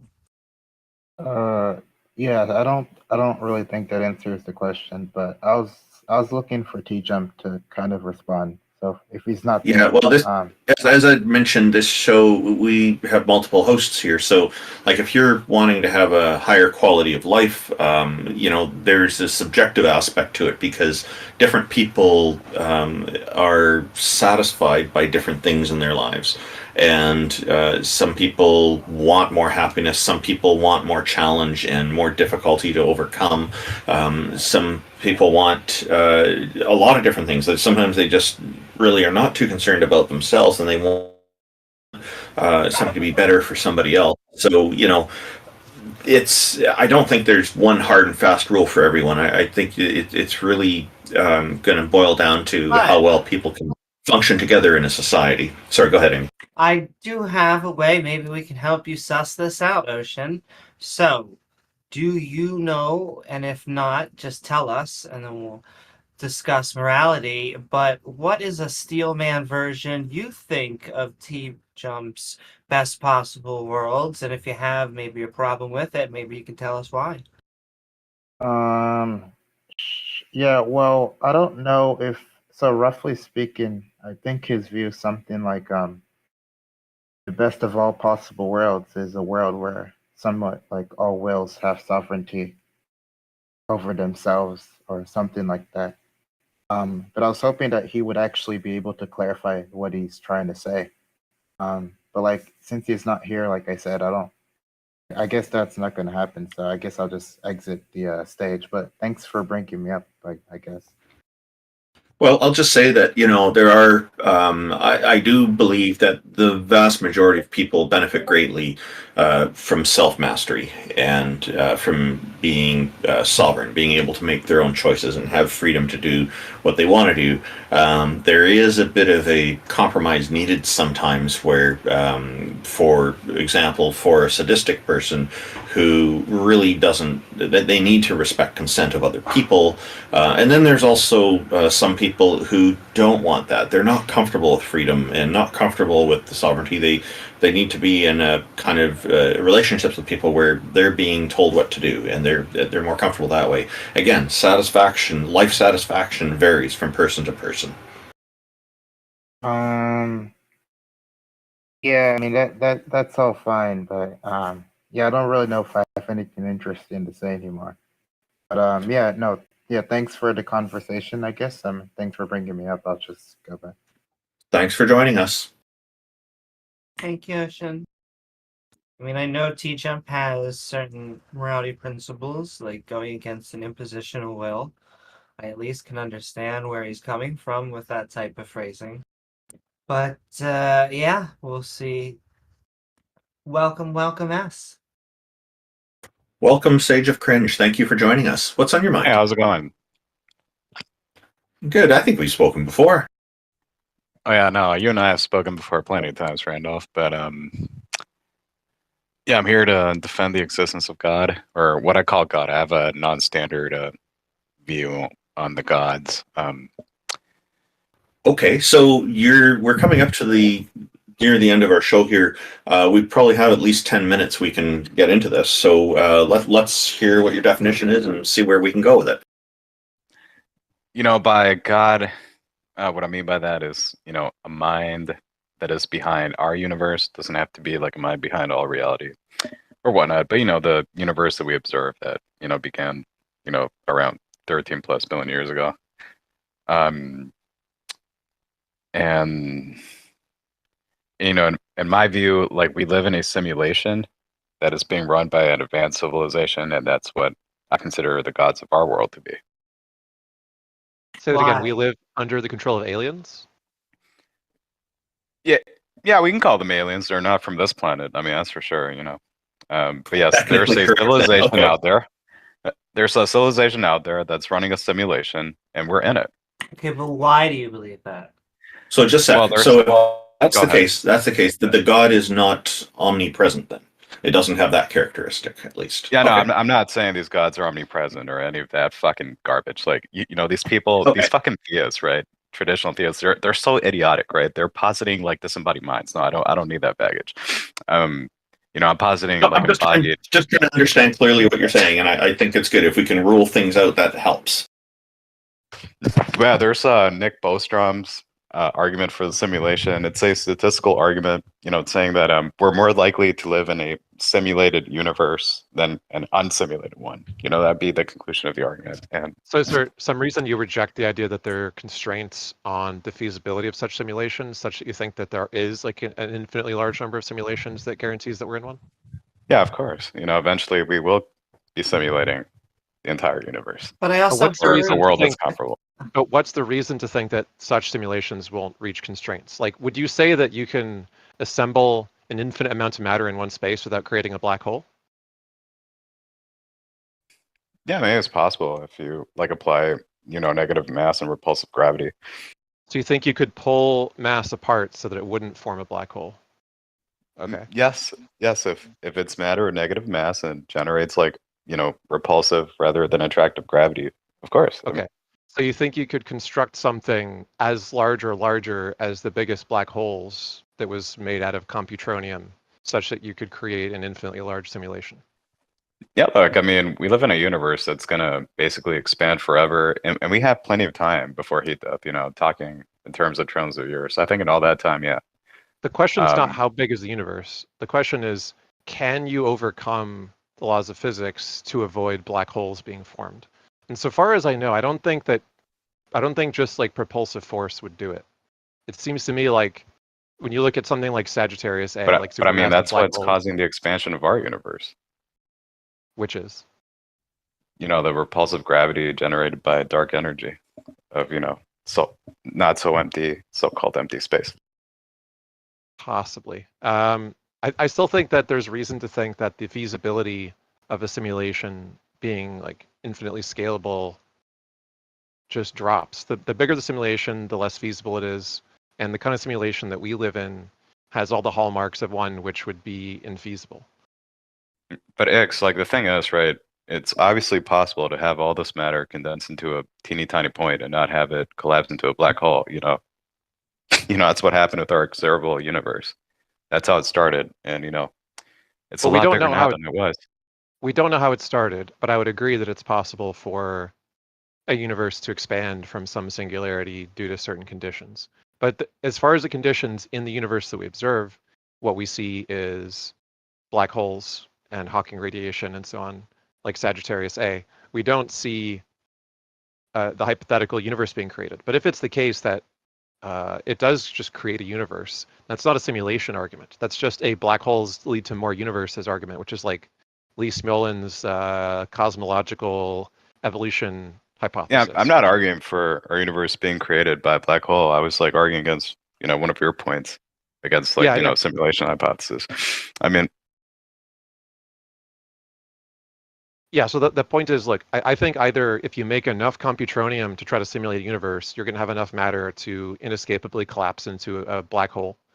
And if you have a universe like ours that can be infinitely explored and has a completely self-consistent history to be investigated and so on, then it's not going to fit in a Truman Show size simulation that is like running on somebody's laptop or on a few, you know, moons of some asteroid planet or something.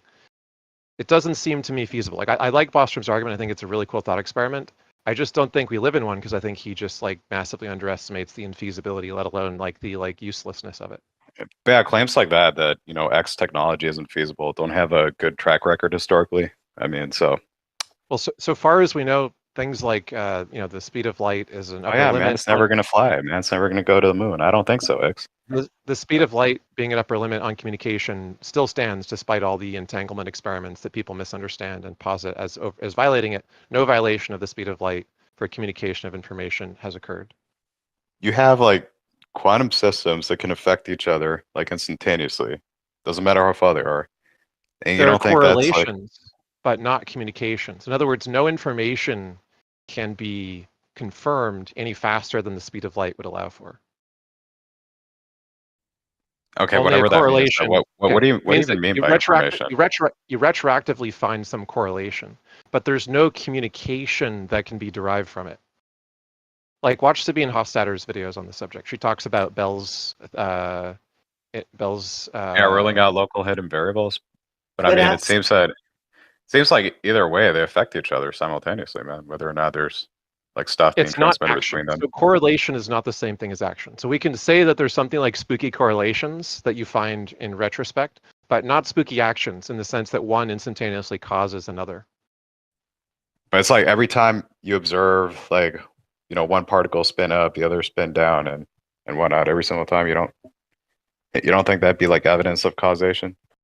Okay, show me an experiment where information is communicated faster than the speed of light as a result of this. I would like to see it. Well, I mean, as far as I'm concerned, they're ruling out local hidden variable theories, right?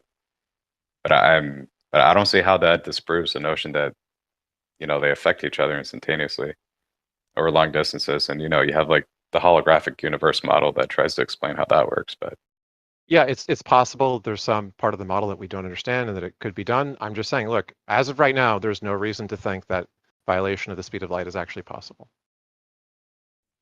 all right, cool. I mean, I don't see much of a relevance there, but I mean, you're entitled to your own baseless opinions, I guess. So I don't think it's possible to escape the formation of a black hole. So I don't think it's possible to build like greater than black hole sized simulators. So I don't think it's possible that we live in a simulated universe, or at least very likely. Yeah, even though like our universe did exactly that, but all right. Well, thanks a lot for joining us.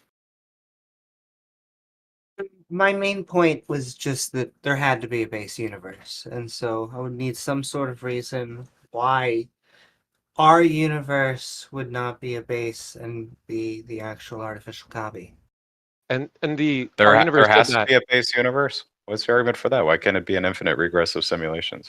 So it is. So what is the other ones running on? It's just running on each other. Other. Yeah, it could be like simulations all the way down, right? What is your I think- evidence for that existing? Turtles. No, I mean, I'm not saying that it's the case, but you say that can't be the case, right? So I'm interested in your argument that that can't be the case. Once again, It doesn't. eventually you're going to have some sort of bottom-down universe. He's being a potato. Okay, No, you're you entitled know, to your baseless attack. it's not Yeah, logical. I know. necessarily. I heard the giggle inside of it. It doesn't really matter for the simulation argument whether there's Look, a it base doesn't matter universe if or I'm not. giggling or not. Separate That's from like the a argument. completely baseless assertion, Amy, and that's that. Anyways, next. Yeah, we can just grant that like the simulation argument is compatible with a bottom universe or a no bottom universe or an eternal universe or whatever. Like the original conditions of the universe are undefined by the simulation argument. The thing that the simulation argument is going to depend on, I think, is that the original universe has to be different from ours. Because if the original universe resembles ours, then it seems infeasible. Listen, to I was fucking booted to the audience. Go fuck yourself. Whoever did that, go fuck yourself, Randolph. Anyways, like y'all can fuck off. Okay, so that happened by mistake. You did say next, but anyway, if that's going to be his attitude, we'll just move on to the next person here because I think we have a few minutes for one more. LOL ZZZ. Sure, but I just want to add once again, if they do decide to have evidence for how we can detect the actual simulation and probe us, please tell us. We want to escape the Matrix unless there is none there. Hello, lols. How are you? Yeah, I'm good. How are you? Just woke up. Good. So you've gotten us in about the last 5 minutes of the show here. So, what are your thoughts? Yeah, I had a question in regards to one of the previous people talking about the fine tuning. And you're talking about the God hypothesis sort of doesn't make any testable predictions or something. And I agree. The God hypothesis implicit doesn't make any testable predictions. I don't think atheism does either. Atheism's implicit. Correct. But it seemed like testable predictions are fine, but there are some hypotheses that don't make, at least in my view, don't make testable predictions, but it's still reasonable to believe. But it seems like testable predictions are going to presuppose some sort of inductive principle that the past or the future is going to resemble the past. And I was just wondering what people's response to Hume's problem of induction is. It doesn't invalidate knowledge. It's real. Yeah, it's real, but you do deductive error elimination as a result, right? That's why Popper took it seriously and came up with critical rationalism. You can do science given the problem of induction. It's not a deal breaker. So you're employing some sort of falsification. Yeah. Yeah, I mean, I think that's going to be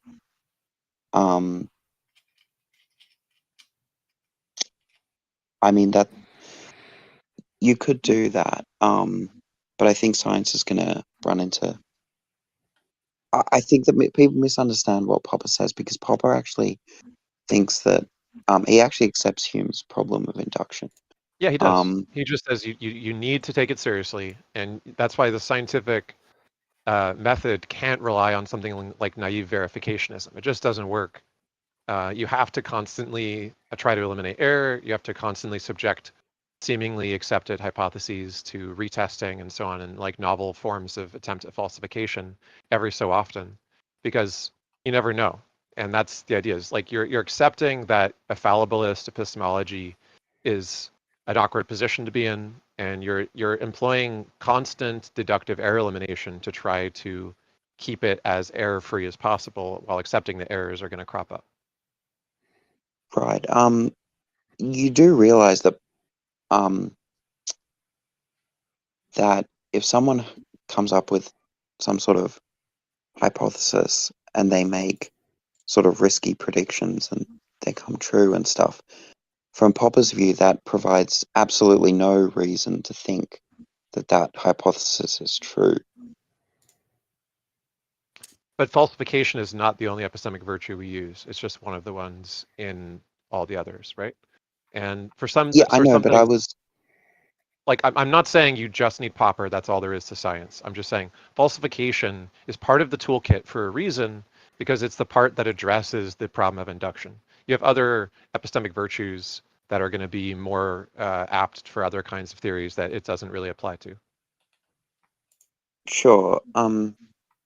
But the point is that if Hume's problem of induction goes through, making testable predictions actually provides no reason to think that that hypothesis is true. Sure does. And falsification doesn't solve that. Just increases the provides- probability. So, like, if you compare a hypothesis that does make predictions versus one that doesn't, the one that does is better slightly than the one that doesn't. That's evidence, even if it doesn't necessarily entail some kind of correlation to reality. We don't care. It's just better than the other stupid ones. That's the point here. Isn't to indicate absolute truth. The point here is to be less stupid than the other stupid ones, and that's what evidence is. No, but Hume is arguing that it doesn't provide any reason to think. So I agree that I agree, falsification can rule out hypotheses. But Popper actually agrees, and he doesn't think that making predictions provides any reason to think that our hypothesis is true. And if Hume's problem of Again, the induction question goes is through, it better then that's than the correct. other stupid ones? I'm not saying is it true. Is it better than the other stupid ones? Hume agrees. Yes, it is better Well, it than the might other be better stupid ones. Yes. There are other more stupid ones that are more stupid for other reasons. This is the least stupid of the stupid ones. So, well, the point is it's not discover that. truth. I mean, the point is just to be less stupid than the other stupid ones. But why would it be less stupid? Because it works. I mean, wait, but who cares about truth? It works. Wait, but what? It's less stupid. What is your? But what's the justification to think that the future will resemble the Who past? cares? It's less stupid. It works. There's more What? evidence that it will likely do so than to the contrary, so we have reason to believe it. If we turn out to be wrong, then we can revise our rationales. But evidence just, I understand evidence is what's expected under certain hypothesis, and that's what Hume is calling into question. Great. So if we have two people, one of them makes predictions based off of the uniformity of nature, one of them doesn't. Which one is more likely to survive or make money or to achieve whatever goal they have? Presumably the one who thinks that nature is uniform, right? That's all you need. Less stupid hypothesis. Okay, but maybe you could okay, put sure. forth If you what it is some that you sort of think falls. pragmatist epistemology, that's fine. But the point is that why think that nature is uniform? Why should you think it's not, Lulz? Can you present a skeptical argument for why it's actually not? No, that's shifting the burden of proof, right? The point is that I'm asking you, okay, so this is a response to Hume's problem, right? That he thinks that, okay, well, Can I give you or the answer I real can't quick? remember who So said I this. just want to give They an said- answer. So it appears to me that the world is uniform. I see no defeaters for that. Therefore, it is justified for me to believe the world is uniform. So some sort of phenomenal conservatism. That's fine. That would be one of the possible ways. There are many. But why think that your seemings are reliable? Who cares? It works. None of it's relevant. Like none of your specific questions are matter. But what the questions is like. Wait, but I'm asking you what? Like, why think your intuitions are reliable? Who cares? Like so if I let me The put it point to is you that this way. you assume that they could be unreliable and you test them. Let me put it to you this way. Of all Yeah, of but the that's possible ways, just to assume the principle of who induction. cares? Of all of the possible ways, this way has the least problems, therefore this way is the best. So yes, can you list does it have problems? But that's also to Don't assume. care. Yeah, but that's also to assume the uniformity of nature and the principle of induction. No, I'm comparing it to all the I'm ones that asking you, reject that. So what take all justification do you have hypotheses to of every think single that the hypothesis principle ever. of No, induction is I don't care. true? Of all of the hypotheses that both accept Then you're uniform. not engaging with the Stop. problem. Of all possible hypotheses, those that accept uniformitarianism, those that accept induction, those that reject induction, which ones have the least problems? The ones that accept induction. The ones that reject induction have lots of other bigger problems. So I don't accept those because they have bigger problems. So I don't need to have a By perfectly problem, problemless system. I just need to have a system that has less problems than all of the other systems. what do you mean by problem? Well, there's lots of philosophical problems, especially if you reject induction. And explaining our experience in the world around us is a big problem. Yeah, but I'm asking you what your justification to think It's that induction is stupid than the other reliable. ones. It is less stupid than the alternative. If I reject uniformitarianism, What makes it less stupid? if I reject uniformitarianism, I have to explain why everything appears to be uniform but isn't. And I have a big problem that's going to cause a lot of big epistemic issues that's going to make my epistemology very ad hoc and stupid. But the By the way, person who rejects uniformitarianism is going to think that so let's say there's some sort of like reverse inductionist who thinks that if something has happened repeatedly in the past, it won't happen repeatedly in the future. A bit strange, but okay, right? And they might get burned, right? Because they think, oh well, fire's burned me in the past, but it's not going to burn me in the future. And he's going to get burned quite often. And the person who holds to induction is not going to get burned because they think, I've burned my hand on fire in the past. I'm going to get burned in the future, and they're not going to get burned. But why? But the problem is if you keep getting burned, you have inconsistent data.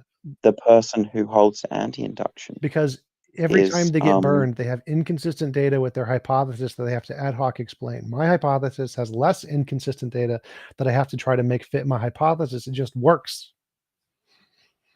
There's no inconsistent data. Yeah, but when you say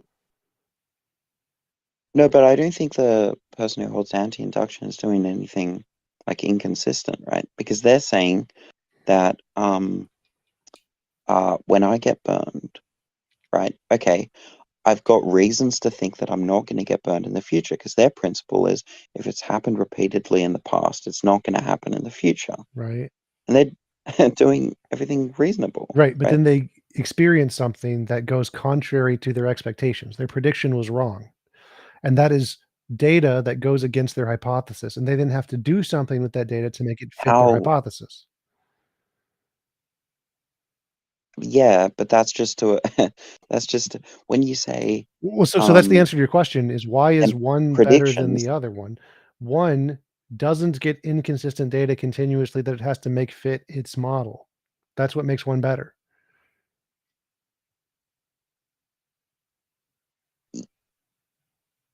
Wait, you're talking about predictions Well, now, no, though. forget the predictions. I don't care about the predictions. That was just an example. So what makes one model better than the other model is one model is given data that is inconsistent with its predictions, and it has to make that data fit into its worldview. You are talking about predictions. No, that's just an example. Doesn't make a difference. So you get data, you have to make it, if it doesn't fit into your model, you have to make it fit.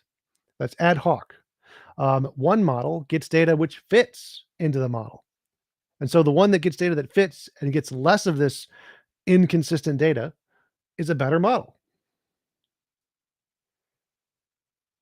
I mean, I don't really understand that much of anything because the person who holds to anti-induction, I don't think is making any mistakes. I mean, it seems like you're trying to impose What didn't you understand about this? some sort of inductive principle if I think that on I've that gotten person. burned in the past, I will not get burned in the future. I put my hand and I get burned. That data is inconsistent.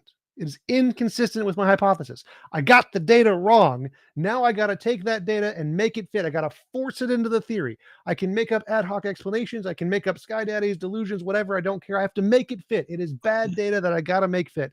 I don't have to do that on the other model. The other model is better. Very, very simple. It seems like you're just trying to impose some sort of inductive principle on the anti-inductionist. No, they're just failing. They got the data wrong. They made an expectation that it will not continue. The pattern will not continue. The pattern did continue. They were wrong. And now they have to make that data fit. So what? Why don't you? So if you have so what, inconsistent right? data, They can say and you have to make that, it fit, it's well, worse. Yeah, but they can say that that's good reason to think that they'll be correct in the future, right? Because their principle, remember, they've been wrong in the past. Okay, so they've been wrong repeatedly in the past, therefore they're less likely to be wrong in the future, Great. right? And And that's then actually they can test that. And if they get it wrong, they'll get more inconsistent data that they more have to fit. And they have more wrong data they have to continue to fit. And mine has more right and data they've that doesn't have to get yeah, fit. and there's more reason. Yeah, and there's more reason to think that they'll be correct in the future. Right, but they're not correct now. And every time they do, they get it wrong. Mine does not have that problem. Yours has a problem. Mine does not have a problem. Yep. Mine's better. Very simple. We need What to do you mean wrap by this up. problem? Sorry, you got a couple more minutes here. Go Okay. ahead. Also, are you familiar with Gerhard Schurge's Hume's problem solved, the optimality of meta-induction? Are you aware of what he did? No.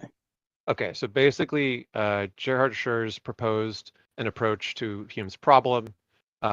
He said that given our discoveries in computational learning theory, where we can model learning theories and epistemic systems, you can actually demonstrate that a regret-based learning strategy called attractivity-weighted meta-induction is predictively optimal in all possible worlds among all predictive methods accessible to epistemic agents. Moreover, a priori justification of meta-induction generates a non-circular a posteriori justification of object induction. Taken together, these two results provide non-circular solutions to Hume's problems. This is available deductively mathematically in the way that Kant was trying to say he thought that there was like a synthetic a priori which would get you to the optimality of induction. So yeah, you can mathematically validate induction as the like most successful epistemic strategy. So you could call that just pragmatism or whatever, but that's reason to use it. And it's not circular. So what's circular about that? What's one the answer, and then I we're like probably this will be the end of it. So maybe about 30 seconds or so for your answer, and then I think we're probably going to have to move on to ending the show. We're going to bring one guest back quickly. And then I'm seeing the new Zootopia movie. No, not quite. Does the yet. guy sort of Sorry. New? There's a new one? Does the guy sort of have No, there's not. premises? Does the guy sort of have premises and conclusion? I'm gonna be honest, I didn't really understand. So yeah, much I'll of send you a what link to the book. If you have trouble finding it, I'll get it for you. So if we can prove mathematically long's that the book? induction is the one that is most likely to be correct of all logically possible systems, even if it isn't always correct, then we have a justification to use that system that didn't come from using induction to justify induction. So if we have all the systems and we Exactly. say there's a probability that this system will work X amount of times in all possible worlds, and system X works at the highest rate in all possible worlds, we can now have a reason to use system X that wasn't based on system X.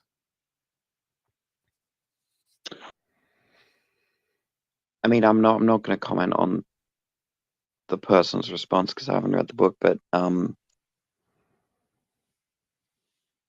mean, it just seems to if you're saying that oh, this has worked in the Nope, past, we're not saying that. We're saying therefore it's this going to work. not what it's of saying. all possible truths. This will get to the truth more often than of all other possible methods. This is not a past. This is of all time and all possibilities. There's no Why? inference in time there. There's no induction. It's of all possible truths. Wait, but why? Why? What do you mean why? Because it can be computationally modeled regardless of any like empirical data. So we're running pretty close to the end of the show here. Lols, is there Okay, well, I'll a check out the final book. thought here? I'll end it now. Yeah, go ahead. If By the there's way, one last thing you Ocean- wanted to say.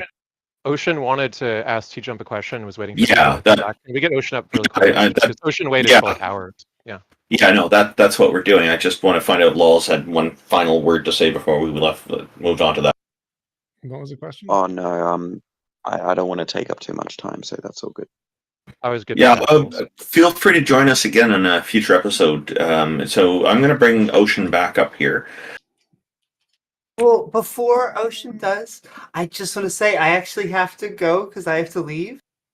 And so I'm just sending love to everyone out there. You should not only like, follow, and subscribe, but you should do it on Randolph Richardson and T Jump's channel. Thank you, Ix Taco, everybody. I love y'all. Sending love, Amy. And Amy Newman's channel too. Thank you, Amy. Thank you, Randall. So Ocean was on earlier. Ocean was hoping to hear T Jump's response to the question. We have very little time, so Ocean, I'm going to have you go ahead and put your question up, and we'll hear what T Jump has to say, and we'll try to keep it really brief. Yeah, I'll try to go quickly. So, can you repeat what your definition of the best of all possible worlds is? A world where no one is ever forced to do anything they don't consent to doing. Everybody gets their own universe, can do whatever they want with it. Okay, and now, if there was a world with only one agent, and that agent wasn't forced to do anything, so that agent had this sort of unconstrained will, would that be the best of all possible worlds in your It view? would be one of them. So the best of all possible worlds is a class of worlds, not a single world. So any number of agents in this world that exist without constraint and have their own universe would fit that world. It would not be. It would not fit that definition because we know there are more than such agents, namely us, and so because we exist, that would not fit the definition of the best of all possible worlds, because the best of all possible worlds must entail all conscious agents, and we are conscious agents, and that would not entail us. Therefore, it would not be. Wait, okay. So I'm saying a world where there only is one agent. Yes. So you're saying that would be the best of all possible yes, worlds. if there was only ever one agent that ever existed and no other agents ever existed in the past or future, then yes, that would be the best of all possible worlds for that world. But there aren't. There's Okay, us. yeah. So We now, exist. if there's world, okay, sorry. Go ahead. Yeah. So if there's world one where there's only one agent, and there's like world two where there's like two, let's say 10 Googleplex of agents, and in both worlds the agents meet the conditions of having unconstrained wills. Yes. So both of those worlds are equally good to you. Equally good. They're both in the class of worlds that are called the best of all possible world. So they're not equally good. Goodness is a separate thing. The best of all possible worlds is just any world that has no immorality in it. Whether it's 1 or a billion people not doing immoral things, both would be the best of all possible world. Yeah, and so presumably when you say something is the best possible world, you're just saying like whatever the world is, let's say it's like world like WN, right? It meets the upper boundness of like the types of things that are valued, or the type of things that track the moral facts or whatever you want to label them as. Yes, best of all Like possible world is if a class. WN, yeah, I understand that. So if WN meets whatever conditions you said, then it'd just be the best of all possible worlds. So it sounds like on that view, given that WN is the upper boundness for like lacking any sort of evil or having the maximum amount of good, it sounds like you'd be committed to saying that in W1 where there's one agent, in W2 where there's like infinite Googleplexes of agents, and they both meet the unconstrained will conditions, it sounds like you're saying that both those worlds are equally No, good. again, because the definition is no immoral actions. Both of the worlds have equally as many immoral actions, which is 0. Yeah. But that doesn't mean they're So, equally. yeah, They don't. so It how doesn't is mean they that- have the equal number of moral actions. They could have different numbers of moral actions.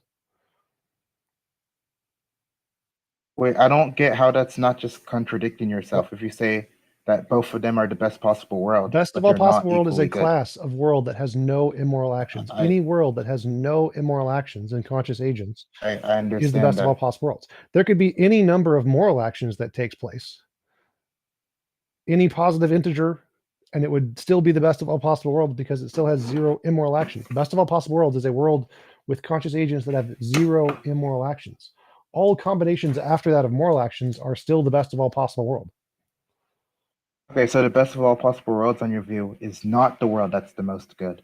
No, it's the world that has no immoral actions. That's why I give the definition of immoral Okay, every cool. time when I give the definition, no involuntary imposition of will. Okay.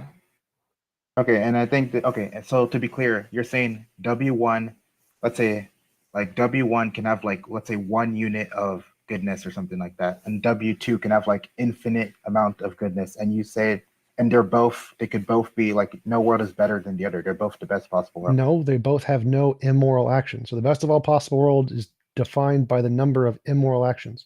The number of moral actions after that is going to be determined by the wills of the agents.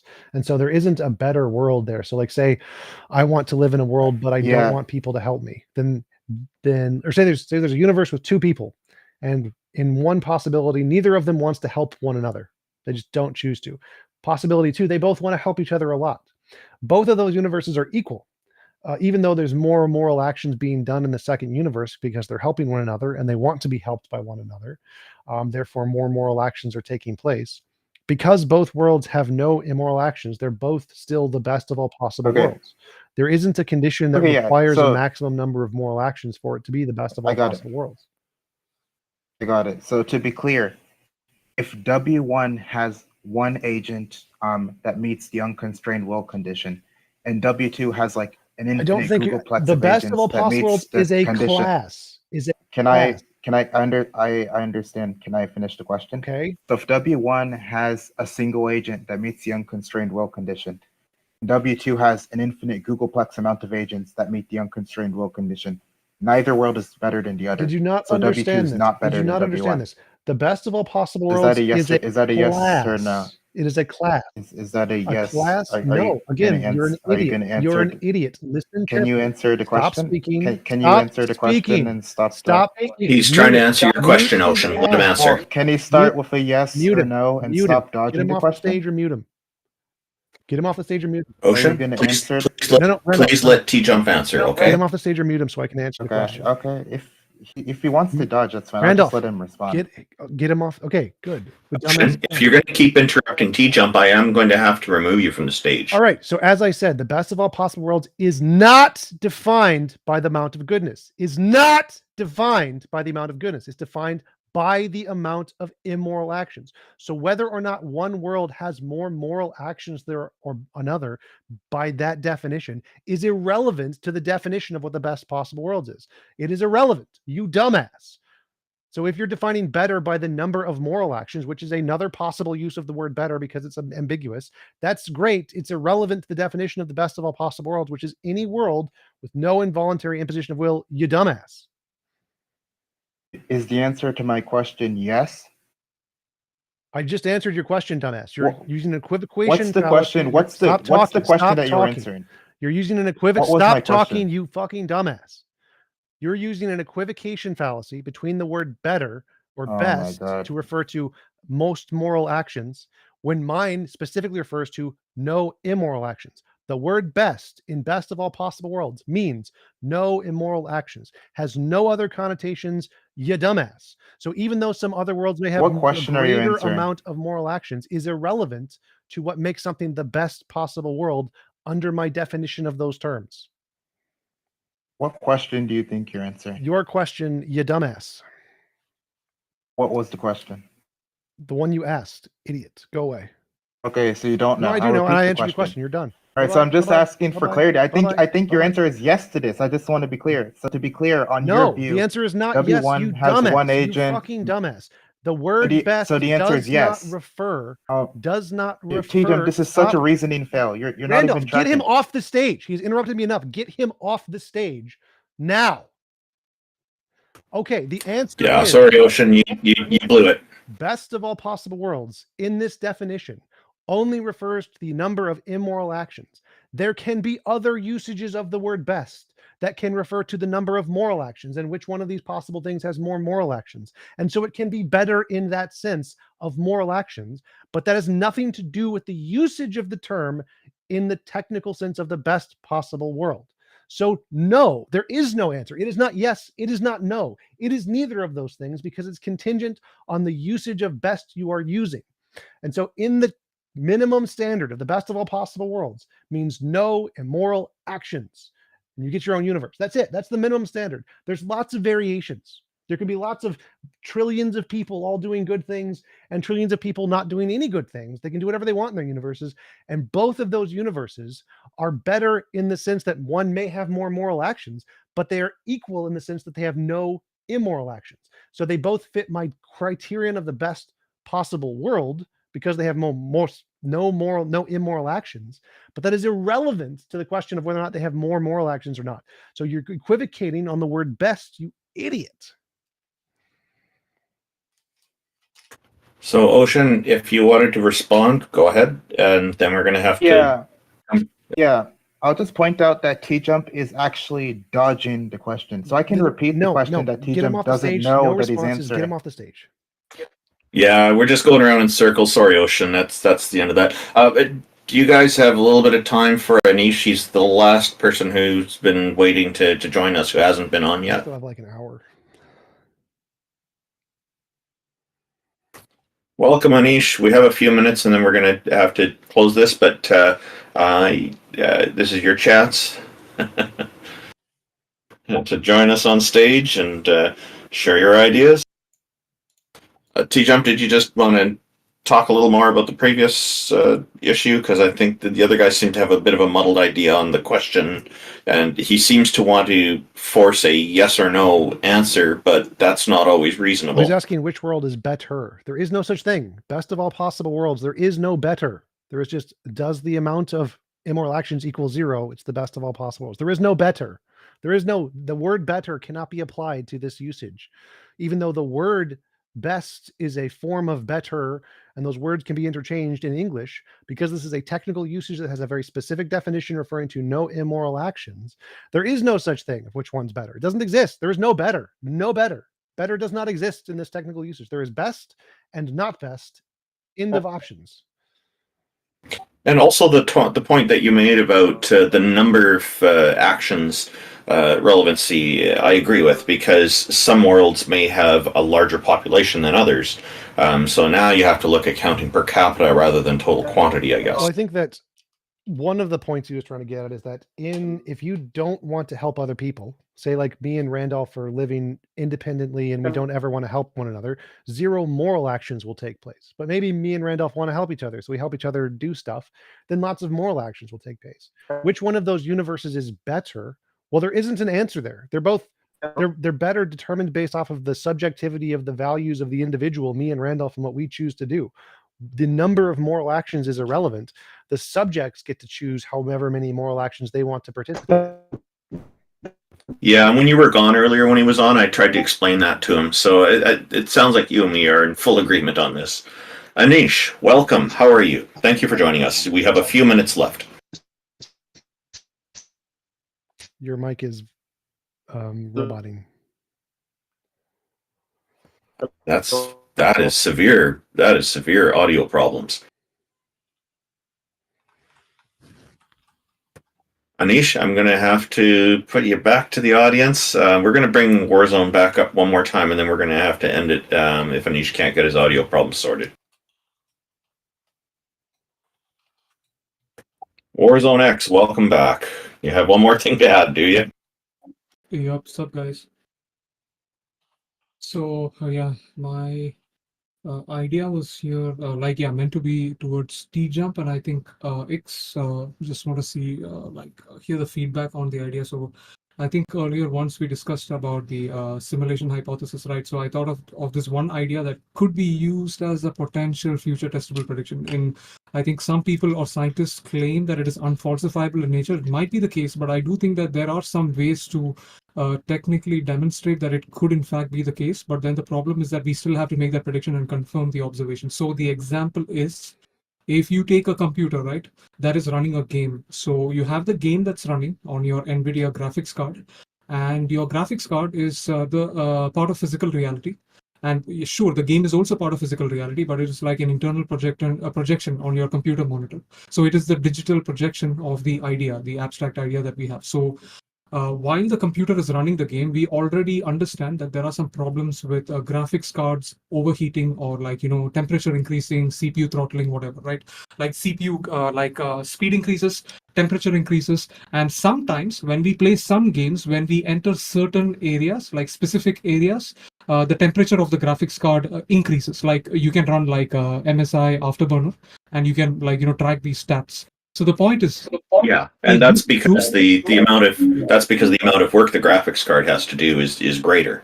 So Correct. So the point, yeah. So the point here is, while we interact with this world, right? So even though the graphics card is what is rendering or generating like this world that we see, right? So now we are controlling it from the external world and like entering a certain area which is dense. And when you have like dense explosions and like crazy dense scenes, then the frame rate drops and the CPU speed might get throttled because of overheating. So the point is, if we automate that game in which there is no external input from the world, right? Like our physical action, which is the input that goes to the game in order to enter that area, but rather the game itself is automated, in which at any random point in the future, the character itself will enter a specific area that might be dense and will cause the frame rate to drop and the the CPU to get throttled and the temperature to increase, right? So this is the cause and effect relationship between the game, which is a simulation, and the external physical world.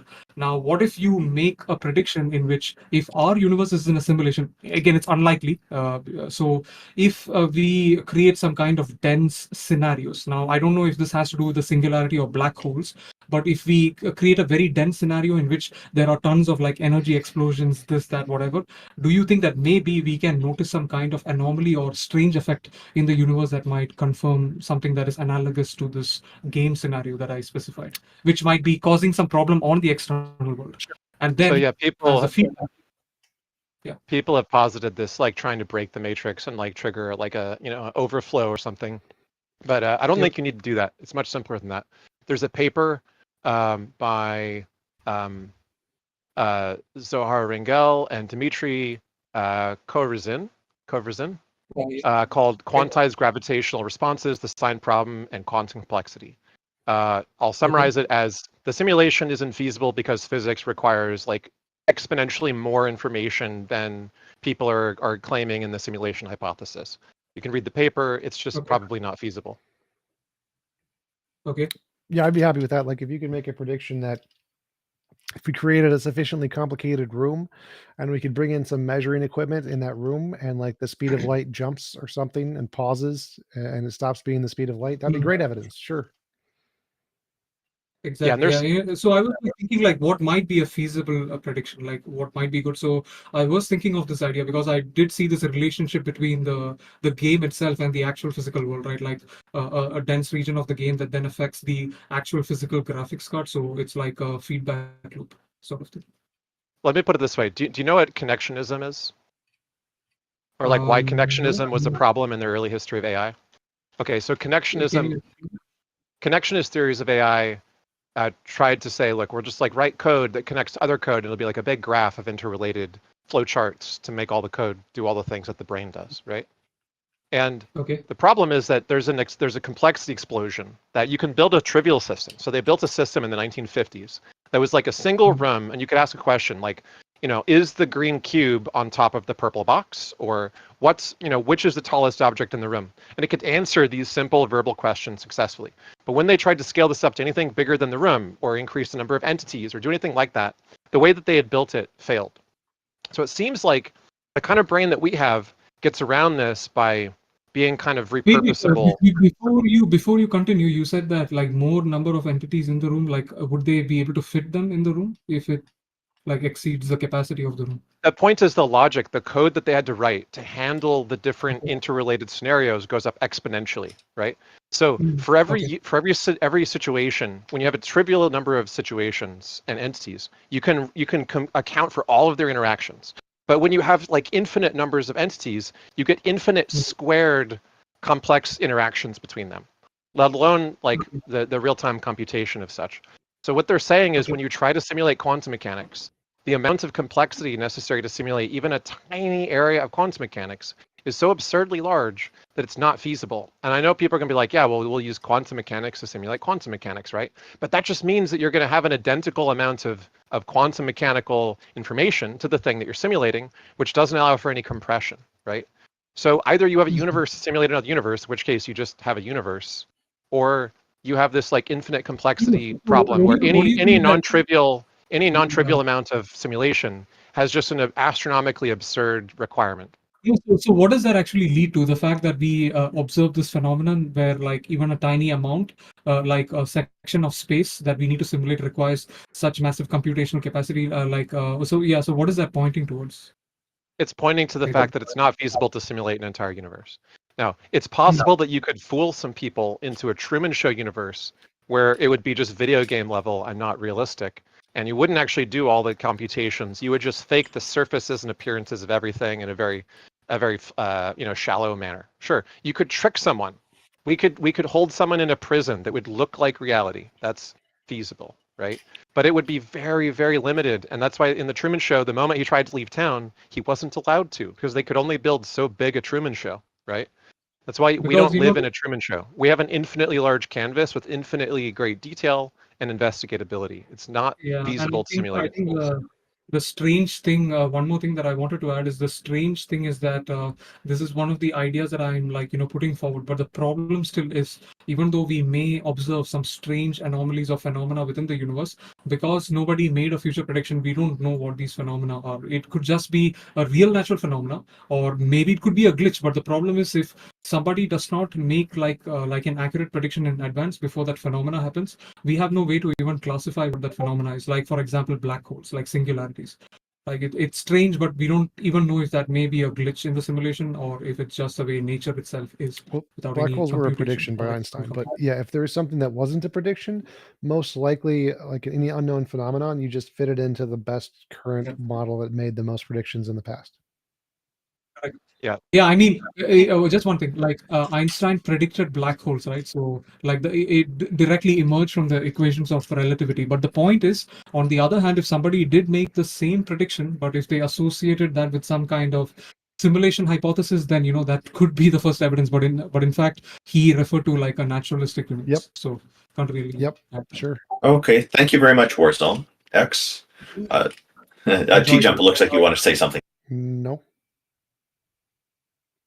So thanks, Warzone X. Appreciate you joining us. We're going to try to bring Anish back up. It was great to have you on today. Have fun, guys. Cheers. And I posted that paper in the chat. I think I already reshared it to YouTube. Thank you very much, Anish, for joining us. Hope we can hear you better now. Your audio's fixed. Yeah. Hello, can you hear me now?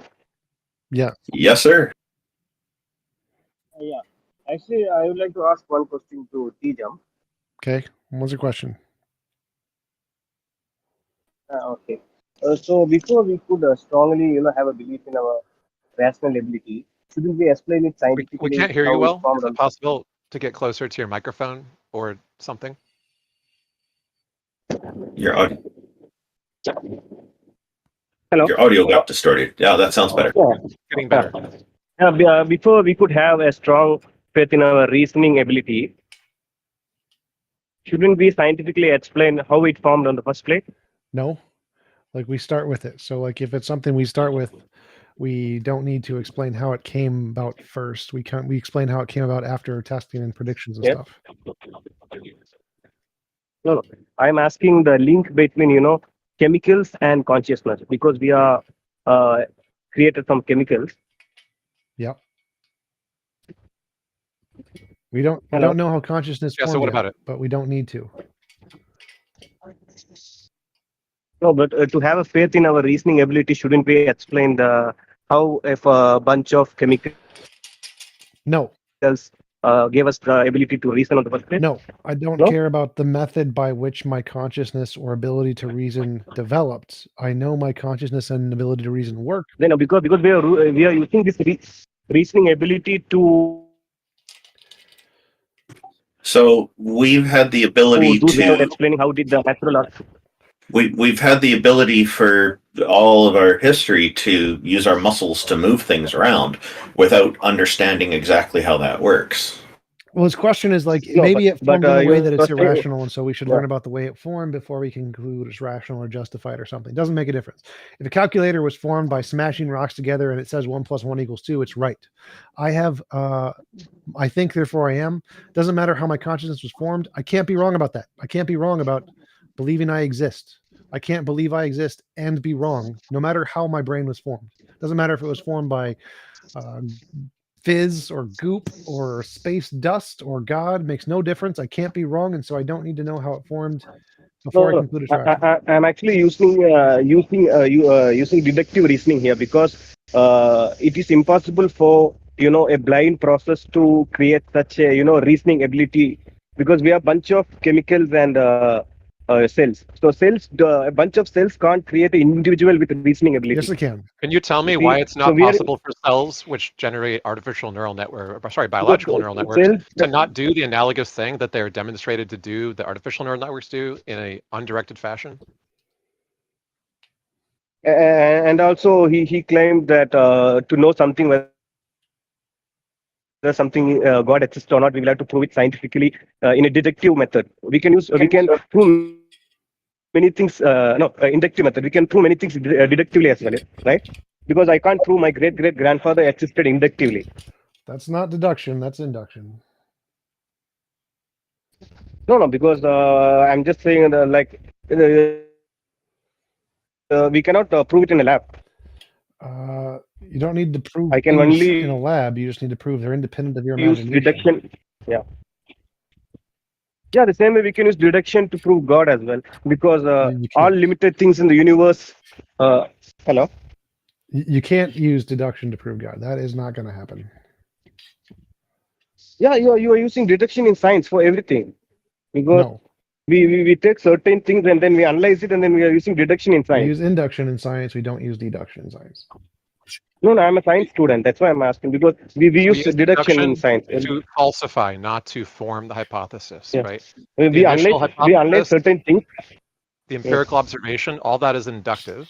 Then when we find Yeah, contradictions the between empirical observation. one or more theories, of which only one of those is compatible with the data, we deductively eliminate a theory, but we don't form the theory deductively.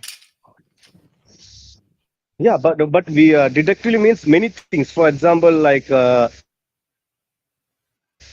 you see now the grandfather example. Without my grandfather, I wouldn't exist here now. Induction. So it's a deduction, that logical deduction, that I can say, okay, he existed 1,000 years back. I don't have his proof, his photo, anything.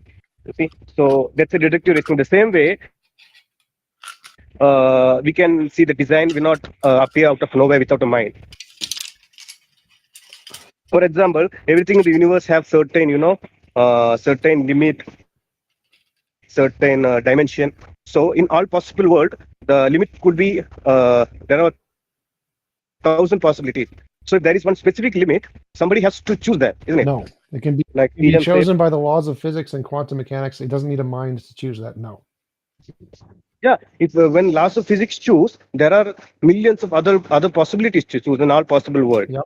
So why you choose one specific limit? Because of its nature. It doesn't need a mind. Yeah, then nature. Where did that nature come from? It was always there. It was Let me ask you a uncreated. question. Do you know the inverse square law? What? You said you're a science student. I assume you know the inverse square law. No, I don't know that. Oh shit! So you don't study physics? No, What kind of I'm science do just you doing my study? bachelor.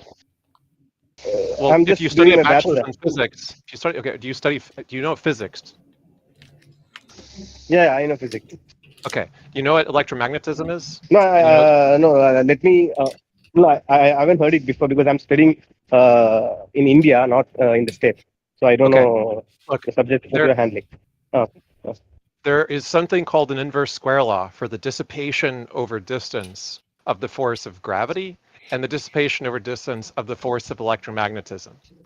Are you with me so far? Yeah.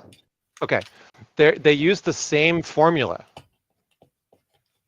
Okay, they're two different phenomena that use the same formula. Is that evidence that someone designed them to be the same because they really liked the inverse square law and so they used it twice? Or is that evidence that there could be some natural geometric explanation that they have the same dissipation rate?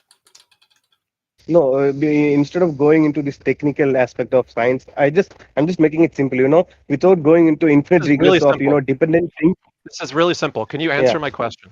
Okay, so I mentioned two things you know about. You know what gravity is, you know what electromagnetism is, right? Okay, so magnetism and gravity both dissipate using the inverse square law, even though they're two different phenomena, right? So is that evidence that a designer picked for them to follow the inverse square law? Or could there be something they have in common, something like geometry, that doesn't require a designer to pick for that particular Yeah, law to then what describe those. created the geometry in the first place? The question arises again. What created the geometry? The geometry could have been a million Geometry other ways. is In math. all possible world. Look, No, in all possible world, that could have been geometry. in a different ways. Look, you're entitled to your all possible worlds arguments, but you're not entitled to all possible math because there isn't all possible math, right? Math doesn't just work like arbitrary ways. Okay, so in other words, No, any I'm not talking mathematical about structure abstract. I'm with not talking about three. abstract things. I'm talking about physical limits. You know, I'm in explaining this abstract to you. things there is the. Any Yeah. Okay. possible arrangement of 3 dimensions is going to be able to follow the same math regardless of what universe it's in No, or how the universe is slightly different. math is And so abstract. I'm talking about geometric. physical things. You know. I think you're Yeah, going math over is his a head. I description. think you're going over his head. So the answer is it's a part of Hey, its look, nature. the point is, It was never created. inverse square law dissipation through space Yeah, it's is a part of predicted by nature. Why this geometry. particular nature and why not some other way? It's You know, the predicted nature by could have been thousand other ways. Okay, it's predicted by geometry, so that it couldn't be any other way.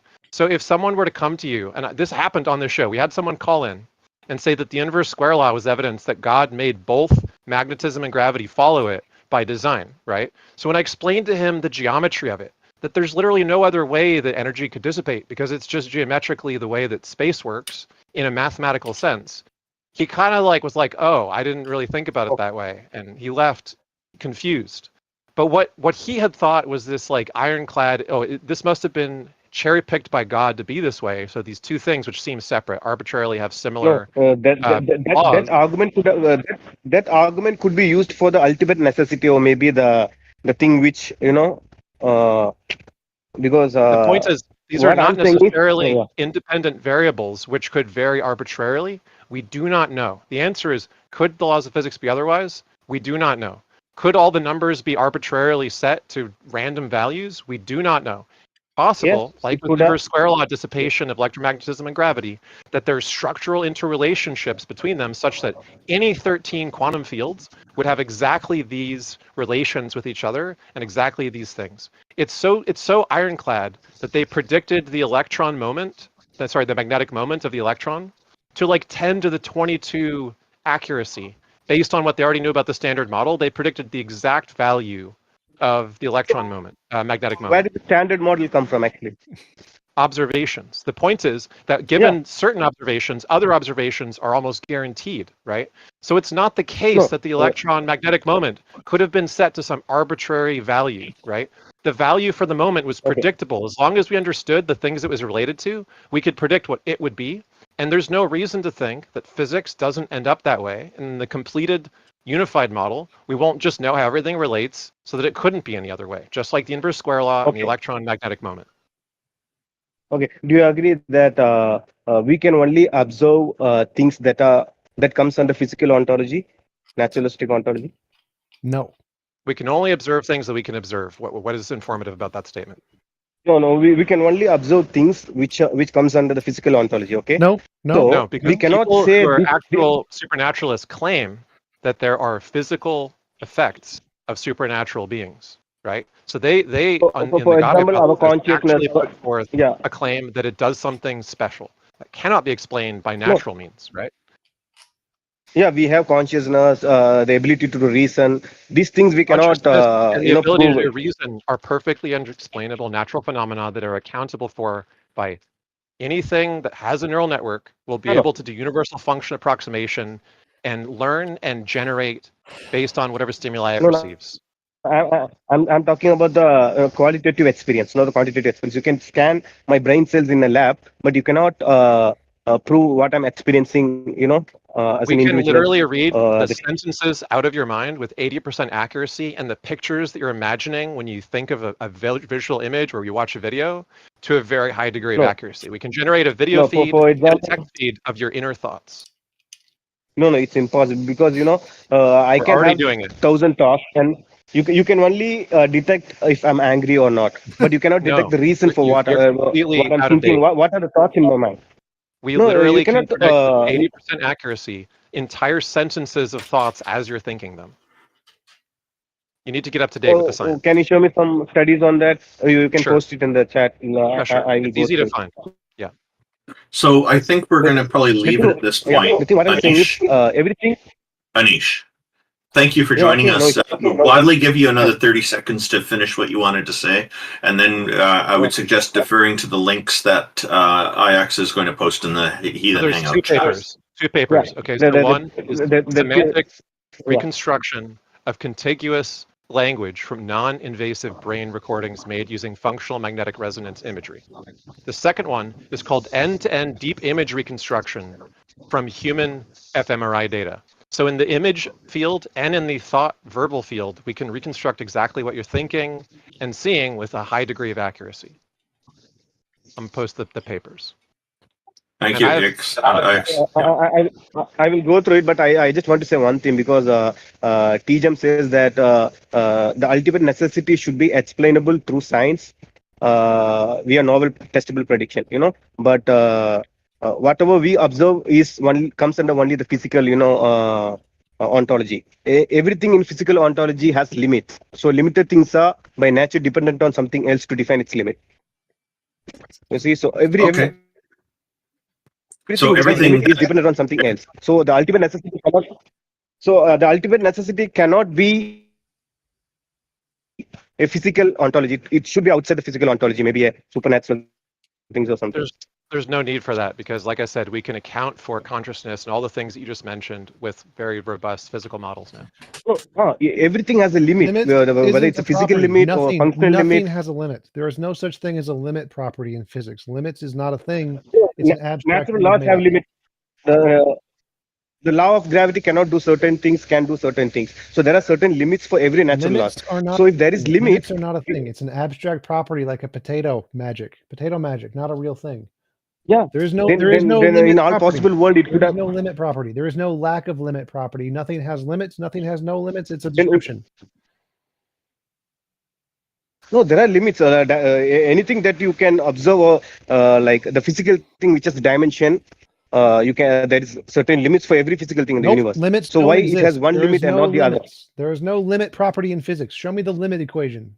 Can you find me a limit property? No, limit equation, means limit the property? specification function, limit in specification or limit in function, whatever it is. But it could have been any other way in all possible Nope, worlds. show me the limit particle. Show me the limit particle, the limit principle. So why it is in a one specific way? So it keeps on going. Nope. Again, until you can show me No, the but what I'm limit saying is property the in ultimate physics, there's no such thing. You've just made stuff up. No, if you bring the ultimate, if you say the ultimate necessity is quantum physics, obviously it is a physical, maybe I don't know, it is a physical thing or something. It has certain kind of limits. Nope, there's no limits. There So are no obviously limits. who created- Limits don't exist. There are no limits. Limits are a thing you've made up. So, okay, who created the laws of quantum Nobody physics? did. They're not limited. They were not limited by anybody. They did not get created. But those laws have certain patterns or certain functions, Yeah, right? patterns exist in their nature. It's a part of their nature. Yeah, that's the limit that I'm talking no about. limits. That patterns No why it in a limits. certain way, Limits not don't in another way. exist. There are no limits. Okay, why it is in a certain way and not the other millions of other Because ways this is nature. in all possible It's worlds? because it's its nature. Yeah, and you are not explaining how did it occur on the first place. Because it's its nature. Yeah, there's an It's explanation. uncreated. It's uncreated. That's its nature. It's always been that way. And just by saying it is nature doesn't explain. No, there's no testable prediction for that. Oh, anyway, Okay, yes, thank you. So if you're learning these things at school, it could be that the instructor you have might be giving you some strange ideas. Are you in an accredited school by any chance? PragerU. Hello. Anish, Yeah, I think you mentioned yeah. that you're studying this at school right now. No, actually, I watched almost 1,000 debates of T-Jump. I'm a fan of him. He's fan, I'm a fan too. Me too. Yeah, I watched almost thousands of videos of T-Jump. That's why. Yeah, there's a lot to learn from him. Did you have some final things you wanted to close up with before we end the show here? Who? Anish, thank you very much for joining us. It sounds like you're having audio problems again. I would like to say one more thing, if you don't mind. Sure, let's make it brief. Go ahead. Yeah. Actually, there are different religions in the world, like Hinduism, Christianity, Islam. I'm actually a Muslim, you know. So in Hindu scriptures and in Christian scripture, it has written a final prophet will arise from the Arabian region, and even in Hindu scripture, it's written the prophet's mother's name, father's name. He will go from this place to other place. So how could this been written thousands of years before this person came in the Middle East? Can you show us In the Hindu text? scripture, Go ahead and send it us the text. specifically mentions no, it specifically mentions the name of Prophet Muhammad's mother, father as Yeah, Kalki avatar send in us, Hindu scripture. send us the text, right? Because if we've never seen this before, we're gonna have to look into it. Send us the text and come back Yeah. next time. Yeah. Anish, this sounds like a good topic for the next show. Our schedule is on theisthelpline.com. Hopefully by then you'll have your audio problems sorted out. We'll be able to hear clearly because it was a bit of a challenge today, but I think we got most of what you said. Thank you very much for joining us. Thanks a lot. Yeah. All right, T-Jump and IX, did you have any final thoughts about anything on the show today? Fun as always.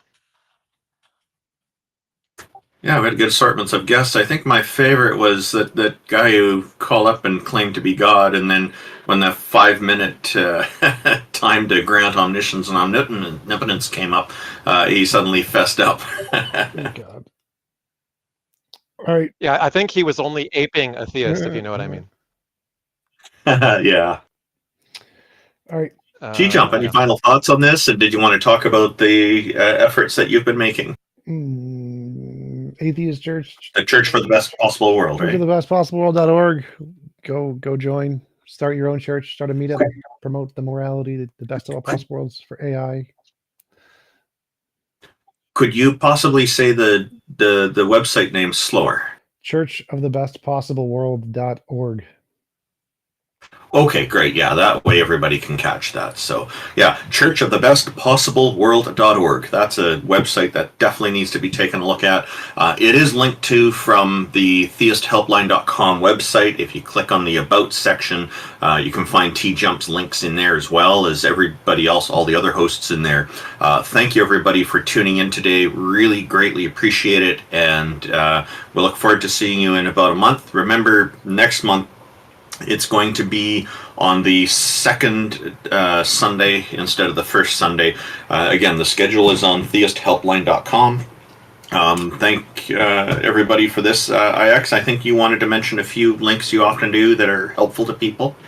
Oh yeah, the Bible study for the week that I'd recommend is The Mythical Christ with Dr. Richard C. Miller, full documentary. You do a Google search. We posted the links already.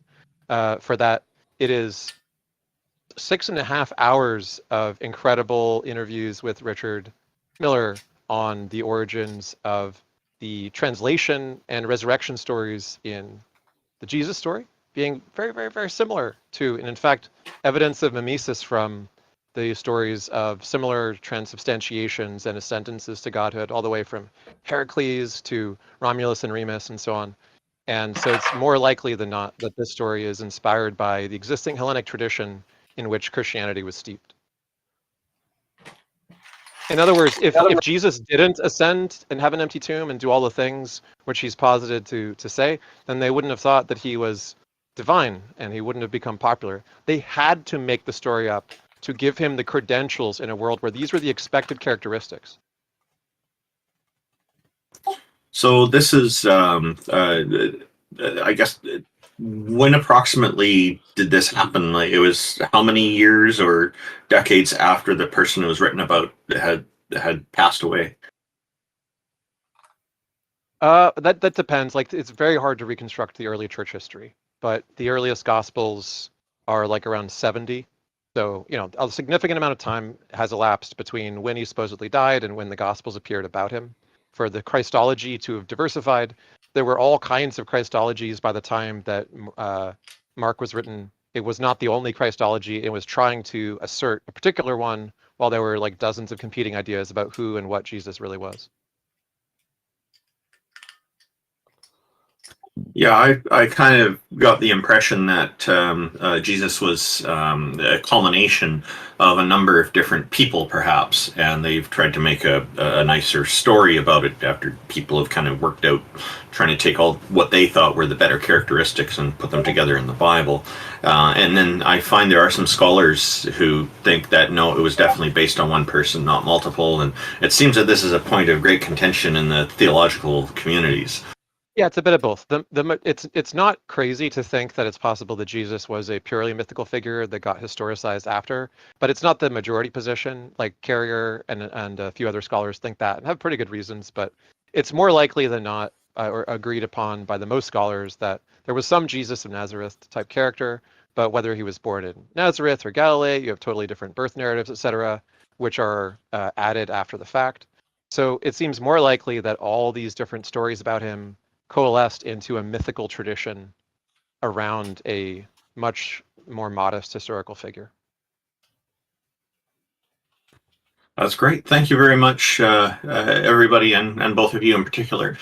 We've almost made it to 5 hours today. I'll just put in a quick word for our sponsors as well. We have the Politics Discord that we're grateful to for making their 78,000 plus members available to us. They currently have almost 10,000 online as we're speaking. It is a very popular Discord guild or Discord server, and they very graciously make these stages available to all of us. So if you're interested in this, please do take a look at their what they have set up. They have a lot of active community kind of conversations going, and you can find that at www.discord.gg/politics. And of course, there's the organization I run, Canadian Atheists, which is donating the website services and whatnot to this. And we advocate for the equal treatment of people who don't believe in deities to those who do in society. There is a little bit of unequal treatment going on in Canada, not as much as we see in some other countries, but it does still occur. And so we are trying to work toward rectifying that. And it's a slow and long process, unfortunately, but we have made some progress over the years here and there. One of the first things that we did was, I was part of a petition that somebody else had started to remove blasphemous libel as a criminal act in our legal system, and we were successful on that. So we continue to do other things and try to promote community and whatnot. You can find out more about the Canadian Atheists at www.canadianatheists.ca. And again, all these links can also be found on the Theist Helpline website. That's at www.theisthelpline.com. And do, in particular, go to the About section and look at T-Jump's links. He's got the Church of the Best Possible World there, the website. That's also a very important effort to take a look at. Thanks again, everybody. Have a wonderful day.